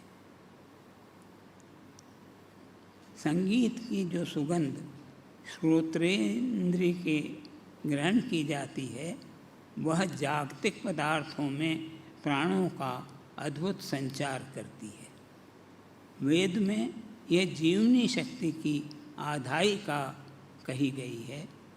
वेदों में कहा गया है कि प्राणो वै गंधर्व, प्राणो वै गंधर्व।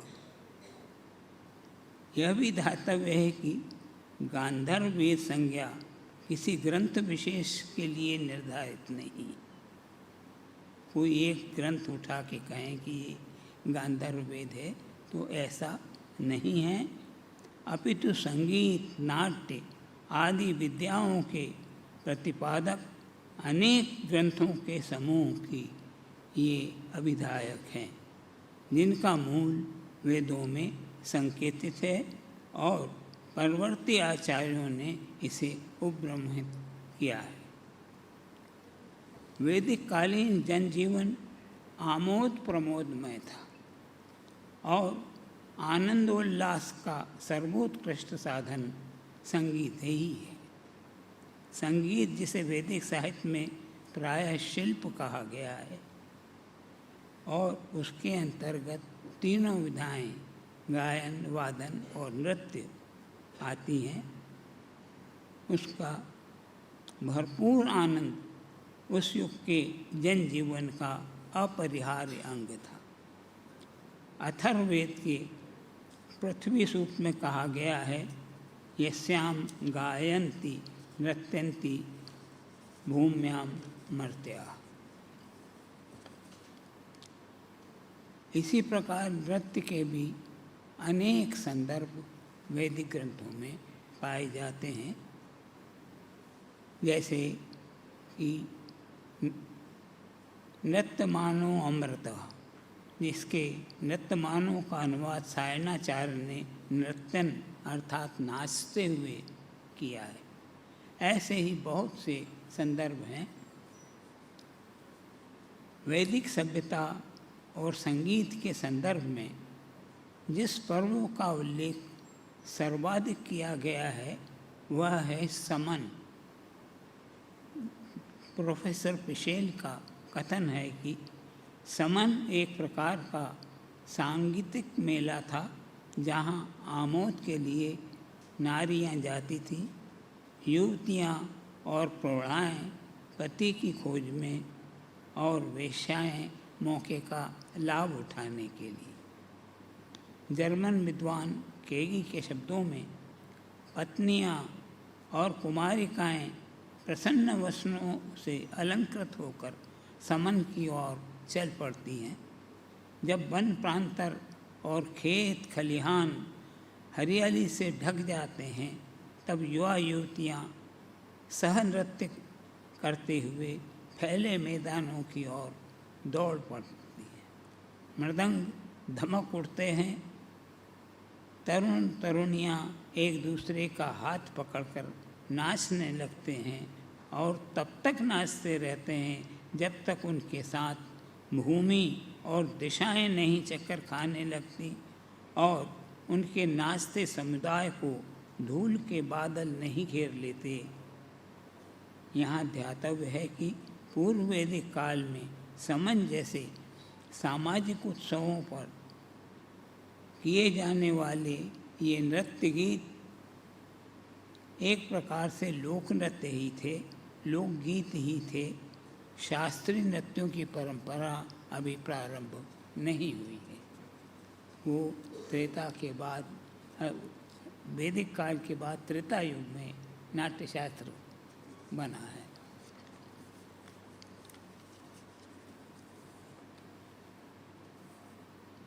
गायन, वादन, नृत्य आदि कर्मों की आनुवंशिक व्यावसायिकता का भी प्रारंभ हो चुका है। यजुर्वेद के पुरुष में आमंत्रितों की सूची में गीताय सूतम, नृत्याय शैलुषम, अवकृष्टाय मागधम को आमंत्रित किए जाने की बात कही गई है। इनके अतिरिक्त भी मागध, कुशलव, कृशाश्विन आदि नटों की अनेक जातियां प्रचार में आ गई। पुराणों में कहा गया कि चारण लोग प्राचीन काल में गंधमादन पर्वत पर निवास करते थे। पृथु राजा ने जब यज्ञ किया तब इन चारणों को भी बुलाया गया और यज्ञ की दक्षिणा के रूप में तेलंगाना प्रदेश दान में दिया गया। इसी प्रकार वैवस्वत मनु के राज्यावरोहण के अवसर पर भी नट नर्तकों को आमंत्रित करने का उल्लेख है। यज्ञकार से दिन भर थके हुए ऋषि मुनियों के मनोरंजन हेतु नट नर्तकों को आमंत्रित किया जाता था और यह भी ये उल्लेख है कि किसी नट के खेल से प्रसन्न होकर के उसे आकाश में चलने की विद्या सिखा दी थी। प्राचीन साहित्य में संगीतज्ञ वर्ग में जिन व्यावसायिक जातियों के विवरण प्राप्त होते हैं वे गांधर्व, किन्नर, तौरिप, नंदी, बंदी, चारण, मागध, वीणावादक, वेणुवादक, तालधारक, वाग्यकार आदि हैं।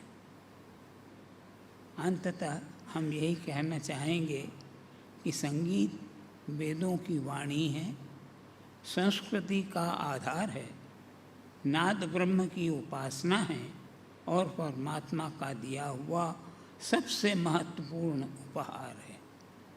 वैदिक समाज तो उसकी श्रीवृद्धि में सदैव ही अग्रणी रहा है। उदात्त अनुदात्त से प्रारंभ करके श्रुति पर्यंत रोमांचक विकास यात्रा वैदिक समाज के आंगन में ही संपन्न हुई है। यह आहत नाद से अनहत जो इस कार्यक्रम का शीर्षक है, तो वो आहत से अनाहत या अनहद की ओर पदन्यास है। श्रुतियों द्वारा अनुमोदित मोक्ष का मार्ग है।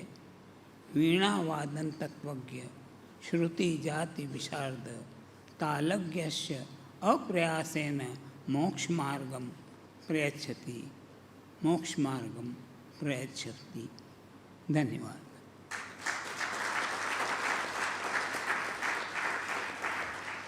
धन्यवाद गुरुवर। हम कृतार्थ हुए आपके इस व्याख्यान से, जहां आपने वेदकालीन संगीत के विकास में सामाजिक और सांस्कृतिक योगदान के विषय पर केंद्रित व्याख्यान से आपने नौ पीढ़ी को आंदोलित किया। और इसके बाद वेद ज्ञान में साम्य और वैषम्य, हम अनुरोध करते हैं अब परम पूज्य आचार्य गोस्वामी शंछोलाल जी महाराज से कि वे अपनी वाणी से हमें कृतार्थ करें। आपके साथ सामगान पाठ में सहयोग के लिए मैं अनुरोध कर रहा हूँ डॉक्टर जयप्रकाश द्विवेदी जी, जो महर्षि सांदीपनि वेद विद्या प्रतिष्ठान से हैं। कृपया वे भी आ जाएं मंच पर, सामगान पाठ में सहयोग करेंगे वे।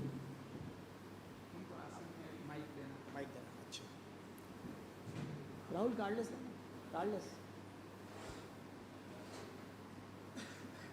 आप गुरुदेव यहीं से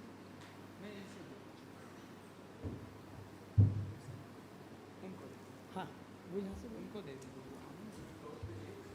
हाँ एक कुर्सी लेकर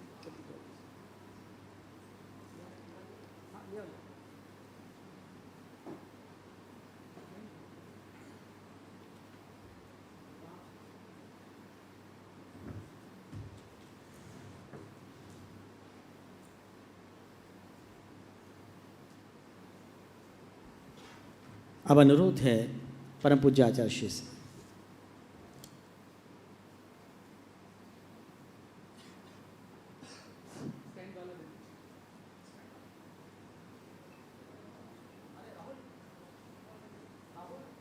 बहुत सुंदर आपने कथन किया, बहुत आनंद आया। धन्यवाद।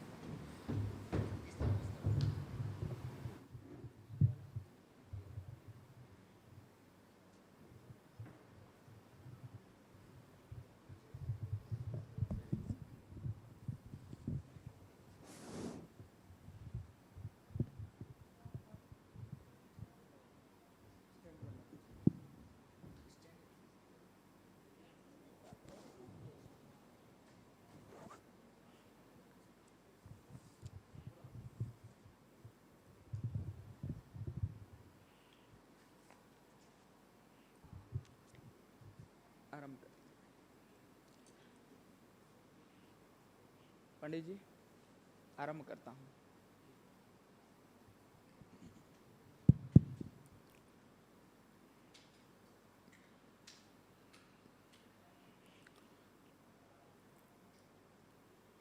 वंदे श्रीकृष्णदेवं मुरनरकविदं वेदवेदान्तवेद्यं लोके भक्तिप्रसिद्ध्यै यदुकुलजलधौ प्रादुरासीतबारः यस्यासीद्रूपमेव त्रिभुवनतरणे भक्तिवच्च स्वतन्त्रं शास्त्रं रूपं च लोके प्रकटयति मुदा यस्सनो भूतिहेतुः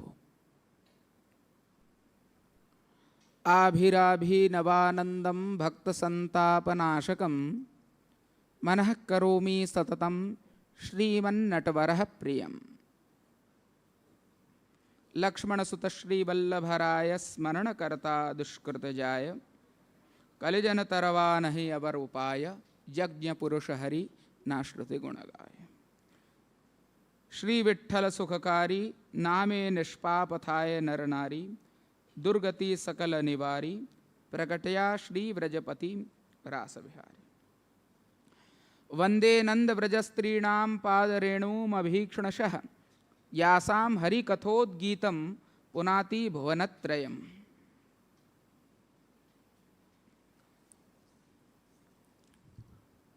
यहाँ पर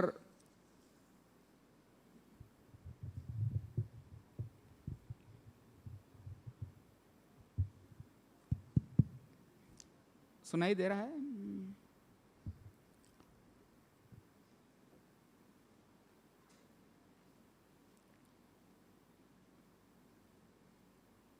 श्रीमत् सकल गुणगुणालंकृतेषु सौजन्य सुधा सागरेषु कृपा पारावारेषु अत्र मंचासीनस्य गोस्वामी श्री रणछोड़लालस्य वल्लभान्वयस्य वैश्वानरान्वयस्य नत्याशीषश्च यथा योग्यं समुल्लसन्तुतराम् अग्रे लोकभाषायाम् एव वक्तुमिच्छामि। यहाँ पर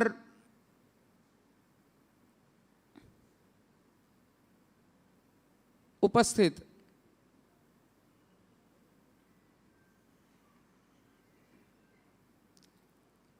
शास्त्रीय परंपरा के परम विद्वान उद्भट विद्वान ऐसे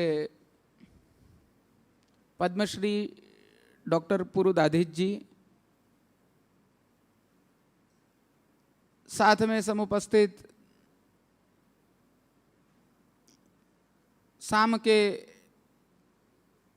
विद्वान ज्ञाता ऐसे जयप्रकाश द्विवेदी जी पंडित जी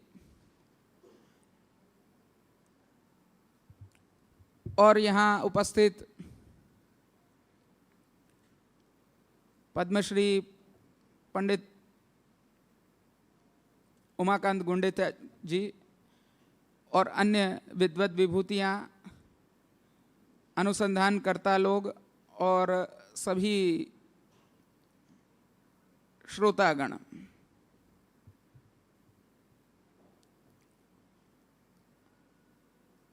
वेद गान में साम्य और वैषम्य का विषय हमें प्रदान किया गया है। आप लोग सभी वेद गान से परिचित ही हैं। प्रायः यहाँ पर कई बार चर्चा हुई है। हमारे पूर्व वक्ता ऐसे डॉक्टर पुरुदाधीच जी ने भी इस विषय में बहुत अच्छे और सुंदर मत प्रस्तुत किए हैं।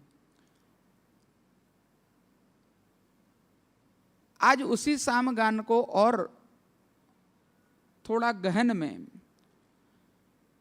मैं यहाँ पर विश्लेषण करने के लिए उपस्थित हुआ हूँ। और गान का विषय जो है इसमें, ये यहाँ पर उपस्थित जो साम के ज्ञाता हैं वो करेंगे, क्योंकि हमारे यहाँ वेद गान की बहुत मर्यादाएं और बहुत शास्त्रीयता निबद्धताएं हैं। वेद का गान कैसे किया जाए, किसके सामने किए जाए, किस परिधान में किया जाए, इत्यादि अनेक प्रकार की मर्यादाएं होती हैं जो धर्मशास्त्रों में निहित हैं, बताई गई हैं। और उन्हीं शायद मर्यादाओं के कारण ये गान का विषय इतना प्रचलित भी नहीं है। इसलिए इन दोनों विषयों का मध्यम निर्णय करते हुए आचार्यत्वेन हम स्वयं इसका गान नहीं कर रहे हैं, किंतु यहाँ पर उपस्थित साम के ही विद्वान हैं और वही इस विषय को गाएंगे। हम इस विषय का विश्लेषण करेंगे। वेद गान प्रायः वेद के विषय में कई बातें ऐसी हैं कि वेद का अर्थ ज्ञान है और इन्हें श्रुति यानी कि श्रवण किए जाना वाला जो तत्व होता है ये कहा जाता है। वेद अपौरुषेय हैं। अपौरुषेय का अर्थ ये होता है कि इसका रचयिता कोई निश्चित व्यक्ति या निश्चित काल में ये रचित हुआ है, ऐसी बात नहीं है। शास्त्रज्ञ लोग, जो लोग इस पर अनुसंधान करते हैं, वे लोग जानते हैं और इस निष्कर्ष पर आते हैं कि इसका कोई छोर नहीं है। आदिकाल से यह विषय चलता आया है और ये भगवान के ही स्वयं के निश्वासित हैं। इसलिए वेद का काल गिनना ये एक बहुत ही मुश्किल कार्य है, असंभव कार्य है।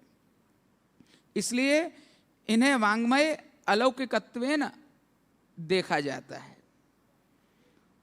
और इन्हीं वेदों पर विविध प्रकार की ज्ञान और कर्मकांड की परंपराएं भी चल रही हैं।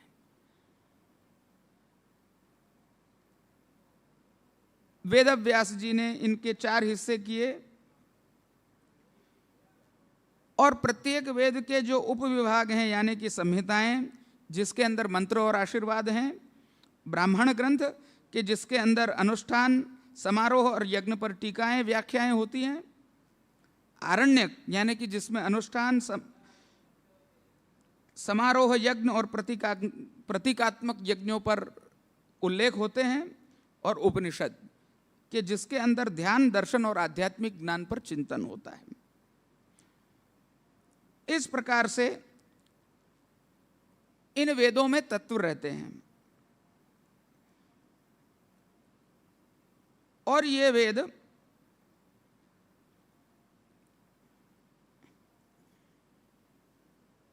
इनका जहां एग्जीक्यूशन यानी कि कार्यान्वयन होता है, ये मुख्य विविध प्रकार के यज्ञ होते हैं। और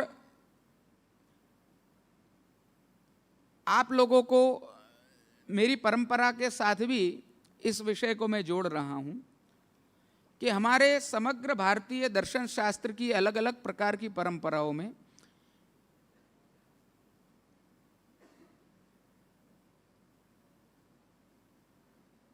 जो वेदगान की परंपरा सोम यज्ञों में रही है, उसमें बारहस्पत्य, आंगिरस, भारद्वाज गोत्र के कृष्ण यजुर्वेद अंतर्गत ग्रह्य सूत्र के तैत्तरीय शाखा के अध्यायी हमारी वल्लभाचार्य जी की परंपरा रही है और उन्होंने ये परंपरा कहाँ से आरंभ हो रही है इसका मात्र अंदाज देने के लिए आपको बता रहा हूँ, ये बात बतला रहा हूँ कि बृहस्पति से आरंभ होकर ये परंपरा चल रही है। वल्लभाचार्य जी से इस परंपरा का आरंभ बताएंगे तो 550 साल का इतिहास हो जाएगा। किंतु ये हमारी ऋषि परंपराएं के कहां से ये आरंभ हो रहा है, उसमें गुरु परंपरा जो कि श्रीमन नारायण तह रुद्र, नारद जी, वेदव्यास जी और वहां से परिवहित होकर संगीत की परंपरा भरत मुनि तक जा रही है, और ये दर्शन शास्त्र की परंपरा विष्णु स्वामी से होकर श्रीमद् वल्लभाचार्य जी की परंपरा में हमारे पास आ रही है। यानी कि ये वेद परंपरा जो यज्ञ यागादिकों से आरंभ होकर देशी और मार्गी दोनों प्रकार के संगीतों में परिवहित हो रही है, उसे समझना आज के युग में और ऐसी सभाओं में कि जहाँ महत्वपूर्ण बातें आर्काइव की जा रही हैं, वहाँ ये समझना बहुत आवश्यक है। इसलिए इतनी मैं बात पूर्व भूमिका की बता रहा हूँ।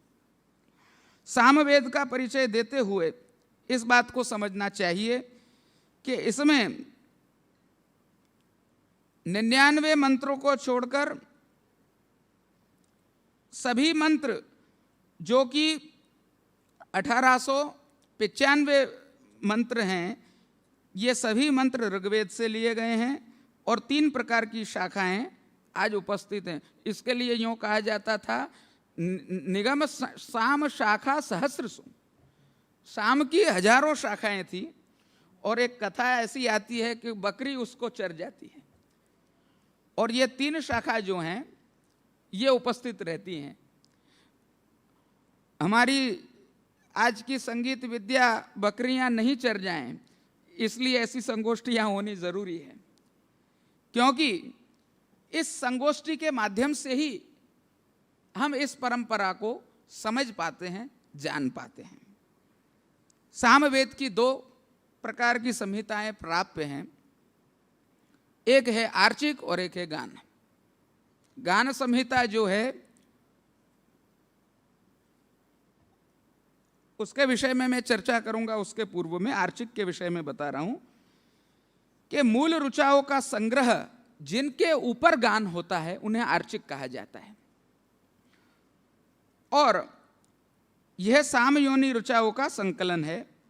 छंदो ग्रंथ की इसको संज्ञा दी गई है और सामवेदीय गान के आधारभूत जो छंद हैं, ऐसे मंत्र इसमें से उत्पन्न हुए हैं, और इसीलिए इसको गान करने वाले जो लोग होते हैं उनको छंदोगा कहा जाता है। और इसका उपनिषद भी जो है वो छांदोग्य उपनिषद कहा जाता है। आर्चिक के 2 विभाग हैं, पूर्वार्चिक जिसमें आग्नेय, ऐन्द्र, पावमान, आरण्यक कांड, कुल 4 कांड, 6 अध्याय और 650 मंत्र हैं इसमें। ऐसे ही उत्तरार्चिक है, उसमें 21 अध्याय हैं, 1225 मंत्र हैं और 400 स्तोत्रों का संकलन किया गया है। इस पर मैं ज़्यादा गहन चर्चा नहीं कर रहा हूँ। अब आते हैं आर्चिक के बाद गान संहिताएं, कि जो साम गान का विषय है। इसमें पूर्वार्चिक और उत्तरार्चिक में संकलित, पूर्व में मैंने पूर्वार्चिक और उत्तरार्चिक की बात की, इन सामयोनि की ऋचाएं जो होती हैं इन पर सामगान होता है। जैसे एक मंत्र है उसका उच्चारण होना आर्चिक रूप से और एक उसका गान होना यानी गुणगानत्वेन।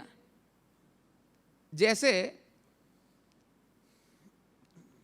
हमारे यहाँ कहा गया है, वल्लभाचार्य जी कहते हैं, गुणगाने सुखावाप्ति गोविंदस्य प्रजायते। गोविंद के गुणगान के द्वारा सुख की जो है वो व्याप्ति होती है सर्वत्र। ऐसे ही ऋक हैं और साम हैं, इनका संबंध बताया गया है छांदोग्य उपनिषद में। तो ऋग हैं, उनके ऊपर जो ये सामगान किया गया है ये गुणगान स्वरूपेण किया गया है। साम का अर्थ ही गान होता है जो भगवान को प्रिय है, और प्रिय है इसलिए ही गान होता है। यानी प्रियता के अर्थ में, रंजकता के अर्थ में, वो परम तत्व के मनोरंजनार्थ रंजयति इति रागः जो प्रकट हो रहा है वो गान है। हाँ उदाहरण दे रहे हैं एक। हाँ जी, थोड़ा मैं प्रार्थना पहले। ओम नीलोत्पलदलाभासः सामवेदो हयाननः अक्षमालान्वितो दक्षे वामे कम्बुधरस्मृतः सामप्रियं सामगेयं सामवेदोल्लसन्मुखं वामदेवमहं वन्दे सामगांश्च महीसुरान्। सर्वेभ्यो नमो नमः। अभी आप महाशय जी ने जो बताया कि जो गान है वह उसका आधार ऋचा है, जो ऋक है, क्योंकि ऋक और जो जो षड्जादि स्वर है, इन दोनों का ही जो समन्वय रूप है वह साम है। तो क्योंकि गान का जो योनि है, जो आधार है, जो मूल है, वह ऋचा है, तो ऋचाओं पर कैसे उसको पाठ करते हैं, फिर उसका गान कैसे किया जाता है, प्रसंगवत मैं एक उदाहरण दे करके मैं बता रहा हूँ। आर्चिक जो ऋचा है कैसा उसका पाठ करते हैं। ओम अग्न आयाहि वीतये गृणानो हव्यदातये निहोता सत्सि बर्हिषि। अब यहाँ पर ये जो सामवेद का जो ये आर्चिक जो ऋचा है मूल रूप में है, अब इस पर गान कैसे, उसको गायन कैसे करते हैं, तो इस मूल ऋचा जो एक मंत्र है इसका 3 साम बना है, 3 साम गान बना है। पहला, दूसरा, तीसरा मैं क्रम से मैं पाठ करूँगा।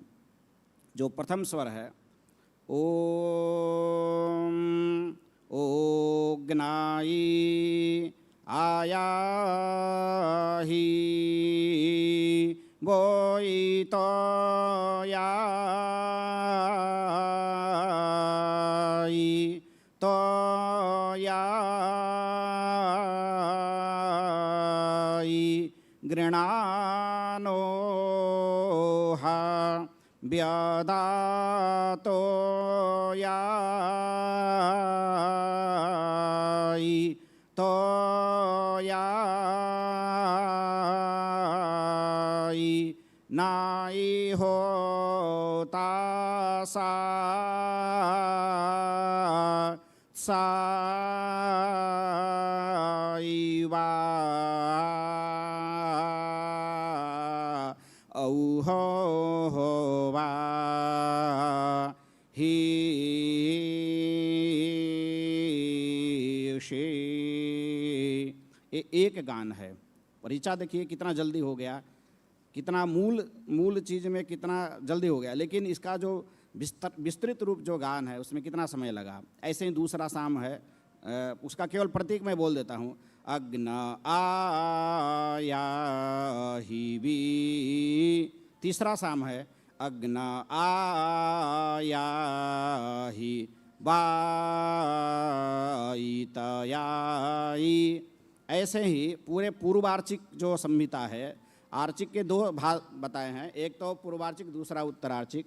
तो पूर्वार्चिक में 650 मंत्र है और उत्तरार्चिक में जो है 1225 मंत्र है, दोनों मिलाकर 1875 मंत्र हो जाते हैं। तो जो 650 मंत्र का जो गान बना है लगभग 1495 मंत्र बना है। और ऐसे ही उत्तरार्चिक का जो 1225 मंत्र है, इसका जो गायन जो ऊह गान बना है वो 1140 साम बना है। ये इसका विस्तृत रूप है, जो योनि से, इसका मतलब आधार मूल से विस्तृत रूप जो गान बना है।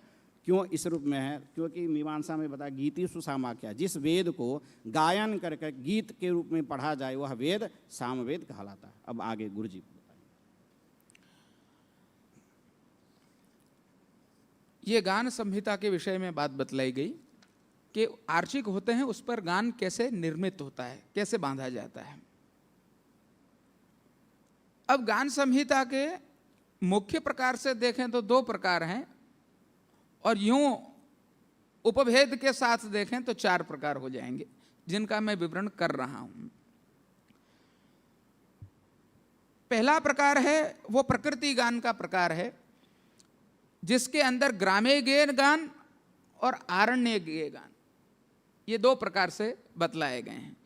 जो ग्राम मतलब गांव में गाया जाता है, अरण्य का अर्थ है कि जो जंगल में गाया जाता है। पर पहले जो है वो अरण्य का गान होता है, उसके बाद ग्राम्य गेय होता है। इसलिए ग्राम्य गेय को द्वितीय भी कहा जाता है। और इसी प्रकृति गान के रूप में व्यवहृत होता है ये सब, जिसे योनि गान कहा जाता है, यानी मूल आधार होता है। और ये प्रकृति गान के 7 पर्व होते हैं। प्रथम गान यानी कि गायत्री, द्वितीय गान आग्नेय, फिर ऐन्द्र, पावमान, अर्क, द्वंद्व, विरत पर्व, फिर शुक्रिय और महानामनी। इस प्रकार से ये 7 पर्व बताए गए हैं शास्त्र में।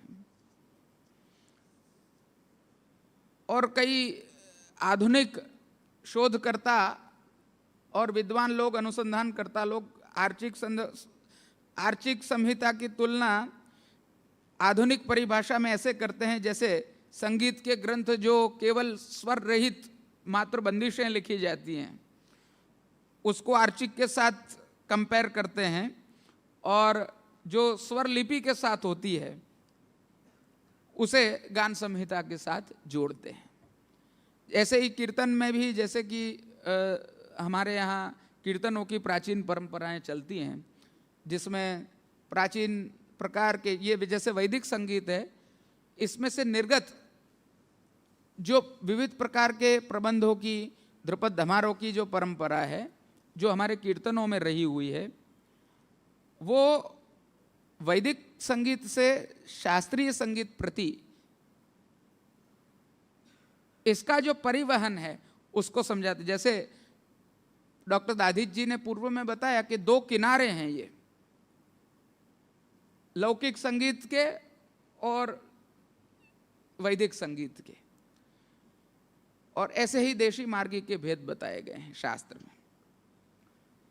तो जैसे मैंने पूर्व में बताया प्रकृति गान होता है, उसी प्रकार दूसरा जो प्रकार है वो उहगान यानी कि रहस्य गान का होता है। और ये उहगान, इसके अंदर उहगान और उह्यगान दोनों में संकलित सामों का विनियोग विविध याज्ञिक कर्मों में होता है। जो दशरात पर्व 12 दिन वाले सोम यज्ञ, संवत्सर पर्व यानी कि समग्र वर्ष पर्यंत जो यज्ञ होते हैं वो, एकाह पर्व 1 दिन में संपन्न होने वाले, अहीन पर्व यानी अहीन यागों में, सत्र पर्व यानी कि सत्र नामक यज्ञ में प्रवृत्त साम जो होती हैं वो, प्रायश्चित पर्व यानी कि यज्ञों में जो त्रुटि रह जाती है उसके लिए जो उसके निवारणार्थ जो साम का गायन होता है वो, क्षुद्र पर्व यानी कि छोटे छोटे फल प्रदान करने हेतु जो क्षुद्र अलग अलग प्रकार की छोटी छोटी जो चीज़ें होती हैं वो सामों को यहाँ पर गिना गया है। अब ये जो होती हैं ऊह और उह्य, ये एकर्च सुक्त नहीं होती हैं किंतु त्रुच होती हैं, और उसको प्रगाथ भी कहते हैं। अब त्रुचा की परिभाषा ऐसी है कि उहगान और उह्यगान दोनों में मिलकर 1140 मंत्र, उनकी 3-3 ऋक सम्मिलित होकर गान होती हैं, जिनको त्रुचा कहा जाता है। यानी वो ऋचा है, ये त्रुचा है। इस विषय को समझना चाहिए जिससे कि आगे का विषय थोड़ा स्पष्ट हो सके। 3 ऋचाओं को मिलाकर एक गान बनता है। एक गान बनता है, वो त्रुचा का है। वो गान का एक गान और वहाँ ऋचा का 3, उसको त्रिच बोलते हैं, 3 ऋचाओं का समूह। अब ऊह गान जो है वो पूर्वार्चिक की रुख पर किए गए ग्राम्य गेय गान की लय को आधार मानकर उत्तरार्चिक में जो संकलित सूक्त होते हैं उस पर गान किया जाता है, उसे उहगान कहा जाता है। उसका एक उदाहरण देंगे। ऐसे ही उह्य गान जो होता है वो आरण्य गान की लय के आधार पर उसी लय में उत्तरार्चिक में संकलित सूत्र जो होते हैं उसमें गान किया जाता है। ये उहगान और उह्य गान का विषय है। जैसे एक साम है यज्ञा यज्ञम साम, उसका यदि हम पाठ करेंगे, यज्ञा यज्ञावो अग्नये गिरा गिरा च दक्षसे प्रप्रभयमृतं जातवेदसं प्रियं मित्रन्न शंसिषं। ये जो ऋचा है, अब इसका हम यदि प्रकृति गान में यदि गायन करते हैं तो वो है यज्ञा। ऐसे तो इसके 4 साम प्रकृति गान में है, इसमें चौथा साम को वहाँ पर उह गान में लिया है, यज्ञ को दृष्टि में ध्यान में रखते हुए। और उस चौथे साम को 3 मतलब उसका जो स्वर तो एक ही है, लेकिन उसी स्वर के आधार पर 3 और गान उसका बना है। तो जो तीसरा जो चौथा जो साम है प्रकृति का, उस आधार का मैं पहले पाठ करता हूँ। जैसे यज्ञाय ज्ञाबो ज्ञायायी गायिरा गिरा चादाक्षासायि प्रप्रावायमृतंजा प्रप्रावायमृतं जाता वा हिम्मायि दासां प्रायं मित्रन्नशांसिषाऊ। अब इसी का आधार लेकर के दूसरा साम बनता है। स्वर सेम ही रहेगा, ऋचा बदल जाएगी, अक्षर बदल जाएगा। प्रायां मायित्रां सुशांशीषां ऊर्जोनपातं सहि नायामा हिम्मायि स्मायोः दाशे महव्यदातयाऊ। दूसरा। तीसरा है दाशे माहा। ऐसा मतलब वो ऋचा आधार एक ही रहेगा, उस पर वो विस्तृत होते जाएगा। 3 उसका विस्तार हुआ है। 3 ऋचाओं का विस्तृत रूप त्रिच कहलाता है। वो त्रिच जो है उसका योनि मतलब आधार, जो मूल जो है उस गान का वह प्रकृति है, और उस प्रकृति का भी मूल जो गान का जो आधार है वह ऋचा है। तो मतलब ऐसे क्रम से वो वृद्धि होते गया है। और ऊह का मतलब है कि विभक्तियों का समन्वय हो जाए। मतलब हम यजमान की कई कामनाएं होती है, तो अलग अलग कामनाओं को दृष्टि में रखते हुए उसको ऊह कर देते हैं। मतलब उसको विभक्ति का समन्वय, अर्थात हम उसके कामनाओं का समन्वय कर देते हैं, बदल देते हैं अपनी कामनाओं के अनुसार अक्षर वर्णों में। वो आगे गुरुजी बताएंगे, उसमें बताएंगे आपको। ये विनियोग भेद है। जैसे कोई भी कार्य है, उसमें आप क्या चाहते हैं, क्या कामना है आपकी, उसके आधार पर ये सामगान होते हैं। ये विनियोग भेद कहा जाता है। कहाँ इसकी विनियुक्ति हो रही है। अब एक जैसे ये कॉन्सेप्चुअल बातें हो रही हैं, उसमें ही एक विषय ऐसा है, ये साम्य और वैषम्य का ही विषय है। इसमें एक योनि साम होता है और एक ये सयोनि साम होता है। इस विषय को भी मैं पहले यहाँ स्पष्ट करता हूँ आगे बढ़ने से पूर्व में। योनि साम का अर्थ है कि जिन मंत्रों के तीनों त्रुच प्रकृति गान के मूल पाठ के साथ स्वरों के आधार पर किए जाते हों, और सयोनि साम अर्थात जिन त्रुच मंत्रों का एक ही प्रकृति गानवत स्वरों में पाठ किया जाता हो।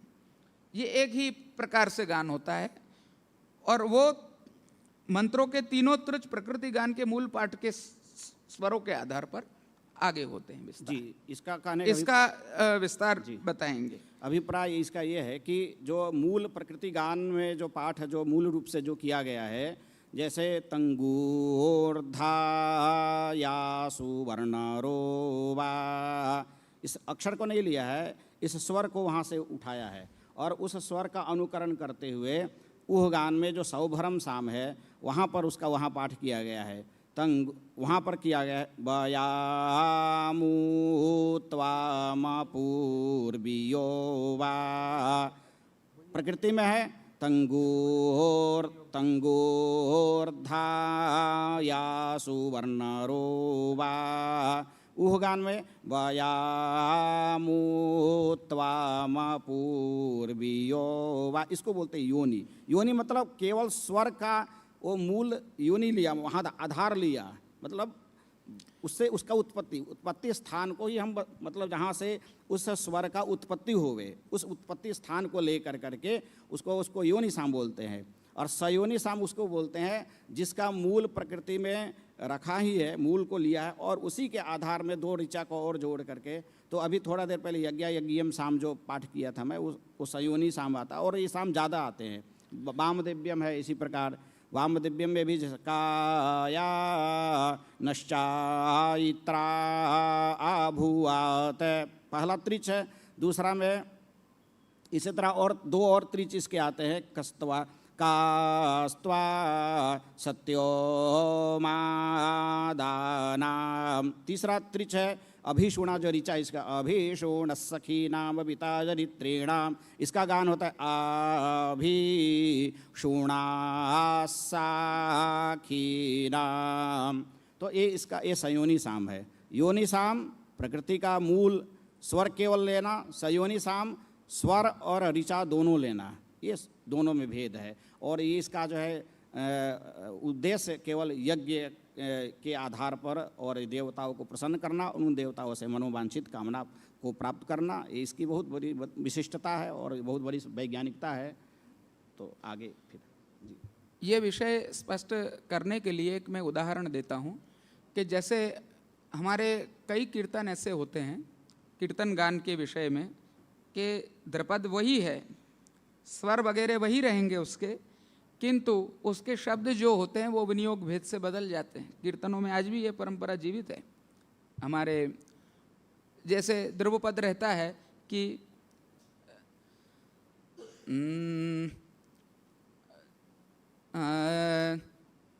आपका सुर जो है वही सुर में मैं ले रहा हूँ। जैसे कि ये है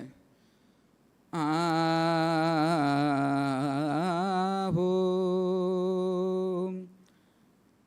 व्रजमंडल आनंद भयो, ये बधाई का पद है। तो इसमें विनियोग भेद बदल गया तो मूल योनि यही रहेगी, किंतु जैसे फागन का पद आ गया खेलन को श्यामा चली इसी राग में, तो अब हाँ ये स्तोभ है, हाँ है, ए है, इसके विषय में मैं आ रहा हूँ आगे। अब हाँ हो खेलन को श्यामा चली, ब्रजमंडल आनंद भयो की जगह खेलन को श्यामा चली। चीज वही की है वह, किंतु योनि के आधार पर ये योनि साम और सयोनि साम ऐसे इसके भेद हो जाते हैं।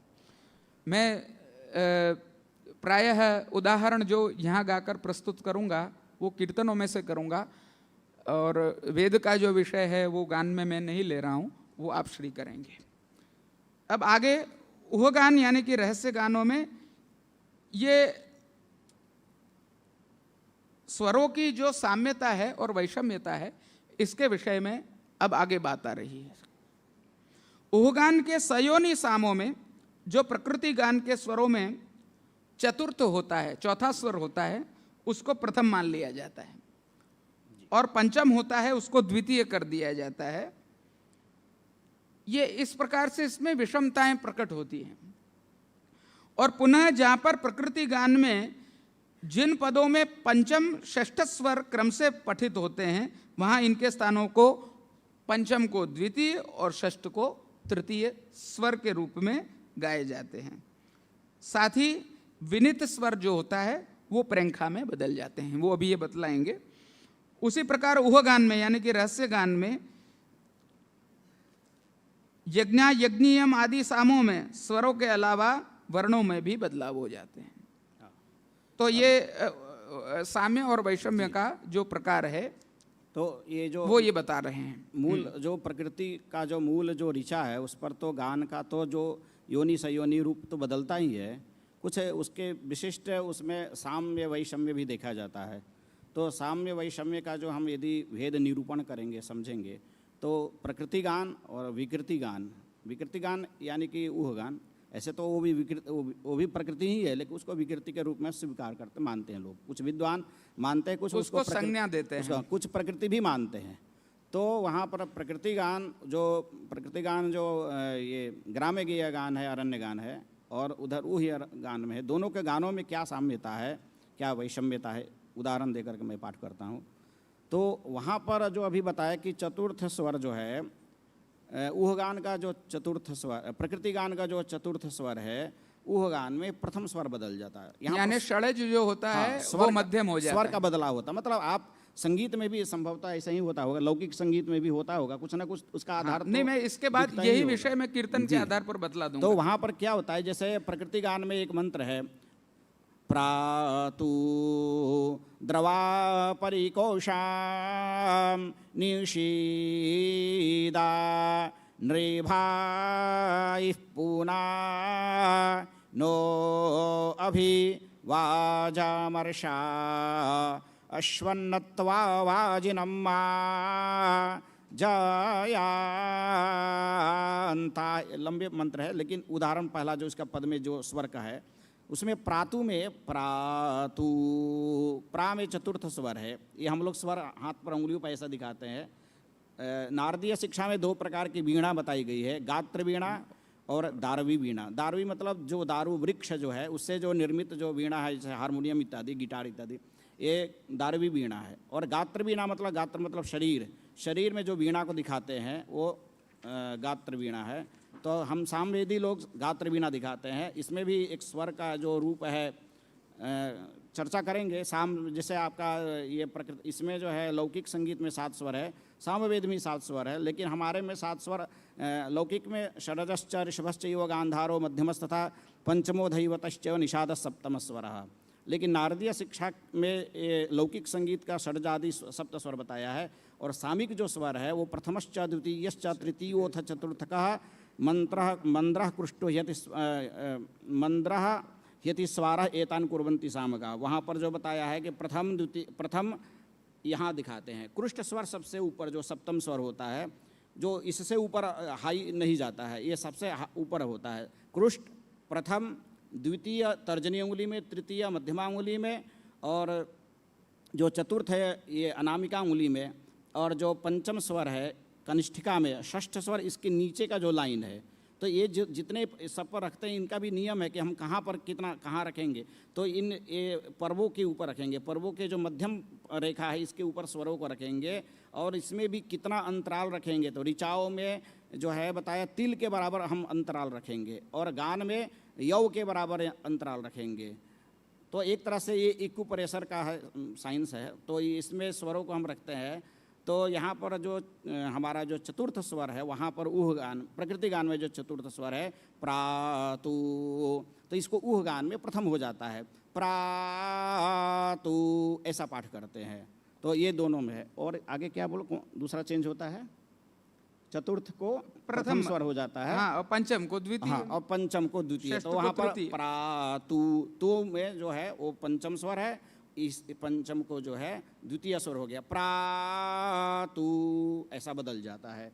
ऐसे ही जो षष्ठ को तृतीय। हाँ, पंचम और षष्ठ की जब गान होता है, पंचम और षष्ठ में यदि तुलना करेंगे तो जैसे कहीं स्वर आया यो बा, यदि ऐसा है तो इसको हमारे में जो है एक साम गान है पुरोजिति, उसमें प्रकृति गान में आया है पुरोजिति बोन्धासाह।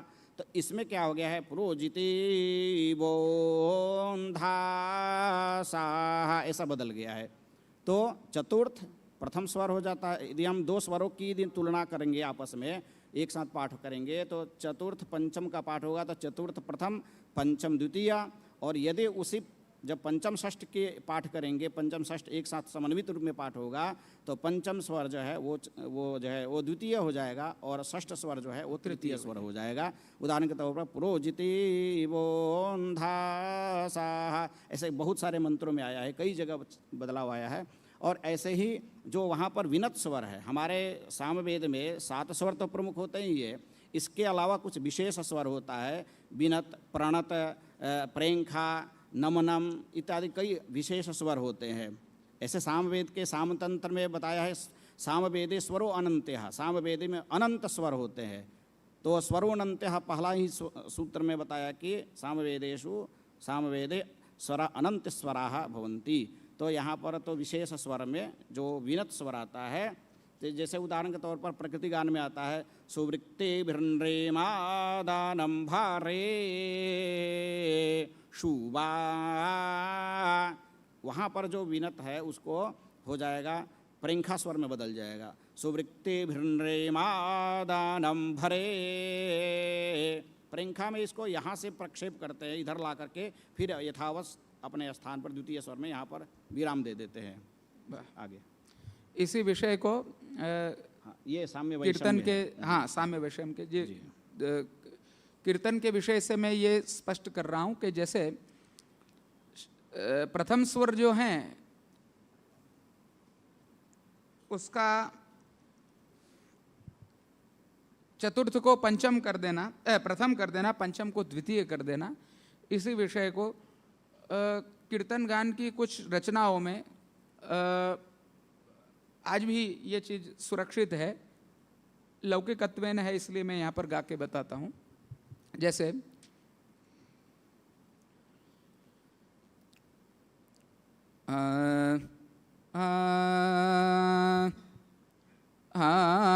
माई आज, ये सुर हो गया षडज। अब ये मध्यम पर, इसका आगे की उठान इसकी मध्यम से हो जाएगी, वही उसी प्रकार की ऐसी ये रचना है। जो चतुर्थ स्वर है वो प्रथम हो जाएगा। माये आज तो गोकुल गाम, गोकुल गाम केसुरयो फूल के माई आज। ए माई ग्रहंगना, माई ग्रहंगना फूले दी से संपत समूल के माई आज। तो षडज में जो गाया गया माई आज तो गोकुल गाम कैसो रहो फूल के, ग्रह अंगना बन फूले दी से, वही स्वरावलियाँ वो मध्यम से गाई गई हैं। तो ये जैसे साम्यता वैषम्यता सामान्य भाषा में समझनी हो तो इस प्रकार की बात है इसमें। और ऐसे ही ये विनियोग भेद कीर्तनों में अलग अलग प्रकार के गाए बताए जाते हैं। जैसे मैंने पूर्व में बात की कि स्वरावलियाँ वही हैं, शब्द बदल जाएंगे, वर्ण बदल जाएंगे।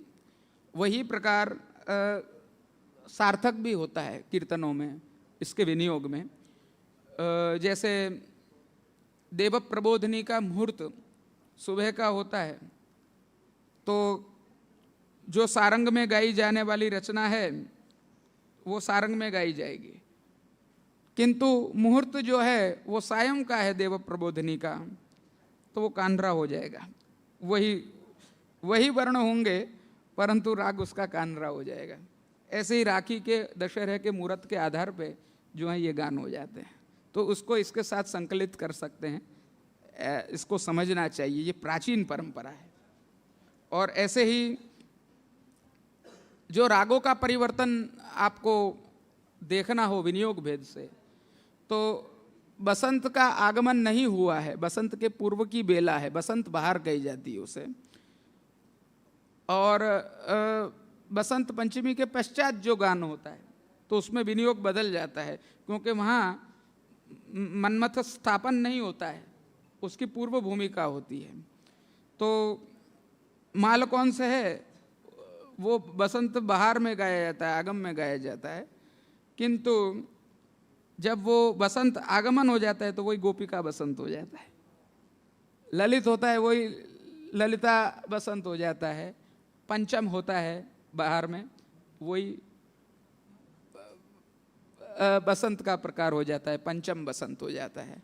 तो ये भी गा के समझाए जा सकते हैं, बताए जा सकते हैं, किंतु समय की मर्यादा है। मैं आगे साम विकारों के विषय को भी लेना चाहता हूँ और स्तोभ के विषयों को भी खास गान के साथ दोनों प्रकार की पद्धति से मैं यहाँ बताना चाहता हूँ, इसलिए मैं ज़्यादा समय उसमें नहीं ले रहा हूँ। अब साम की वैषम्यता को बताने के लिए विविध प्रकार की साम विकार होते हैं। और ये विकार का अर्थ ये होता है कि रुक के गान के रूप में परिणित होने में अनेक प्रकार के भाव या विकारों को ग्रहण करना पड़ता है। मतलब कि सामान्य भाषा में कहें तो संगीत के अनुकूल जो शब्दों में परिवर्तन हो जाता है उसको विकार कहा जाता है। और ये 6 प्रकार के विकार, हाँ जी, जो वैषम्यता इसमें बतलाई गई है, विविधता यानी कि बदल जाना, भिन्नता के विषय में ये वैषम्य है। तो विकार जो हैं उसके प्रकार बताए गए हैं 6 प्रकार। विकार हो गया, विश्लेषण हो गया, विकर्षण हो गया, और अभ्यास, विराम और स्तोभ, ये 6 प्रकार हैं। विकार का अर्थ यानी कि अक्षर और शब्दों को आवश्यकता के अनुसार बदल देना। जैसे अग्नि के स्थान पर वो ज्ञाई, आप बता रहे हैं, जैसे शॉर्ट में बताएंगे। ये 6 जो विकार है इसमें हमारे यहाँ पद पाठ भी होता है, मंत्रों का पदच्छेद पाठ भी होता है। जैसे मूल है अग्न आयाहि वीतये गृणानो हव्यदातये निहोता सत्सि बर्हिषे। अब इसका पदच्छेद जो पदपाठ होता है, ओम अग्ने आयाहि वीतये गृणानः हव्यदातये निहोता सत्सि बर्हिषि। अब यहाँ पर अग्नि में जो ए है, उस ए को वहाँ पर विकृति क्या हो गई है, उसकी जो मूल जो एकार है उसको वो रूप बदल गया है। तो बदलने पर क्या हो गया, ओ गनाई हो गया है। हाँ। तो ये जो है विकार हो गया। विगता आकृति ही, विकृति ही, मतलब जिसका आकृति जो रूप है वो बदल गया, आकार बदल जाना ही विकार है। तो एक कारक से ओ गनाई में बदल गया, रूप ऐसे उसका बदल विश्लेषण गया। है, विश्लेषण का भी आप उदाहरण बताएंगे। हाँ, विश्लेषण में भी जैसे वहाँ पर तये का जो ये है, उस ये को याई पाठ हो गया है। जैसे वी तये, अब वी तये में एक आर है, उस एक आर को जो है वहाँ पर याई हो गया है। जैसे ओ ग्नाई आया ही बोई तो याई, अभी मूल एक ही शब्द था, ये था, उसको याई पाठ हो गया। ये विकर्षण है, उसमें विस्तृत हो जाना आगे, बराबर है। ऐसे विश्लेषण विकर्षण है वो एक स्वर को दीर्घ काल तक विभिन्न रूप में उच्चारण करना, ह्रस्व के स्थान पर दीर्घ को लेना या दीर्घ के स्थान पर प्लुत को लेना, हो जाना, ठीक है। तो विकर्षण भी इसी रूप में है। ये कीर्तनों में भी ये सब उदाहरण है। तीसरा, चौथा कौन है? चौथा अभ्यास है, बारंबार एक ही चीज का अभ्यास उच्चारण मतलब वो तो व्याकरण लोग भी जानते होंगे कि कोई भी वर्णों को एक बार से ज्यादा 2 बार यदि उच्चारण किया जाए उसको अभ्यास संज्ञा होती है। तो अभ्यास मतलब 2 बार पाठ करना। तो याई ये सामवेद के प्रकार है। ऐसा ये न समझा जाए कि जो पाठ करने वाले मंत्र पद भूल गए हैं इसलिए 2 बार बोल रहे हैं, अथवा अपने मन से 2 बार पाठ कर रहे हैं, अथवा ये पाठ अशुद्धि है। ये साम के 6 विकारों में पाठ शैली है, ये अभ्यास है जी।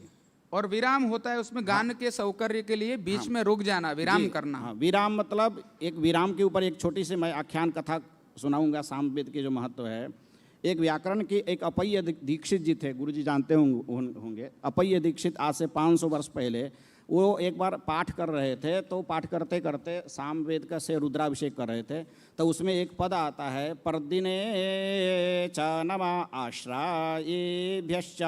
तो उसमें परदिने में मूल पद उससे पहले कपर्दिने था। तो यजुर्वेदी लोग पाठ करते थे कपर्दिने, नमः कपर्दिने। तो वो भी पाठ करते करते उनके मन में क्या हुआ कि संदेह हुआ कि हम जो पाठ कर रहे हैं ये गलत तो नहीं है। सभी लोग कपर्दिने पाठ करते हैं, हम परदिने क्यों करेंगे, उसको तोड़ेंगे क्यों, मतलब तोड़ के विच्छेद पूर्वक पाठ करना मतलब दोष है। ऐसा समझ करके वो पाठ में थोड़ा सा बदल दिए, बदल करके उसको दूसरे का देखा देखी वो पाठ किए, गलत पाठ शुरू कर दिए। उसका नतीजा क्या हुआ, रुद्राभिषेक जो कर रहे थे, जो जल जिस समय से वो लोटे से कलश से जो जल आ रहा था वो अचानक से रुक गया। अब वो बार बार पाठ करते करते परेशान हो गए, जल नहीं धारा ही रुक गया। जब वो फिर सोचे कि हम ऐसा तो नहीं कि हम अपने मन से पाठ बदल करके आज किए इसलिए कहीं दोष तो नहीं हो गया। तो जो जैसे मूल परंपरा से जैसे पढ़ते आए थे वैसे ही पाठ किए, तो वो अपने आप जल की धारा अपने आप प्रवाहित हो गई। तो इसका मतलब है कि वहाँ पर जो विराम वाला जो बात है वो विराम हमारे सामवेद की परंपरा में है और ये दोष नहीं है। इसलिए वहाँ पर दूसरे का देखा देखी हमको नहीं करना है। हमारा सामवेद की जो परंपरा है, उस परंपरा में यदि कहीं पदों में यदि कहीं विराम भी लेना पड़े तो जैसे गृणानो मूल शब्द है पूरा हव्यदात, ये है हव्यदात मतलब हवि देने के लिए, हवि प्रदान करने के लिए, लेकिन वहाँ पर ह में तोड़ दिए तो जैसे राम घर जाता है तो रा मघर जाता है कहे तो मघर का कोई अर्थ नहीं निकलेगा, निरर्थक हो जाएगा। तो ऐसे ही वहाँ यदि पदच्छेद कर देंगे, बीच में मनमानी पद कर तोड़ देंगे तो अर्थ नहीं निकलेगा। लेकिन सामवेद में ऐसा नहीं, सामवेद में हम उसका अर्थ तोड़ने पर भी, विराम लेने पर भी अर्थ सार्थक निकलता है। उदाहरण आपको मैं पहले बता दी, इसके आख्यान जो कथा जो होती है और ये सत्य घटना है, तो सामवेद का इसका महत्व भी है। आगे गुरु जी, ये गान के रूप में गान के अनुकूलता के अनुसार बदलाव कर देना, ये विकार है इसमें जी, और विकार हो गए। इनमें भी उदाहरण अलग अलग प्रकार के जैसे इसमें मिल रहे हैं, ऐसे अलग कीर्तनों में भी ये विकार के उदाहरण मिलते हैं। जैसे नंद महोत्सव होता है, उसमें आज नंदराय के आनंद भयो, ये मुख्य है पाठ, पर उसमें हेरी हे लगा दिया जाता है या भैया हो लगा दिया जाता है, जो उसमें विकार के उदाहरण में आ सकता है। स्तोभ रह गया ना, स्तोभ आएगा अभी। स्तोभ अंतिम है। स्तोभ के विषय में अभी मैं बतला रहा हूँ, सामवेद का बता देते हैं। एक मिनट में बताता हूँ। ठीक है। छठा प्रकार स्तोभ का है, जिसके उप प्रकार भी मैं बताने वाला हूँ, पहले आप बतला दीजिए। ठीक। हाँ, तो स्तोभ क्या है कि ऐसा विद्वान लोग समझते हैं स्तोभ निरर्थक शब्द है, तो ऐसा नहीं है कि निरर्थक है, उसका भी अर्थ होता है। जैसे मंत्रों में आता है औहो वा हो ई डा ऊ हाउ हाउ हाउ, ऐसे शब्द को वैदिक जगत में लोग इसको निरर्थक पद मानते हैं, इसका कोई अर्थ नहीं है। जबकि भागवत महापुराण में बताया है कि सांकेत्यम परिहास्यम च स्तोभम हेलनमेव च, मतलब इसका सार यह है कि हम किसी प्रकार, वहाँ स्तोभ शब्द आया है इसलिए मैं बता रहा हूँ कि हम किसी प्रकार यदि भगवान का स्मरण कर लेते हैं, चाहे हम उनकी निंदा करके, चाहे हम सांकेत के रूप में, चाहे उनका हम परिहास कर करके, तो भगवान के स्मरण मात्र से पुरुष जो है पुण्य को प्राप्त करके स्वर्ग को प्राप्त कर लेता है, मतलब वो पुण्य के भागी हो जाता है। तो स्तोभ शब्द वहाँ पर आया। स्तोभ मतलब निरर्थक नहीं होता है। सामवेद में भी हाउ शब्द जो आया है, वो हाउ हु आवाहन धातु की कल्पना कर करके हाउ हाउ मतलब आगच्छ भो देवा आगच्छ अत्र आगच्छ, 3 बार मतलब आगच्छ आगच्छ आगच्छ, ऐसे ही इडा भा में भी इड स्तुत्यर्थक धातु की कल्पना करेंगे तो इडा भा, तो यदि ऐसा अग्नि के मंत्र में यदि आ रहा तो अग्नि को हम वहाँ पर ईडा के माध्यम से हम स्तुति कर रहे हैं, तो ईड स्तुत्यर्थक धातु की कल्पना करेंगे तो निरर्थक स्तोभ नहीं है। आप हाँ, स्तोभ के विषय में जो बता रहे हैं उसके विषय में बहुधा प्रकार के मत हैं, और स्तोभ का सामान्य अर्थ जो बताएं तो सामगान में जो प्रयुक्त ऐसे वर्ण या पद जो मूल साम योनि में नहीं है, रुक में नहीं है, ऋचा नहीं है, ऋचाओं में नहीं है, उसे स्तोभ कहा जाता है। यानी कि मूल मंत्र में जो शब्द नहीं है तथापि गान की अनुकूलता के लिए, सौकर्यता के लिए जो विषमता बताई जाती है उसको स्तोभ बताया जाता है। जैसे हा, इहा, उहा, जो ये शब्दों का इन्होंने प्रयोग किया, ये सभी स्तोभ कहे जाते हैं। और सर्वत्र गताः स्तोभाः सर्वत्र निवृत्ताः सर्वत्र प्रवृत्ताः, इस प्रकार से इसके विषय में बात कही गई है। और यानी कि जो सर्वत्र गत है, सर्वत्र निवृत्त है, सर्वत्र प्रवृत्त है, उसको स्तोभ कहा जाता है। और इसके विषय में विविध प्रकार के सायण के भाष्य में और जैमिनी सूत्र में तथा अपने अक्षर तंत्र में इसके विषय में अलग अलग प्रकार की परिभाषाएं दी गई हैं, स्तोभ क्या है। तो इसके लिए सायण के अनुसार तो ये बात है कि सर्वत्र गताः का अर्थ यह है कि सभी देवताओं में ये स्तोभ व्याप्त हो जाते हैं, यानी इसकी निरर्थकता जो है ये भी सार्थकता में परिवर्तित हो जाती है। इसलिए ये स्तोभ निरर्थक होने के बावजूद भी ये निरर्थक नहीं है, किंतु ये जो है इसमें सार्थक स्तोभ भी होते हैं, जैसे अग्नि हो गया या ब्राज हो गया, साम हो गया, शुक्र हो गया, ऐसे शब्दों का भी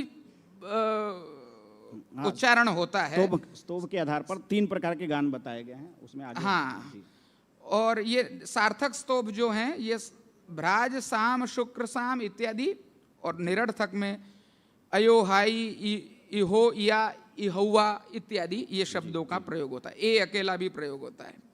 तो स्तोभ के आधार पर सामगान के 3 प्रकार, छन्नगान, लेशगान और आविर्गान।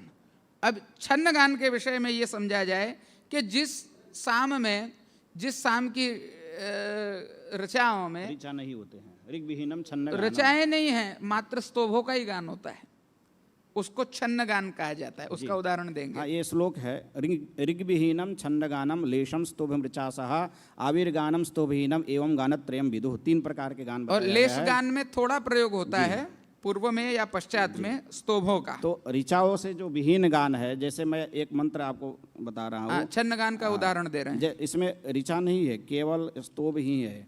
तो ऋग विहीनम छन्न गानम, जैसे हाउ एक मंत्र है, वाचोत्रय ये मंत्र है, ये सरस्वती माता का मंत्र है। हुए वाचाम वाचम वाचं हुवे वाक् शृणोतु शृणोतु वाक् वाक् समयितु समयितु वाक्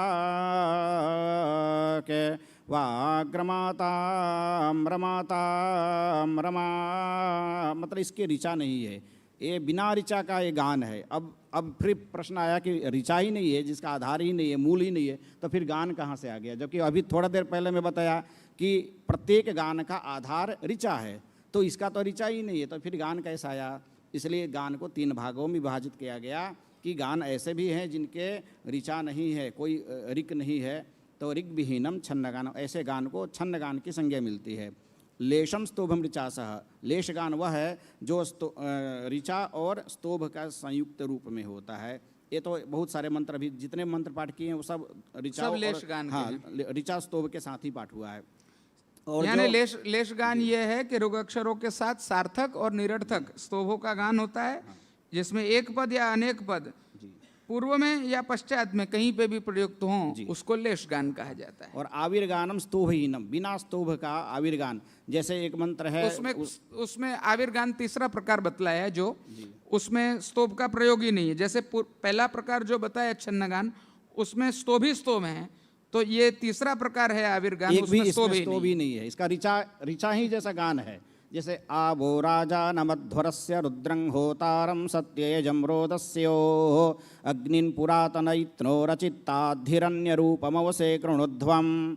अब इसका गान है ऋचाई की जैसा है। आवो राजा नमध्वरस्य रुद्रां होतारं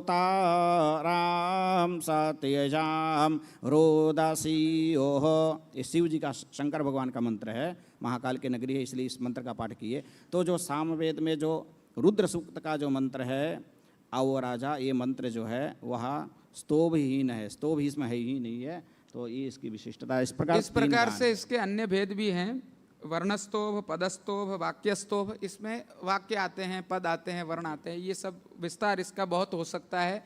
यह विषय ऐसा नहीं है कि सामान्य कुछ जो समय लक्षित किया गया है उतने में ये हो सके पूर्ण, किंतु इसके अंदर रहे हुए तत्व जो हैं वो विनियोग भेद से प्रयोग में लिए जाते हैं।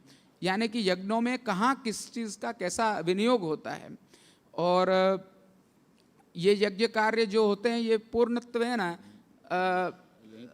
मात्र भौतिक नहीं होते हैं, इसमें आध्यात्मिक तत्व भी रहते हैं और आधिदैविक तत्व भी रहते हैं, जो अक्षर ब्रह्म योग के अंदर भगवान ने गीता जी में अच्छी तरह से सूचित किया है। तो उस विषय को यहाँ पर मैं अभी स्पर्श नहीं कर रहा हूँ। इतना ही है इसमें कि साम्य और वैषम्य इन साम गान में अलग अलग प्रकार से, बहुत प्रकार से देखा जाता है। और इस विषय में, इस विषय को समझने के लिए मैंने इनसे भी चर्चा की, और कई हमारे जैसे यज्ञ में सम्मिलित होने वाले जो विद्वान लोग हैं, जो दक्षिण के भी हैं और कुछ महाराष्ट्र के भी हैं, सभी से चर्चा की। और ये साम्य और वैषम्य का बहुधा प्रकार से विषय इस प्रकार से स्पष्ट होता है। और इसमें इसकी अलौकिकता को संभालते हुए, इसकी मर्यादा को संभालते हुए हमें इस गान को समझना चाहिए। इसको अद्य पर्यंत जहाँ ये परंपराएं संरक्षित हैं, ऐसी परंपराओं के साथ उसको समझना चाहिए, क्योंकि वेदों की मर्यादा रही है, वो यत्तत स्थान पर गान नहीं हो पाते हैं, इसलिए ही ये शास्त्रीय परंपरा को प्रकट किया गया है। शास्त्रीय गान क्यों प्रकट हुआ है, उसका कारण ही मात्र ये है कि मंत्रादि का उच्चारण यत्तत स्थानों पर नहीं हो पाता है, उसकी मर्यादा होती है। इसलिए शास्त्रीय गान जो होता है उसके अंदर ये मर्यादा को गौण रखा गया है। और आप प्राचीन समय में देखें तो वीणा वादन, गात्र वीणा की मैं बात कर रहा हूँ, और ऐसे ही दारुणी वीणा की बात की गई, तो वीणा वादन भी जैसे तैसे परिवेश में नहीं बजाते थे पुराने लोग। अब हम जो देखते हैं, किंतु ये शास्त्रीय परंपरा में संभव है, उसके लिए एक लचीलापन है, किंतु वेदों की मर्यादा तो यथा योग्य प्रकार से निर्वहन हो, ऐसा हमारा यहाँ पर एक आचार्यत्वेन हम यहाँ पर उपस्थित हुए हैं, तो हमारा निश्चित रूप से मानना है, निश्चित रूप से स्पष्ट करना है। मात्र इस बात की शिक्षा आप लोगों को प्राप्त हो कि ये विषय जो हैं बहुत गंभीर हैं, बहुत गूढ़ हैं, गहन हैं, इसके ही मात्र उद्देश्य से मैं आप लोगों के सामने यहाँ पर उपस्थित हुआ हूँ। और मैं खास करके खूब आभार अभिव्यक्त करना चाहता हूँ सबसे पहले डॉक्टर पुरुदाधित जी का, कि जिन्होंने मेरा नाम सूचित किया, डॉक्टर पद्मश्री पुरुदाधित जी के पद्मश्री उमाकांत गुंडेचा जी को, कि आप इनको निमंत्रित कीजिए। तो मैं आप सभी का आभार अभिव्यक्त करता हूं कि आप लोगों ने मुझे इस विद्वत संगोष्ठी का हिस्सा बनाया। मैं आपका भी आभार व्यक्त करता हूं कि आपने यहाँ पर द्विवेदी जी ने बहुत सुंदर गान प्रस्तुत किया। मैं आभार अभिव्यक्त करता हूँ। कृष्णार्पणमस्तु, शुभम भवतु। गुरुदेव, हम कृतार्थ हुए। एक बार चाहूँगा कि आप करतल ध्वनि से सम्मानित करें और गुरुदेव का अभिनंदन करें। और मैं बहुत ही आदर के साथ, अच्छा जी,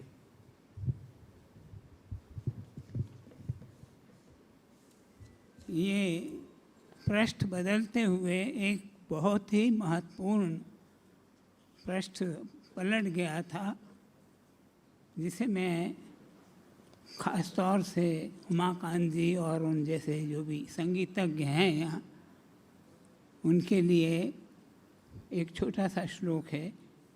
आप सब कहते हैं कि ये शास्त्रीय संगीत है, सामवेद से निकला है, लेकिन उसका प्रमाण क्या है, कहाँ लिखा है, वो बात मैं कह रहा हूँ जो सबको नोट करने की है।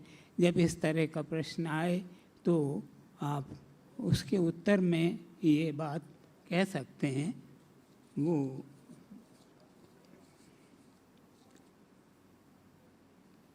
याज्ञवल्क्य शिक्षा 16 में नियम है, गंधर्व वेदे ये प्रोक्ता सप्त षड्जादय स्वरा त एव वेदे विज्ञेया त्रय उच्चादय स्वरा।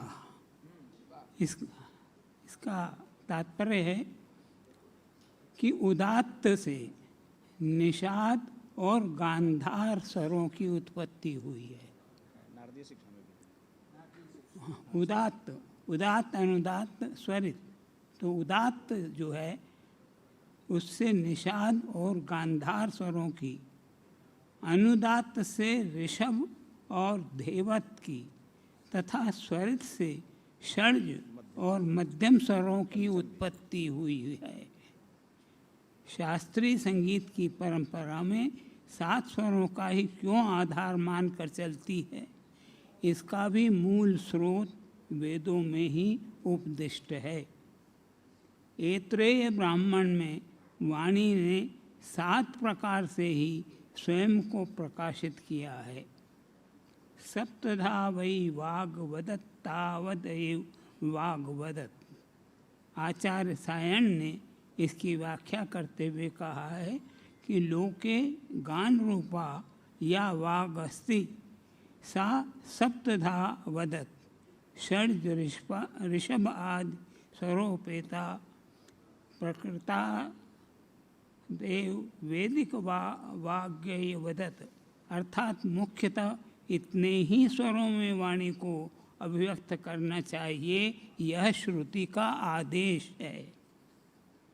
तो ये प्रमाण है कि हमारे जो 7 स्वर हैं वो वेदों के 3 स्वरों से ही क्रमशः उत्पन्न हुए हैं, और जो आप गाते हैं वो जो आज भी गाते हैं, जो ध्रुपद गाते हैं, ख्याल गाते हैं, वो भी उसको भी वेद ही जाने।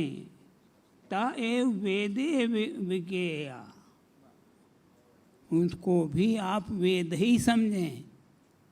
ध्रुपद भी वेद है, ख्याल भी वेद है, जो कुछ गाया जा रहा वह भी वेद है। धन्यवाद। और मैं दोनों ही सम्मानीय मूर्तियों को स्मृति चिन्ह प्रदान करने के लिए ख्यात संगीतज्ञ पंडित सत्यशील देशपांडे जी को मंच पर आमंत्रण दे रहा हूं। कृपया वे मंच पर पधारें और हमारे परम पूज्य गुरुदेव और कथक ऋषि पद्मश्री डॉक्टर पुरुददीश जी और डॉक्टर जयप्रकाश द्विवेदी जी को क्षमा करें। तो देवकी पंडित जी के सत्कार के लिए मैं उन्हें मंच पर आमंत्रित देता हूं और दोनों ही महानुभावों से प्रार्थना करता हूं कि अपना आसन ग्रहण करें।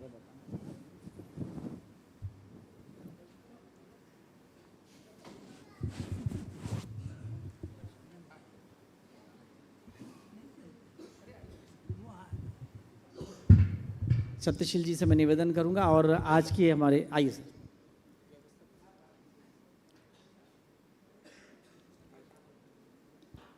आज की संगीत सभा में प्रस्तुत हैं अब सुश्री देवकी पंडित जी का गायन। इसके पहले की व्यवस्था यहाँ पर निर्मित हो, मैं उनका परिचय संक्षिप्त में प्रस्तुत कर रहा हूँ। देवकी पंडित सुर और साधना का संगम, भारतीय शास्त्रीय संगीत जगत का एक ऐसा दीप्यमान नाम जिन्होंने अपनी गायकी में परंपरा की शुद्धता और आधुनिकता की तरलता को बखूबी पिरोया है। वे अपनी भावपूर्ण प्रस्तुति और अद्वितीय सुर लगाव के लिए विश्व भर में जानी जाती हैं। सुश्री देवकी जी का जन्म एक संगीत प्रेमी परिवार में हुआ और उन्होंने महान गुरुओं से सानिध्य प्राप्त किया। देवकी जी ने प्रारंभिक संगीत की शिक्षा अपनी माता श्रीमती उषा पंडित से प्राप्त की। इसके पश्चात उन्होंने पद्म विभूषण पंडित जतिन भट्टाचार्य जी मेहर घराने से प्रशिक्षण लिया।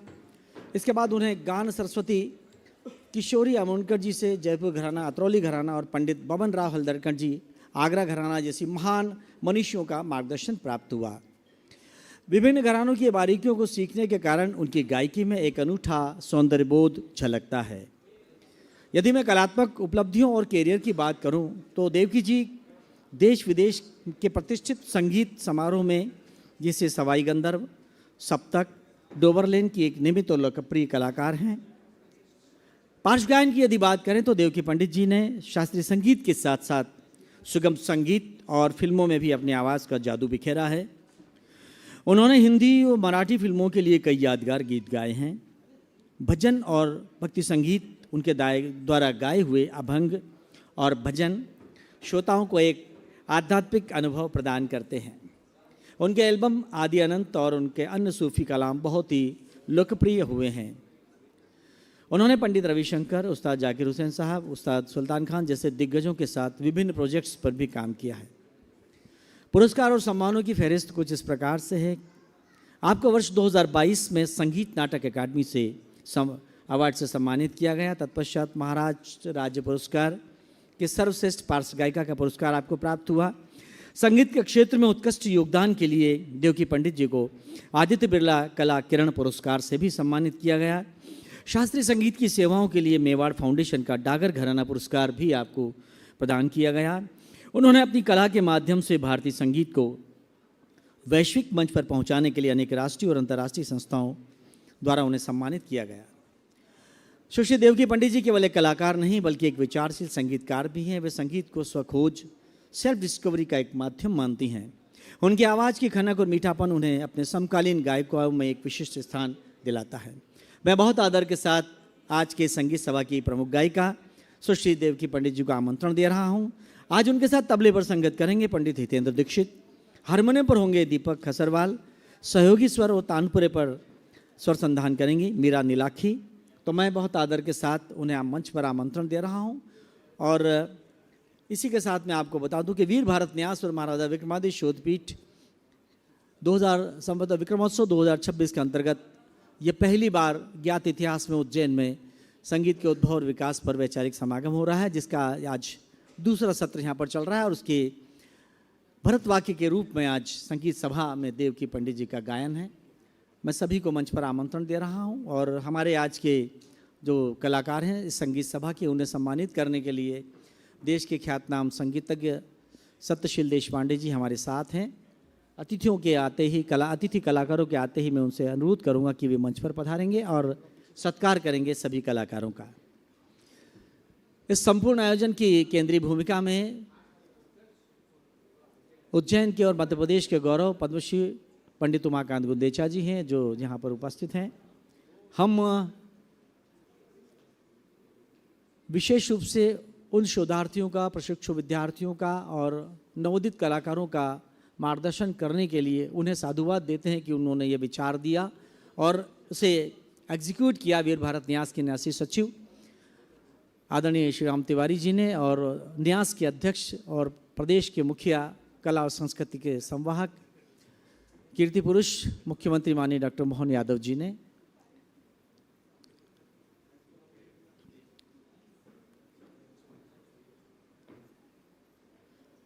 हम आमंत्रण दे रहे हैं सुविख्यात स्वर साधिका सुश्री देवकी पंडित को।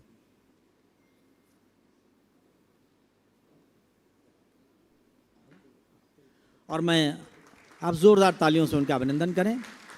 मैं अनुरोध कर रहा हूं इसी के साथ सुविख्यात संगीतज्ञ डॉक्टर सत्यशील देशपांडे जी को कि वे अपने करकमलों से प्रमुख स्वर साधिका सुश्री देवकी पंडित जी को शाल, श्रीफल और पुष्प कुछ प्रदान कर उनका अभिनंदन करें, सत्कार करें।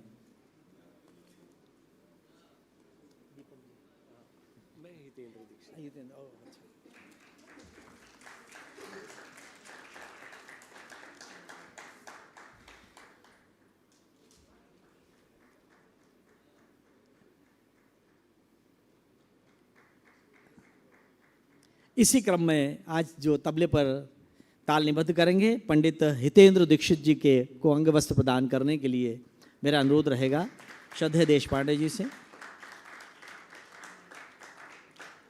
हारमोनियम पर स्वर संधान करेंगे श्री दीपक खसरवाल जी और सहयोगी स्वर और तानपुरे पर होंगी मीरा नीलाखी।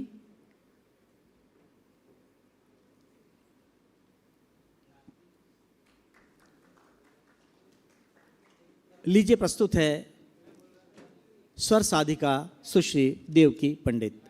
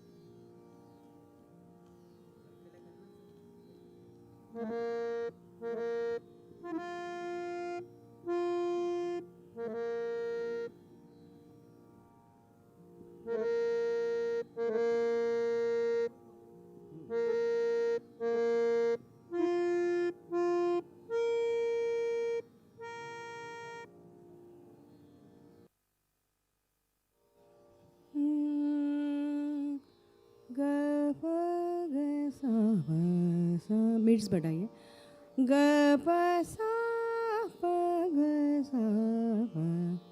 ठीक है, मॉनिटर में मिल रहा है ना? अभी तो पीए लग रहा है मुझे, कम है। मॉनिटर में थोड़ा रेवअप दे दीजिए आवाज़ को। ठीक है, तानपुरा थोड़ा दीजिए।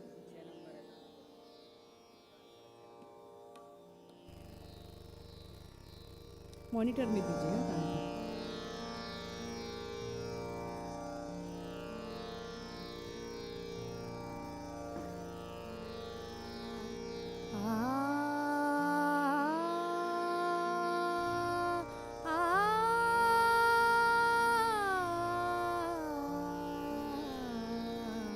ठीक है,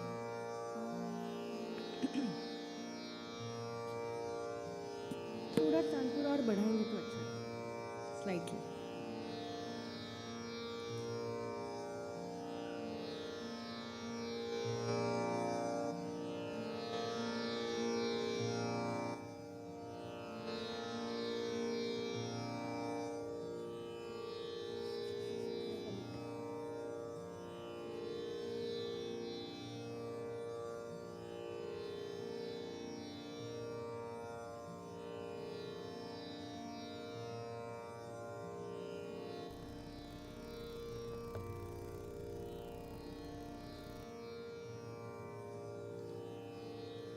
नमस्कार, आज मैं इस विक्रमादित्य महोत्सव में आपके सामने सायंकालीन राग श्री प्रस्तुत कर रही हूँ।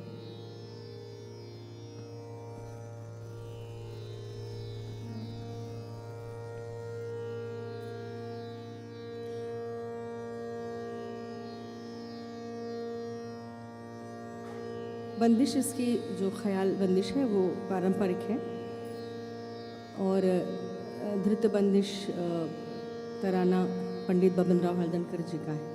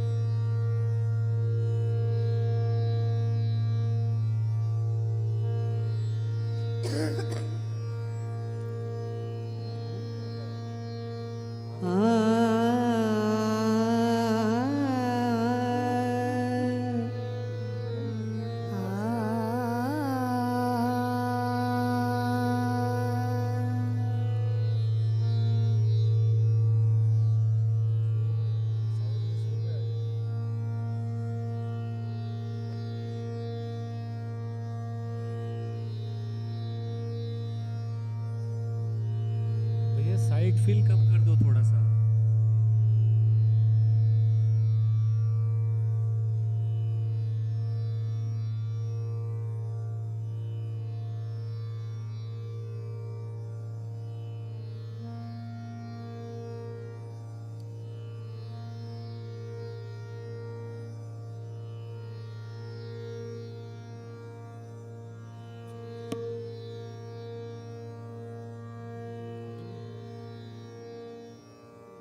हाँ अभी अभी हो गया।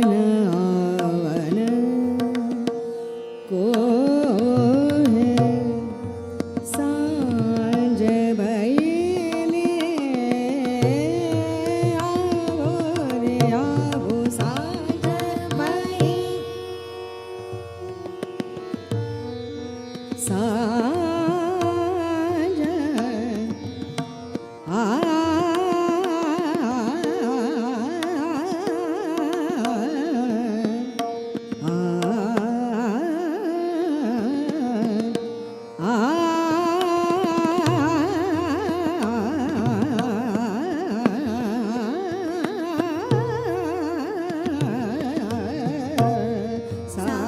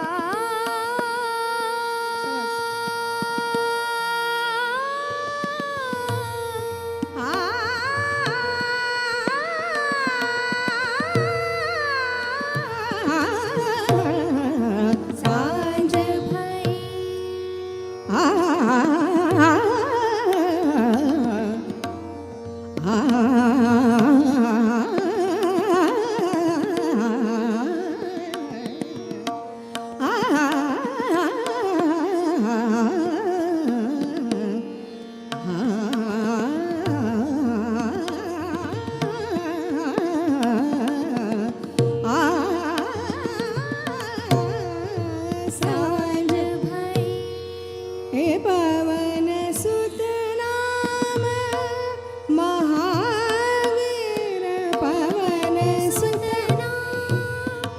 महावीर पवन सुत महावीर पवन सुत महावीर पवन सुत महावीर पवन सुत महावीर पवन सुत महावीर विक्रम बजरंग विक्रम बजरंग कुमति निवार सुमति के संग पवन सुत महावीर पवन सुत महावीर पवन सुत महावीर विक्रम बजरंग विक्रम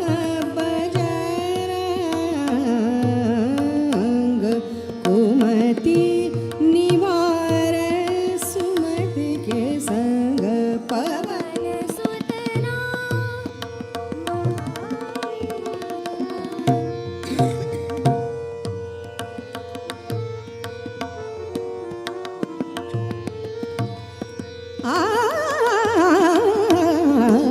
पवन सुत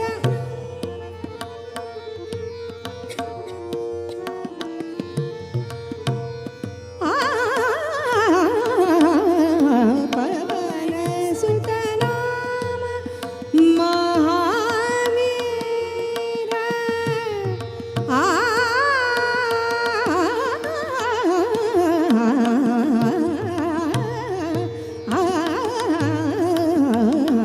पवन सुत महावीर विक्रम बजरंग कुमति निवार सुमति के संग पवन सुत महावीर पवन सुत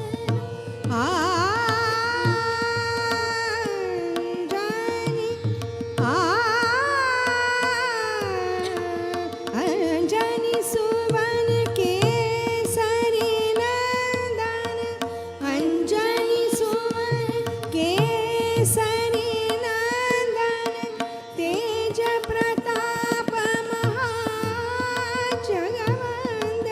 तेज प्रताप महाजगवंदन विद्यादानी गुणियति चातुर निस दिन रटत रहो प्रेम रंग पवन सुत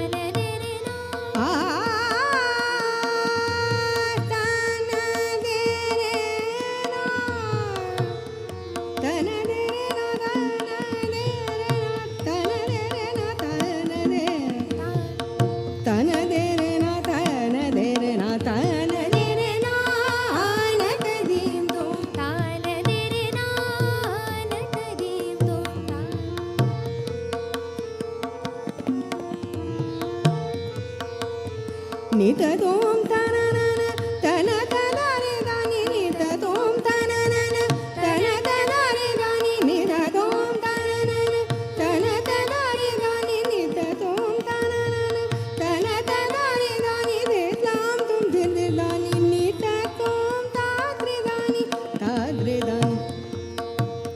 नित तोम तननन तन तदारे दानी देताम तुम दिल दानी नित तोम ताद्रे दानी धाकड़ नग धुमकड़ नग देता धिडांग गिड़ नग तुम देता धिट धागे न धिट धागे न धा धिट धागे न धिट धागे न धा धिट धागे न धिट धागे न धा नद दीम दो तान रे रे ना नद दीम दो तान रे रे ना नद दीम दो तान रे रे ना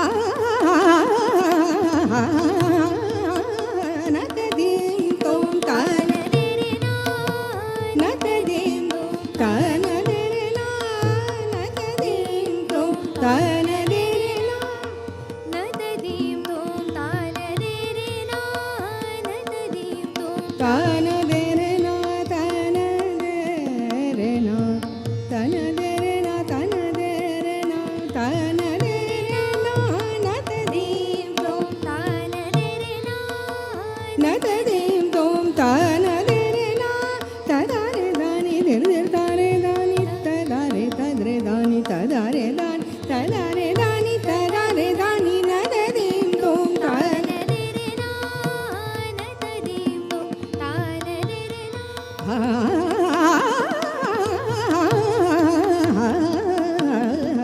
तान रे रे ना नद दीम तोम तान रे रे ना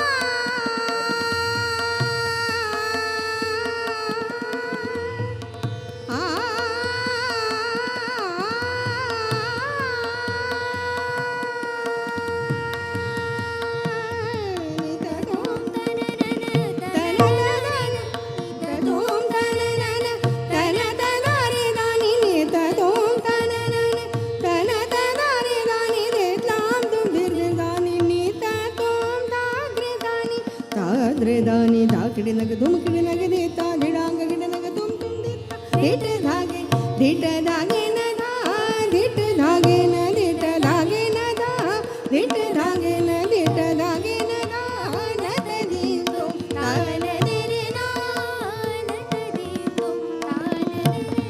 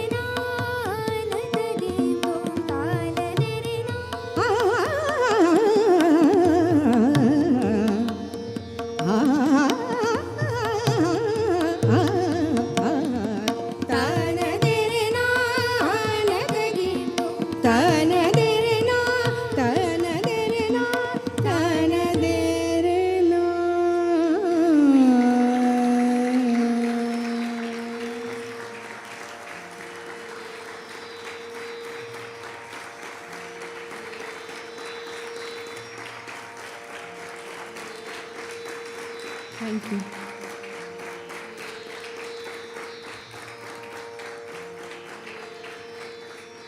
आपके जैसे युवा रसिकों से इतना अच्छा प्रतिसाद मिला, बहुत अच्छा लगा। Thank you.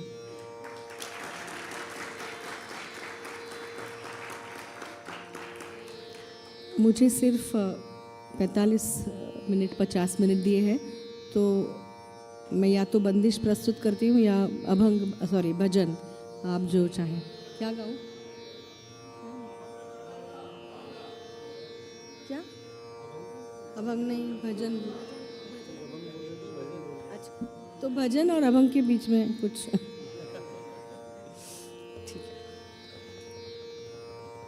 बहुत कुछ सुनाना चाहती हूँ, क्योंकि बहुत अरसे के बाद आई हूँ आपके समक्ष, लेकिन आज मैं भजन गाती हूँ क्योंकि वक्त कम है। हाँ जी,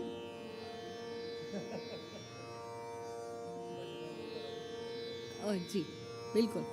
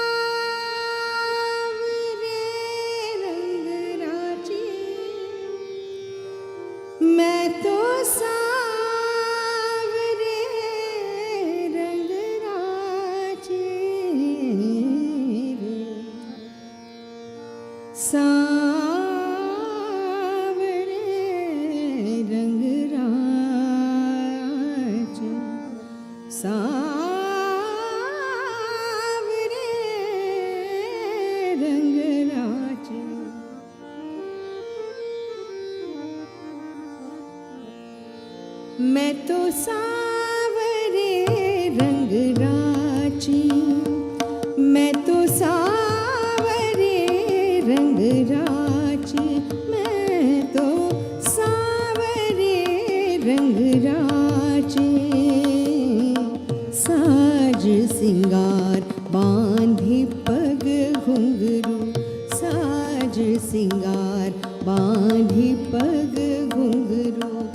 लोक लाज तज नाची रे, लोक लाज तज नाची रे। मैं तो सावरे रंग राची, मैं तो सावरे रंग राची, मैं तो सावरे रंग राची। साज सिंगार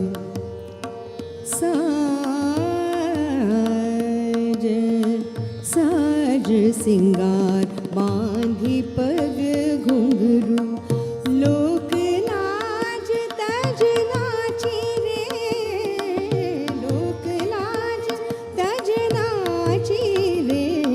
मैं तो सावरे रंग राची, मैं तो सावरे रंग राची, मैं तो सावरे रंग राची, मैं तो सावरे रंग राची। गई सुमति लई साधु की संगत, गई सुमति लई साधु की संगति, गई सुमति लई साधु की संगति, गई सुमति लई साधु की संगति।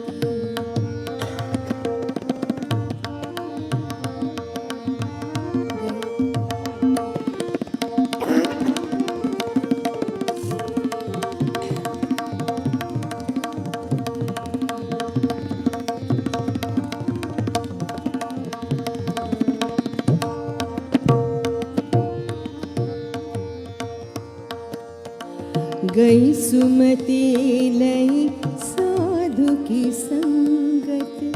आ आ आ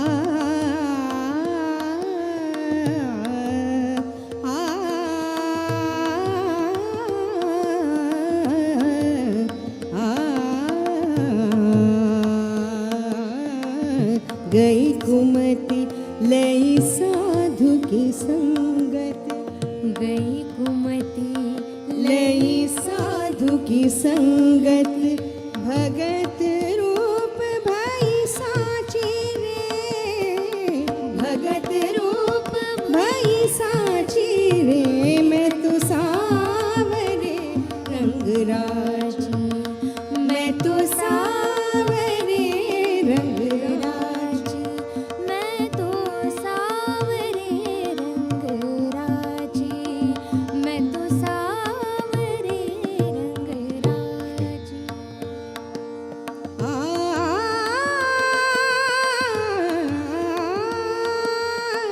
उन बिन सब जग खारो लागत उन बिन सब जग खारो लागत उन बिन सब जग खारो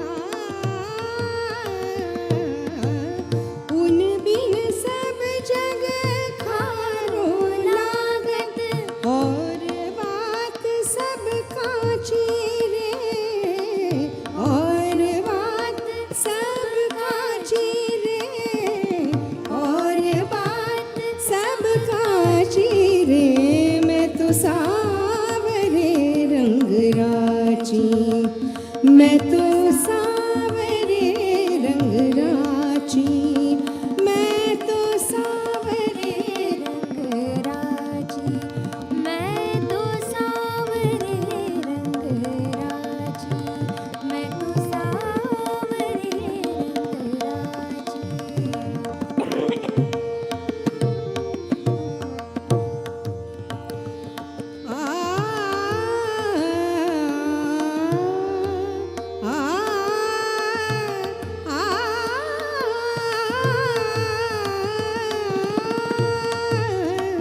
मीरा श्री गिरिधरन लाल सो मीरा श्री गिरिधरन मीरा श्री गिरिधरन लाल सो भगति रसीली साची रे भगति रसीली साची रे भगति रसीली साची रे भगति रसीली साची रे मैं तो सावरे रंग राजी मैं तो सावरे रंग राजी मैं तो सावरे रंग राजी रंग राजी रे रंग राजी रे रंग राजी रे मैं तो सावरे रंग राजी मैं तो सावरे रंग राजी मैं तो सावरे रंग राजी रंग राजी रंग राजी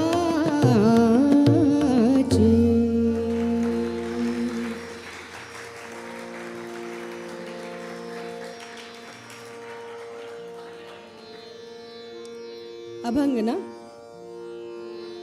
अभंग ना जरूर जी जी सुना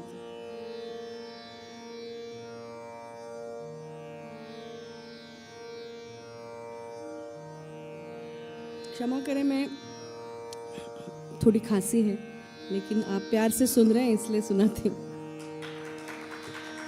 थैंक यू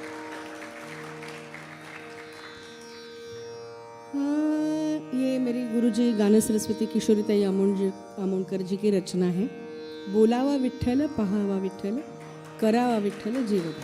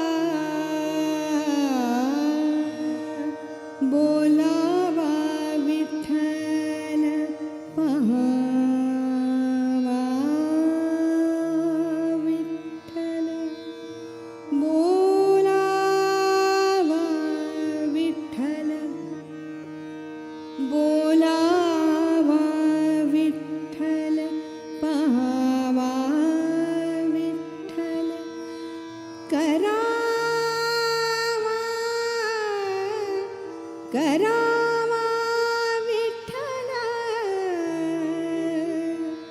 जीव भाव जीव भाव बोलावा विठ्ठल बोलावा विठ्ठल पहावा विठ्ठल बोलावा विठ्ठल पहावा विठ्ठल बोलावा विठ्ठल पहावा विठ्ठल बोलावा विठ्ठल पहावा विठ्ठल बोलावा विठ्ठल पहावा विठ्ठल करावा विठ्ठल जीव भाव करावा विठ्ठल जीव भाव करावा विठ्ठल जीव भाव बोलावा विठ्ठल पहावा विठ्ठल करावा विठ्ठल जीव भाव बोलावा विठ्ठल पहावा विठ्ठल करावा विठ्ठल जीव भाव करावा विठ्ठल जीव भाव बोलावा विठ्ठल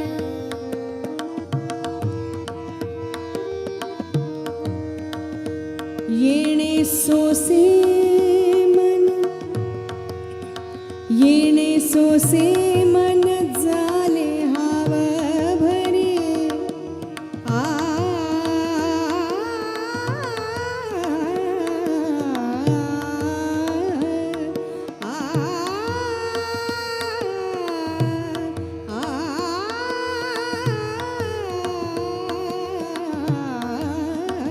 येणे सोसे मन झाले हाव भरी येणे सोसे मन झाले हाव भरी येणे सोसे मन झाले हाव भरी परत माघारी येत नाही परत माघारी येत नाही बोलावा विठ्ठल बोलावा विठ्ठल पहावा विठ्ठल बोलावा विठ्ठल पहावा विठ्ठल करावा विठ्ठल करावा विठ्ठल करावा विठ्ठल जीव भाव बोलावा विठ्ठल पहावा विठ्ठल करावा विठ्ठल जीव भाव करावा विठ्ठल जीव भाव बोलावा विठ्ठल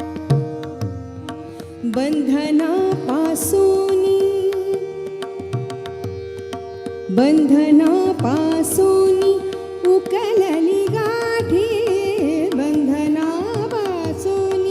उकलली गाठी आ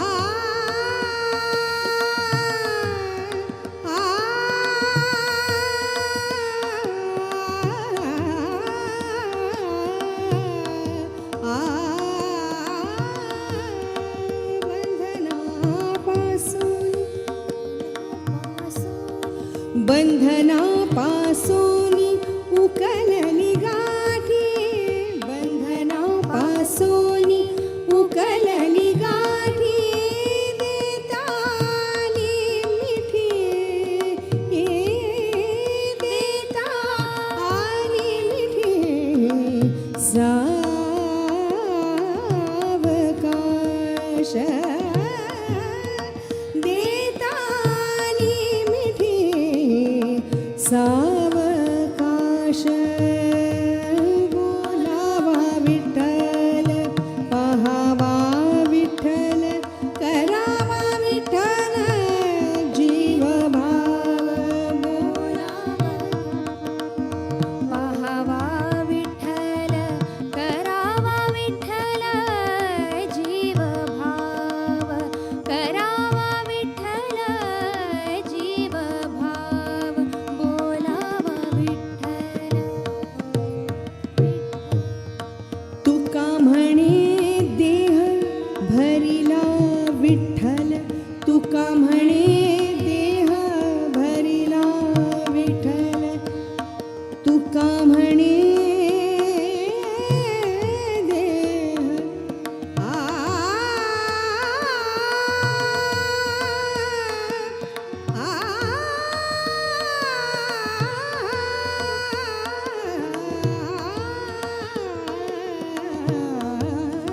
तुका म्हणे देह भरिला विठ्ठल देह भरिला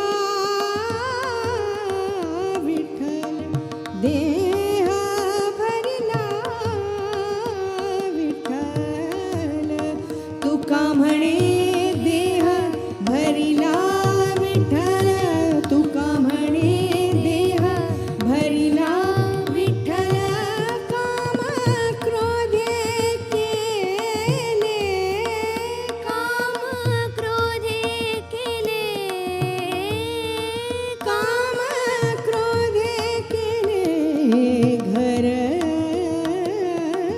रीते बोलावा विठ्ठल पाहावा विठ्ठल बोलावा विठ्ठल पाहावा विठ्ठल बोलावा विठ्ठल पाहावा विठ्ठल बोलावा विठ्ठल पाहावा विठ्ठल बोलावा विठ्ठल पाहावा विठ्ठल बोलावा विठ्ठल पाहावा विठ्ठल बोलावा विठ्ठल पाहावा विठ्ठल बोलावा विठ्ठल पाहावा विठ्ठल बोलावा विठ्ठल पाहावा विठ्ठल करावा विठ्ठल जीव भाव करावा विठ्ठल विठ्ठल विठ्ठल बोलावा विठ्ठल पाहावा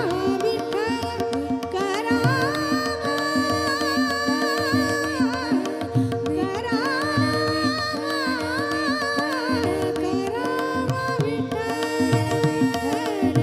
बोलावा विठ्ठल पाहावा विठ्ठल बोलावा विठ्ठल पाहावा विठ्ठल करावा विठ्ठल जीव भाव करावा विठ्ठल विठ्ठल विठ्ठल विठ्ठल विठ्ठल विठ्ठल विठ्ठल विठ्ठल विठ्ठल विठ्ठल विठ्ठल विठ्ठल विठ्ठल विठ्ठल बोलावा विठ्ठल विठ्ठल बोलावा विठ्ठल विठ्ठल विठ्ठल बोलावा विठ्ठल विठ्ठल विठ्ठल बोलावा विठ्ठल विठ्ठल विठ्ठल बोलावा विठ्ठल विठ्ठल विठ्ठल बोलावा विठ्ठल बोलावा विठ्ठल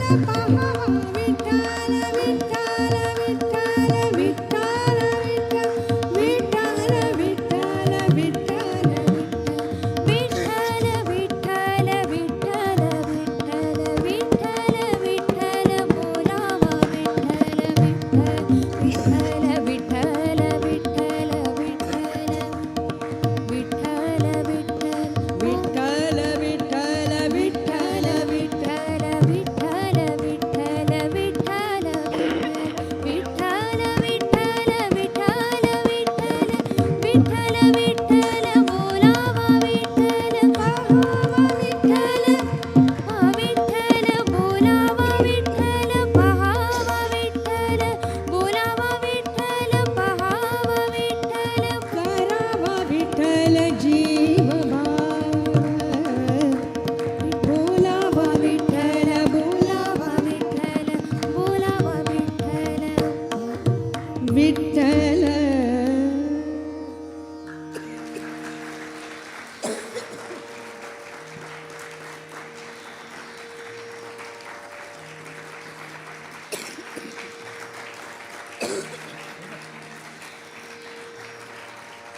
Thank you.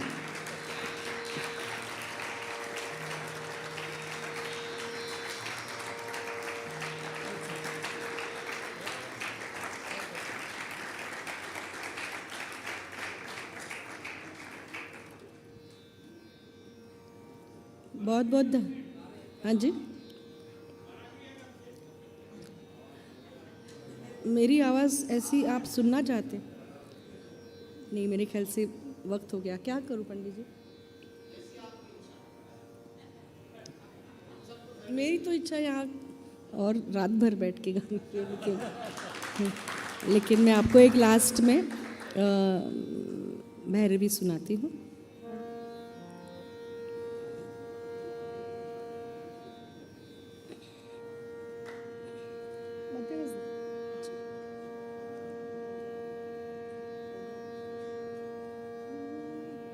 अवघा रंग एक झाला,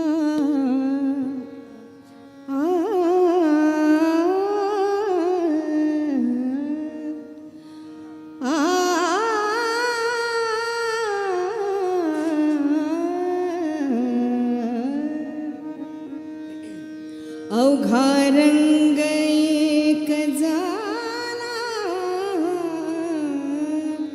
अवघा रंग एक झाला, अवघा रंग एक झाला,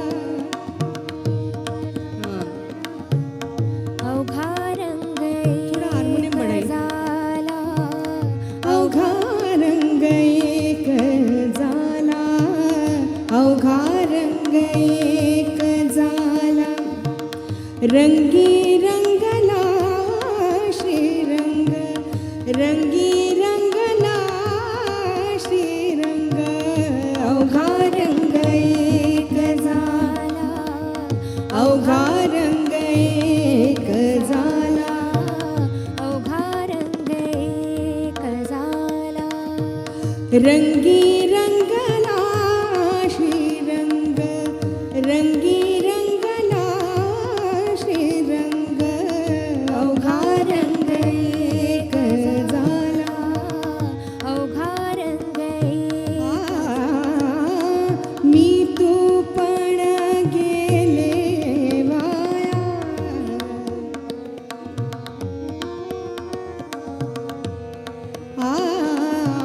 मी तू पण गेले वाया, पाहता पंढरीच्या राया, पाहता पंढरीच्या राया, पाहता पंढरीच्या राया, अवघा रंग एक झाला, अवघा रंग एक झाला, अवघा रंग एक झाला, नाही भेदाचे ते काम,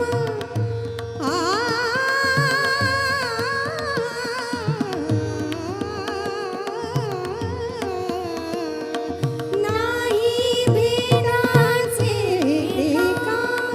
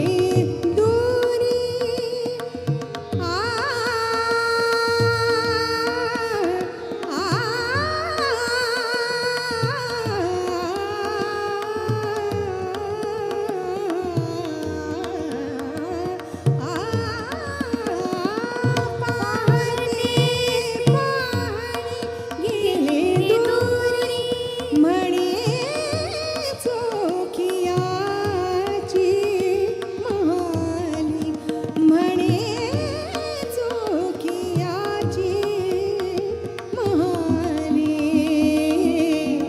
अवघा रंग एक झाला अवघा रंग एक झाला रंगी रंगला श्रीरंग रंगी रंगला श्रीरंग अवघा रंग एक झाला रंगी रंगला श्रीरंग रंगी रंगला श्रीरंग अवघा रंग एक झाला अवघा रंग एक झाला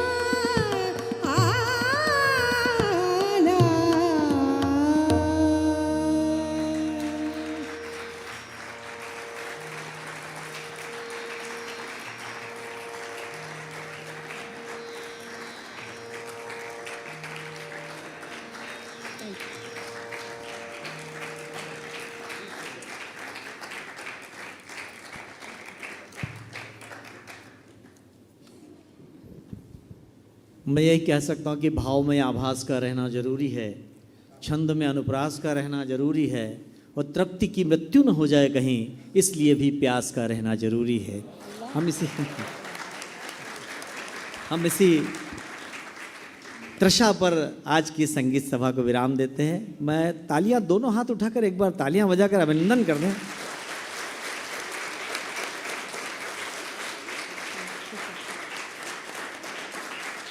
स्वर बोध के साथ सौंदर्य बोध का अनूठा सम्मिश्रण, यथा नाम तथ्या प्रस्तुति। हम अभिभूत हैं। हम वीर भारत न्यास और महाराजा विक्रमादित्य शोधपीठ की ओर से आपका हार्दिक धन्यवाद प्रेषित करते हैं कि आज की इस वैचारिक समागम की इस संगीत सभा को आपने जीवंत कर दिया, देदीप्य कर दिया। बहुत बहुत धन्यवाद।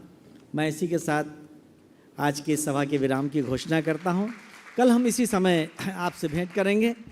कल पहली सभा में जहाँ मंगलाचरण मेहर बैंड होगा, व्याख्यान होंगे वैदिक संगीत में शिक्षा पद्धतियाँ, डॉक्टर वेंकटरमण भट्ट हासन कर्नाटक, और संगीत शास्त्र में नादोत्पत्ति के सिद्धांत पर पंडित बालकृष्ण शर्मा जी का विशद व्याख्यान होगा।